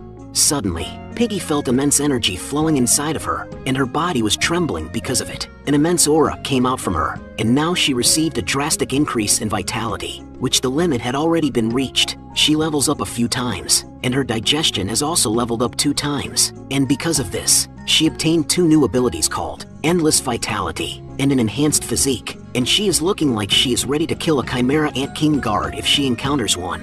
Meanwhile, Wazi's soul has left this world, as he dries up from where he lies, and now his SP reached 0, and entered an unconscious state again. 3 days later, Bayu and Piggy are sitting beside a river, and is meditating under a shade, which Piggy is clearly having a hard time concentrating, as she keeps on looking at her surroundings, which Bayu notice what she is doing. Piggy looks where Wazi is, and hops down from the platform she is sitting on, to go to Wazi. Still, Bayu has other plans for her, so she shoots Piggy, launching a net to wrap her like a ball ham, which she tries to escape from it by transforming back into her human form, and telling Bayu to release her. Bayu approaches her, and acknowledges Piggy's ability to speak has improved, but her focus is still lacking, so she strictly tells Piggy for her to understand that she will continue her training with her, to which Piggy complies. Meanwhile, Wazi is training hard with Kage, as Kage is motivating him like a master should, while he tells Wazi that he is still too slow, and he has only been pulling for a day. So Kage asks him if he is going to slack off again, while Wazi is gasping for air, since he has only 1 SP left again. At the same time he is thinking that he was unconscious for a day, and Decompose also failed once. Altogether, he wasted 3 days in an instant, but at least he manages to successfully create another super potion. So when his SP reached 0, and was about to enter an unconscious state, he drinks it up, energizing him completely, and making his SP return to 100. With this he runs like he never run before, even launching Kage from his seat, to which Kage was impressed, since he thought Wazi was gonna faint again, so he acknowledges that he is improving faster than he expected. Wazi proudly explained that it is because of the potion he made after gathering thousands of herbs, but Kage wasn't listening, as he laughed joyfully and takes all the credit, saying that it must be because he is a great teacher, that he has actually already learned to properly use his strength, to which Wazi agrees sarcastically. Wazi then asks Kage for advice if his assumptions were right, in gaining more if he was closer to his limit, but Kage shouts at him instead, and tells him if he has the energy to think, he should just use it to pull harder. So Wazi did what he was told, and as he was pulling the cart, Kage explained to him since he must know that because of their species barrier, low-ranking demons need to exert 10 times the effort to achieve the same result as a high-ranking demon, so there's absolutely no time to be lazy. Only after they achieve multiple breakthroughs can they stand toe-to-toe against a high-ranking demon, which Wazi responds that he thought so too, but he was bonked instead by Kage, so he asks why he hit him. He wasn't slacking, to which Kage asks him if he thinks this little bit of improvement is enough, because he believes it is about time he increased the difficulty, and strike at him, so Wazi must keep pulling the cart while dodging his attacks. Time passed by so fast, but they didn't let it waste a single moment, as they kept on training themselves to be better, and increased the difficulty with each passing day. But as the challenges got difficult, their progress and strength increased with it. Now Wazi is now buffed as he kept on pulling heavy things, while Piggy is now more focused than ever before since she kept meditating while listening to Nickelback. But still, this wasn't enough for Wazi, so even when the others were resting, he was still training. The 20th day arrived, and Piggy was in her battle stance, as she was facing a giant stone golem. For her test, with Bayu's go signal, she went to attack first.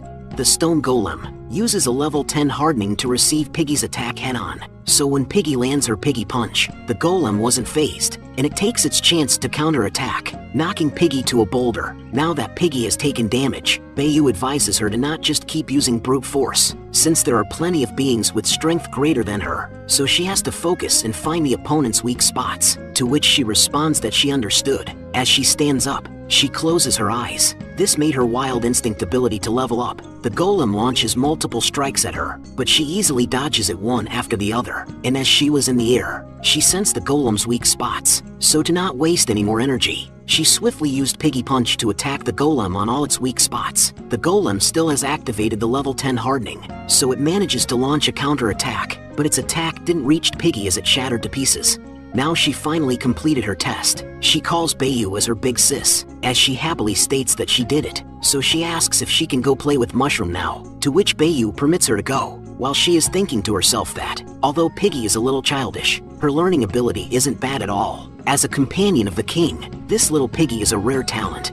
Meanwhile, Kage expresses his scorn, as he states that those potions are nothing but external items, and he has gotta rely on hard work if he want to get stronger, while Wazi is gasping for air, and is completely dehydrated, and his super potions is now empty. In contrast, he states that he still can endure it, but his SP reaches 0, and he collapses on the floor. Still Kage acknowledges his hard work, but Wazi still reaches his limits. so he decides to end today's training. Suddenly Wazi is covered with a glowing aura, and light fills the place. As Wazi successfully breaks through, the system congratulates him for that, and informs him that his attribute growth rate has been increased, and he obtained 80,000 experience points, so he levels up. Wazi was amazed how he feels like his whole body's lighter, while Kage is shocked beyond belief, since he couldn't believe Wazi breakthrough, but it has only been less than a month.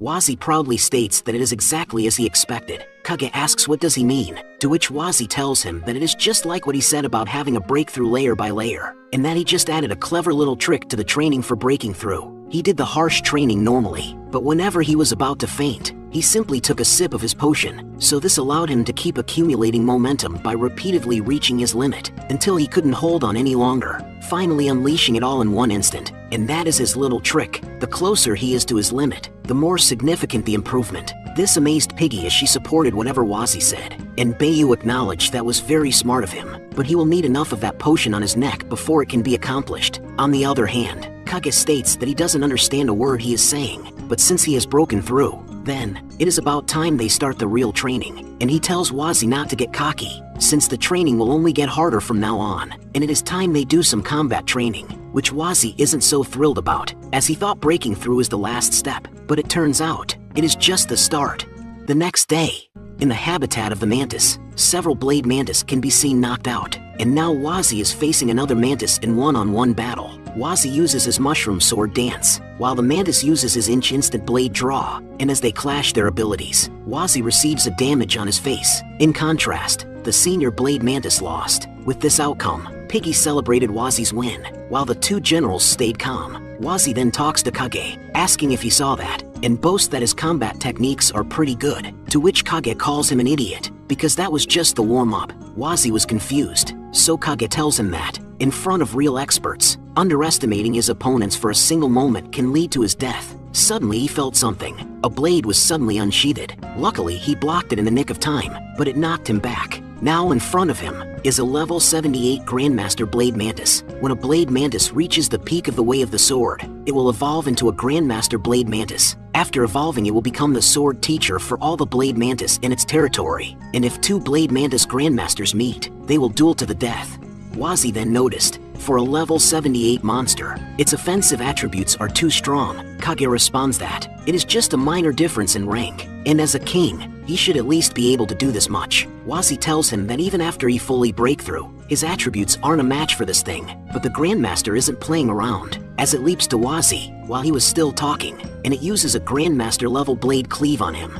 At a later time, they have set up a camp to rest, and Piggy is busy being helpful, stacking herbs, while Wazi is badly injured. He then tells them that was way too hard, so he asks if can't they find an opponent that at his level. Kage replies that, if it was someone else, yes, but not him. This confuses Wazi, so he asks why, to which Bayu responds that it is because he is training to become a king. Only by fighting opponents of a higher level can he show his full potential. Then Kage adds that, among the humans that attacked the Mushroom Kingdom back then, many of them were of a higher level, but all of them were beaten back by the previous king anyway, all except the last one. The generals then tell him that there are two areas he needs to improve on right now. First, there are a lot of excessive movements in his swordplay. Second, he needs to learn how to bring out the true strength of his weapon, the Mushroom Rapier. Wazi was clueless, so he asked how, to which Kage explained to Wazi that the Mushroom Rapier is the legacy weapon of the Mushroom Kings. It will appear by itself in front of the king through miraculous ways. Although he is not sure how he got his hands on it, he can tell that Wazi is not fully compatible with it yet, and he is yet to find a combat style unique to himself. This confuses him more, since he believes that it is just a normal sword. Other than being unbreakable, it doesn't have any other abilities. Meanwhile, Piggy is still busy stacking herbal stems in the background. Bayu then states that the late king's rapier was formed from 1,000 absorbing mushrooms. That's why it has the ability to absorb and release energy. This made Wazi realize that no wonder why the level 60 Mushroom King could beat that level 69 warrior back then. It turns out that his weapon had a unique ability, and with this, he assumes that all he has to do is learn how to make his mushroom rapier absorb and spit out energy, which he earned a bonk to the head for being a dumbass. Wazi asks Kage why he hit him. He is a patient, to which Kage asks him if he was even listening. Then Bayu explains that throughout history, all the mushroom rapiers were unique. Their attributes are based on the king wielding them, so each king has a different fighting style. so she advises Wazi to think carefully. Then she asks how did he get his mushroom rapier. He answers that it came from a tree branch. Kage is shocked to hear what Wazi just said, so this made him facepalm. As he sigh, since he believes it is over, and they are doomed. In contrast, Wazi picks up his sword and remembers something, but before he can say it, his wounds open up again, and all of his mushroom juices come out from him. The next day, in front of the Temple of the Mantis, the Grandmaster Blade Mantis is sitting all alone meditating, and Wazi is in his battle stance to challenge it again. So Wazi charged at the Mantis, which it opens its eyes as Wazi got closer, and it knocked him to the ground. Kage sighed as he saw Wazi getting his ass handed to him again, but Wazi wasn't done, so he went for another attack, but the Grandmaster Mantis just cleaves through him again. Therefore Bayu declares that Wazi failed. However, Wazi's fighting spirit isn't diminished as he asks to try again, and went to charge at the Grandmaster Mantis for another round. And as their attack clashed, and the Grandmaster Mantis confidently put his sword back in its sheath, but he was surprised to see Wazi is still standing. In contrast, Wazi was now more confident as he claimed that he finally saw the Grandmaster Mantis's movements, and his Sage Mode mastery has increased from level 7 to level 8, to which Kage is proud that there's little improvement, but that doesn't mean he can defeat the Grandmaster Mantis now, as he was knocked to the ground again. This made him realize that seeing its movements aren't enough. It's useless if his body can't keep up. Kage then points out to Wazi that he has gotten rid of a lot of excess movements, but it is still lacking, and if he can't win against something of this level, then what will happen when he faces the Eye of the Firebane Guild? Bayu tells Wazi that he has a talent, since he was able to improve so much in less than a month, so she advises him to try his best to activate the special ability of his mushroom rapier. But Wazi is visibly frustrated, because he really doesn't know what's the special ability of his sword, but he's still charged to attack, and as they fight, Bayu reminds him that he has the king's heritage, and he is the only one who can do it, so she advises him to recall how his sword was formed. This leads him to more questions than answers, as he asks himself how a branch of the divine tree transformed into the mushroom rapier, and what's his connection with it, while Kage assumes that, as a mushroom king, Wazi doesn't even look like a mushroom, so maybe that is why he can't use his sword. But suddenly something clicks inside of Wazi's brain. As he heard these words from Kage, he finally realizes something. When he uses Mushroom Bash, while in his human form, it turns into an enhancement of his legs that allows him to dash and jump with incredible power. When in monster form, he is using the abilities of a monster, but as a human, his abilities will change into something suitable for a human to use. Strictly speaking, it is no longer an ability, but mushroom magic. Although Piggy and Aunt Bayu can also transform between the two forms, he is different from them. Using the mushroom rapier, he can use it to freely change his abilities between the two forms. This will allow him to combine his mushroom abilities and mushroom magic into one. What's more, that tree branch originally had the ability to accumulate power. With that, he could store magic power and use it to dish out an extra powerful attack or replenish his own. Meanwhile, Kage is amazed at how Wazi is utilizing his ability to transform between human and monster forms to throw off the Blade Mantis Grandmaster's rhythm, and Bayu acknowledges that Wazi is closer to unlocking his full potential, while Wazi just obtained a new profession called Magic Swordsman. On the other hand, the Grandmaster Blade Mantis is now serious, so it uses its ability called Oscillation. Now the speed of it greatly increased. The two of them both charged at the same time, and at the speed which only a few can reach. The Mantis strikes, but Wazi dodges it, and now he is behind the Mantis, so he didn't waste his opportunity to attack it. But now the Mantis is in rage, as it counterattack with multiple strikes, which Wazi was able to dodge, utilizing his ability to transform. Then he leaps towards the Mantis and uses Spore Explosion to hide his whereabouts. But the Mantis learned from his mistakes, so he waits for Wazi to appear. So when Wazi emerged from the clouds of Spore to attack it, the Mantis can now clearly see Wazi. So without hesitations it separates Wazi's head from his body, which shocked the three immensely. Unexpectedly, multiple of Spore clone Wazi emerged from the Spore clouds. This confuses both Piggy and Kage as they asks what happened, while the multiple Spore clone Wazi uses their abilities simultaneously and confused the Blade Mantis. Now that the Mantis was overwhelmed by the multiple clones in front of it, it just decided to cleave its way to lessen the clones, but it wasn't enough, as Wazi proudly claims that this is his new ability, and it is called the Mushroom King's Regal Spore, and uses fourfold Mushroom Sword Dance, and successfully strike the Grandmaster Mantis, completely defeating it. After that, his spore clones vanished, and the system congratulated him for defeating an elite monster, and he has received 15,000 experience points, and he increased his heritage ability, Regal Spore, to level 10. This outcome makes him happy, making him blush. At the same time, Piggy is happy for him. Then Bayu states that every cloud has a silver lining. The Regal Spore can only be used to spawn the most basic mushroom monster, but because Wazi's form is also locked to that form, those spawns can also transform into a human. He is likely the only Mushroom King that could do this. So, she concludes that the Mushroom Tribe is in good hands, which Kage 100% agrees with her. A few moments pass by. The Blade Mantis tribe bows as a sign of respect. As Wazi's group leaves the place, Wazi just discovered that Kage and the Grandmaster Mantis know each other, to which Kage tells him that they met when his master and him was training in the Tempest Grasslands, and the Grandmaster Mantis hadn't evolved at that time. Then he tells Wazi that it is enough of talking and orders him to move faster. Bayu was just informed that Wazi has an ability that shows him a map, so she asks Wazi, how far is the source volcano from their location? Therefore, Wazi looks at his map and tells them that they are still quite far away. Based on their speed so far, it will take them about 6 more days, to which Bayu responds that it is too slow, and Kage shouts at Wazi as he asks how can he still run at the same speed. That is the previous him. He has already improved so much, so Kage decided that he has only 3 days to reach the source volcano, which Wazi realizes what Kage is saying is right. He is stronger now, and with his improvement, Piggy, Bayu, and Kage might be able to snatch a tablet from Golem's apostles. So with this, he happily picked up the cart and went on their way. The closer they got to their destination, the more bandits and ferocious monsters appeared, but Piggy and Wazi were able to beat them back without any problem. And now, Wazi is at level 62, and Piggy is at level 60, and they are more powerful than ever before. A few moments pass by. The system reminds them that they have a mission yet to be turned in, and a gold inn is nearby, so it asks them if they would like to visit the nearby gold inn, to which they decide to go, since it is just on the way. Inside the gold inn, Wazi tells them that it will be quick, so he asks them to sit down first, and to promise not to cause trouble, to which Kage tells him to just do that and reminds him not to forget to ask for information about their targets.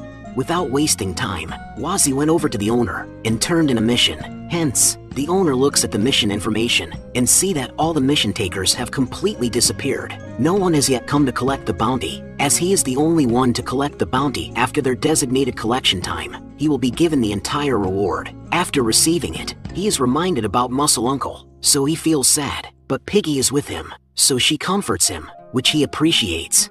The owner then shows some of the new missions, so he gladly looks at it. However, he is surprised to see there are so many missions to kill monsters attacking cities. Moreover, all of them are high difficulty missions. The owner explained that there had been a sudden increase in unknown and vicious monsters in the Tempest Grasslands. They have destroyed many towns. Although the Sword Saint Guild has already sent out members to slay these monsters, there are too many incidents too far apart for them to handle everything in time. So, some towns are still in danger. He reminds Wazi that a monster that can destroy an entire town is not to be trifled with. He can look at all the adventurers here and see for himself. Even the 6 great guilds have suffered casualties. Wazi states that he originally planned on taking a mission on the way, but he thinks it is better to avoid unnecessary trouble. Suddenly Kage appeared beside Wazi and called him an idiot, and asked him what is he afraid of, and no matter how strong those monsters are, can they be stronger than the enemies they would face? So he told Wazi to just take it as the next part of his training, to which Wazi realized what Kage is saying is right, since he is not the same as before. Worst comes to worst, there is also Bayu, and Kage with him. With this he is now confident to see just how difficult an S-ranked mission is. Therefore he asked the owner, what is the monster closest to the route leading to the source volcano? The owner responds that the closest monster on that route should be mission number 3, and the difficulty is A rank. But before he could finish what he is saying, Wazi accepts the mission. Then Adrian drunkenly approaches Wazi from behind, surprising both Wazi and Piggy, while he tells Wazi that they have also taken that mission, and asks him to come with them, to which Wazi politely refuses. But Adrian is so drunk to understand personal space, and keeps pestering Wazi, as Adrian tells him that they are also from the Walrus Ivory Guild and they are very very strong. But luckily Adrian had too much to drink, so he collapses on the spot. So his guildmates picked him up and apologized to Wazi's group. for Adrian's behavior, but suddenly Elifei appeared in front of them, and she stated that, on the way here, they went to all the places that were being attacked by these unknown monsters, although the Sword Saint Guild members had already cleared the battlefield, but judging from the traces left and the amount of destruction, those unknown monsters are no joke. And as she was talking, Wazi notices her ears. He concludes that she is from the Fey tribe, so he uses appraisal on her. Now he sees that she is only a level 33 spirit archer, while Elifei still has the audacity to suggest that they should forget about going there, and to not overestimate themselves. Otherwise, they will only be heading towards their own death. Wazi thanks her for the reminder, while he was thinking to himself that this is his first time meeting someone from the Fey tribe. However, her level is too low, but the way she talks and the fact that she is part of a big guild made Wazi assume that she is just hiding her strength.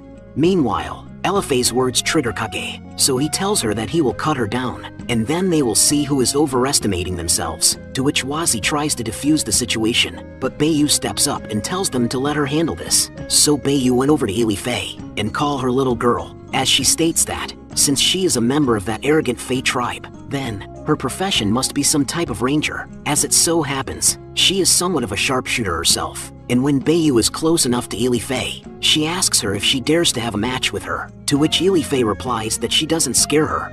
Suddenly a spear guy appears in the scene and asks Elifei not to cause trouble, since they are about to set out. He asks her to just focus on the mission at hand, to which Elifei is annoyed by his presence. The spear guy introduced himself to be a combat instructor of the Walrus Ivory Guild, and his name is Eugene Gate. He is also Elifei's team leader, so he explained that she's got a sharp tongue, but she does not mean anything bad. As her instructor, he apologized in her stead, but suddenly he noticed Bayu's beauty and was mesmerized by her, so he kneels on one knee and rephrases what he said, and since their destination is the same, he asks politely to allow him to escort Bayu and calls her beautiful miss, to which Bayu coldly tells him to scram. By her instant rejection, he now likes her even more. Elifei calls him an idiot and tells him that she won't waste any more time here as she leaves the scene. So he stands up, and since they are all headed to Lift Station Town, he will see Bayu again, and he will be sure to wow her with his valiant figure in battle in their next meeting. It won't be too late to accept him then. So, he says his farewell and went on his way. As Eugene is leaving, Bayu asks if Wazi also detects it, to which he responds that he senses an aura of a monster on his body. Kage states that it is not just any monster, it is a dragon. Bayu adds that being able to tame a dragon is not a small feat. That person is anything but weak. Now Wazi knows he is a legendary dragon knight. Speaking of which, he doesn't think he has ever met a monster of the dragon species yet. Kage responds, so what if it's a dragon? The last time one of those tried to attack the Mushroom Kingdom, he made it into a side dish for his alcohol. Bayu tells them that they should also get going, otherwise, Wazi's mission target might get stolen by them, which Wazi was excited about, since he kinda wants to see a dragon knight in action. A few moments passed by. They were now inside the Lift Station Town, and people were running around in panic. Bayu couldn't believe a single monster had done this to a human town. With no time to waste, they decided to go to where the battle is, while Piggy and Wazi feel an uncomfortable magic fluctuation emanating from that direction. After they arrive at the scene, Bayu asks Wazi to switch to his monster form, to not expose their identities for now. She commands them to try to find a higher vantage point, and she asks Kage to come with them too. Wazi asks if it is a good idea since Kage can't transform after all, which Kage didn't like to hear. Still, they traveled together anyway.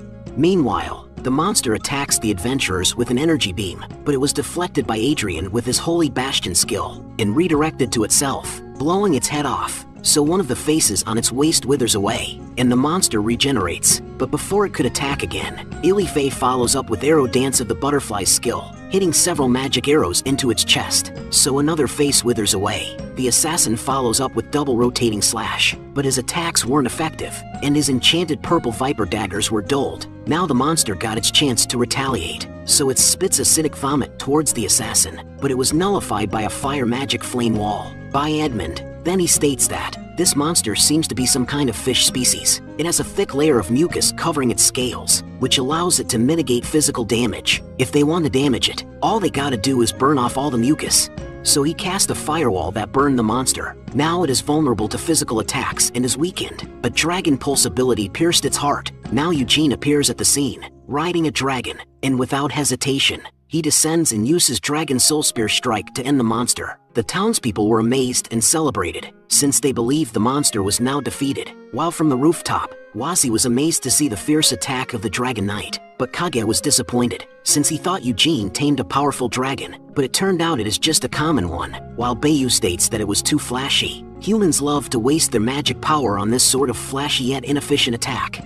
At the same time, the other adventurers celebrate their victory as they assume that their job is finished. Edmund praises Lord Eugene, worthy of being a Dragon Knight, while Ili Fei boasts that she will surpass Eugene very soon. But their fight is far from over, as the spear of Eugene was thrown in front of them, and when they look up, they saw Eugene is being entangled by the tentacles of the monster, while his magic power is being drained. In a pinch, he calls for his dragon, so it formed a fire in its mouth to attack, but it got pierced instead. But the monster's attack wasn't finished, as its tentacles slashes downwards, slicing the dragon in half. Shock can be seen on Eugene's face. At the same time, the other adventurers launched their powerful attack to help Eugene escape, which also made things hard for them to see, as dust covered the place. Still, Adrian felt something was coming over, so he stepped forward to block the attack, but the monster is now more powerful than ever before. Therefore it pierces his shield, killing both Adrian and the assassin. Adrian's last words are to warn his guildmates to run and save themselves, but Ili Fei was too shocked to even move, so Edmund went to her and cast his magic barrier to deflect the attack, but the monster was too much for them to handle, so the barrier breaks, and both of them were knocked out.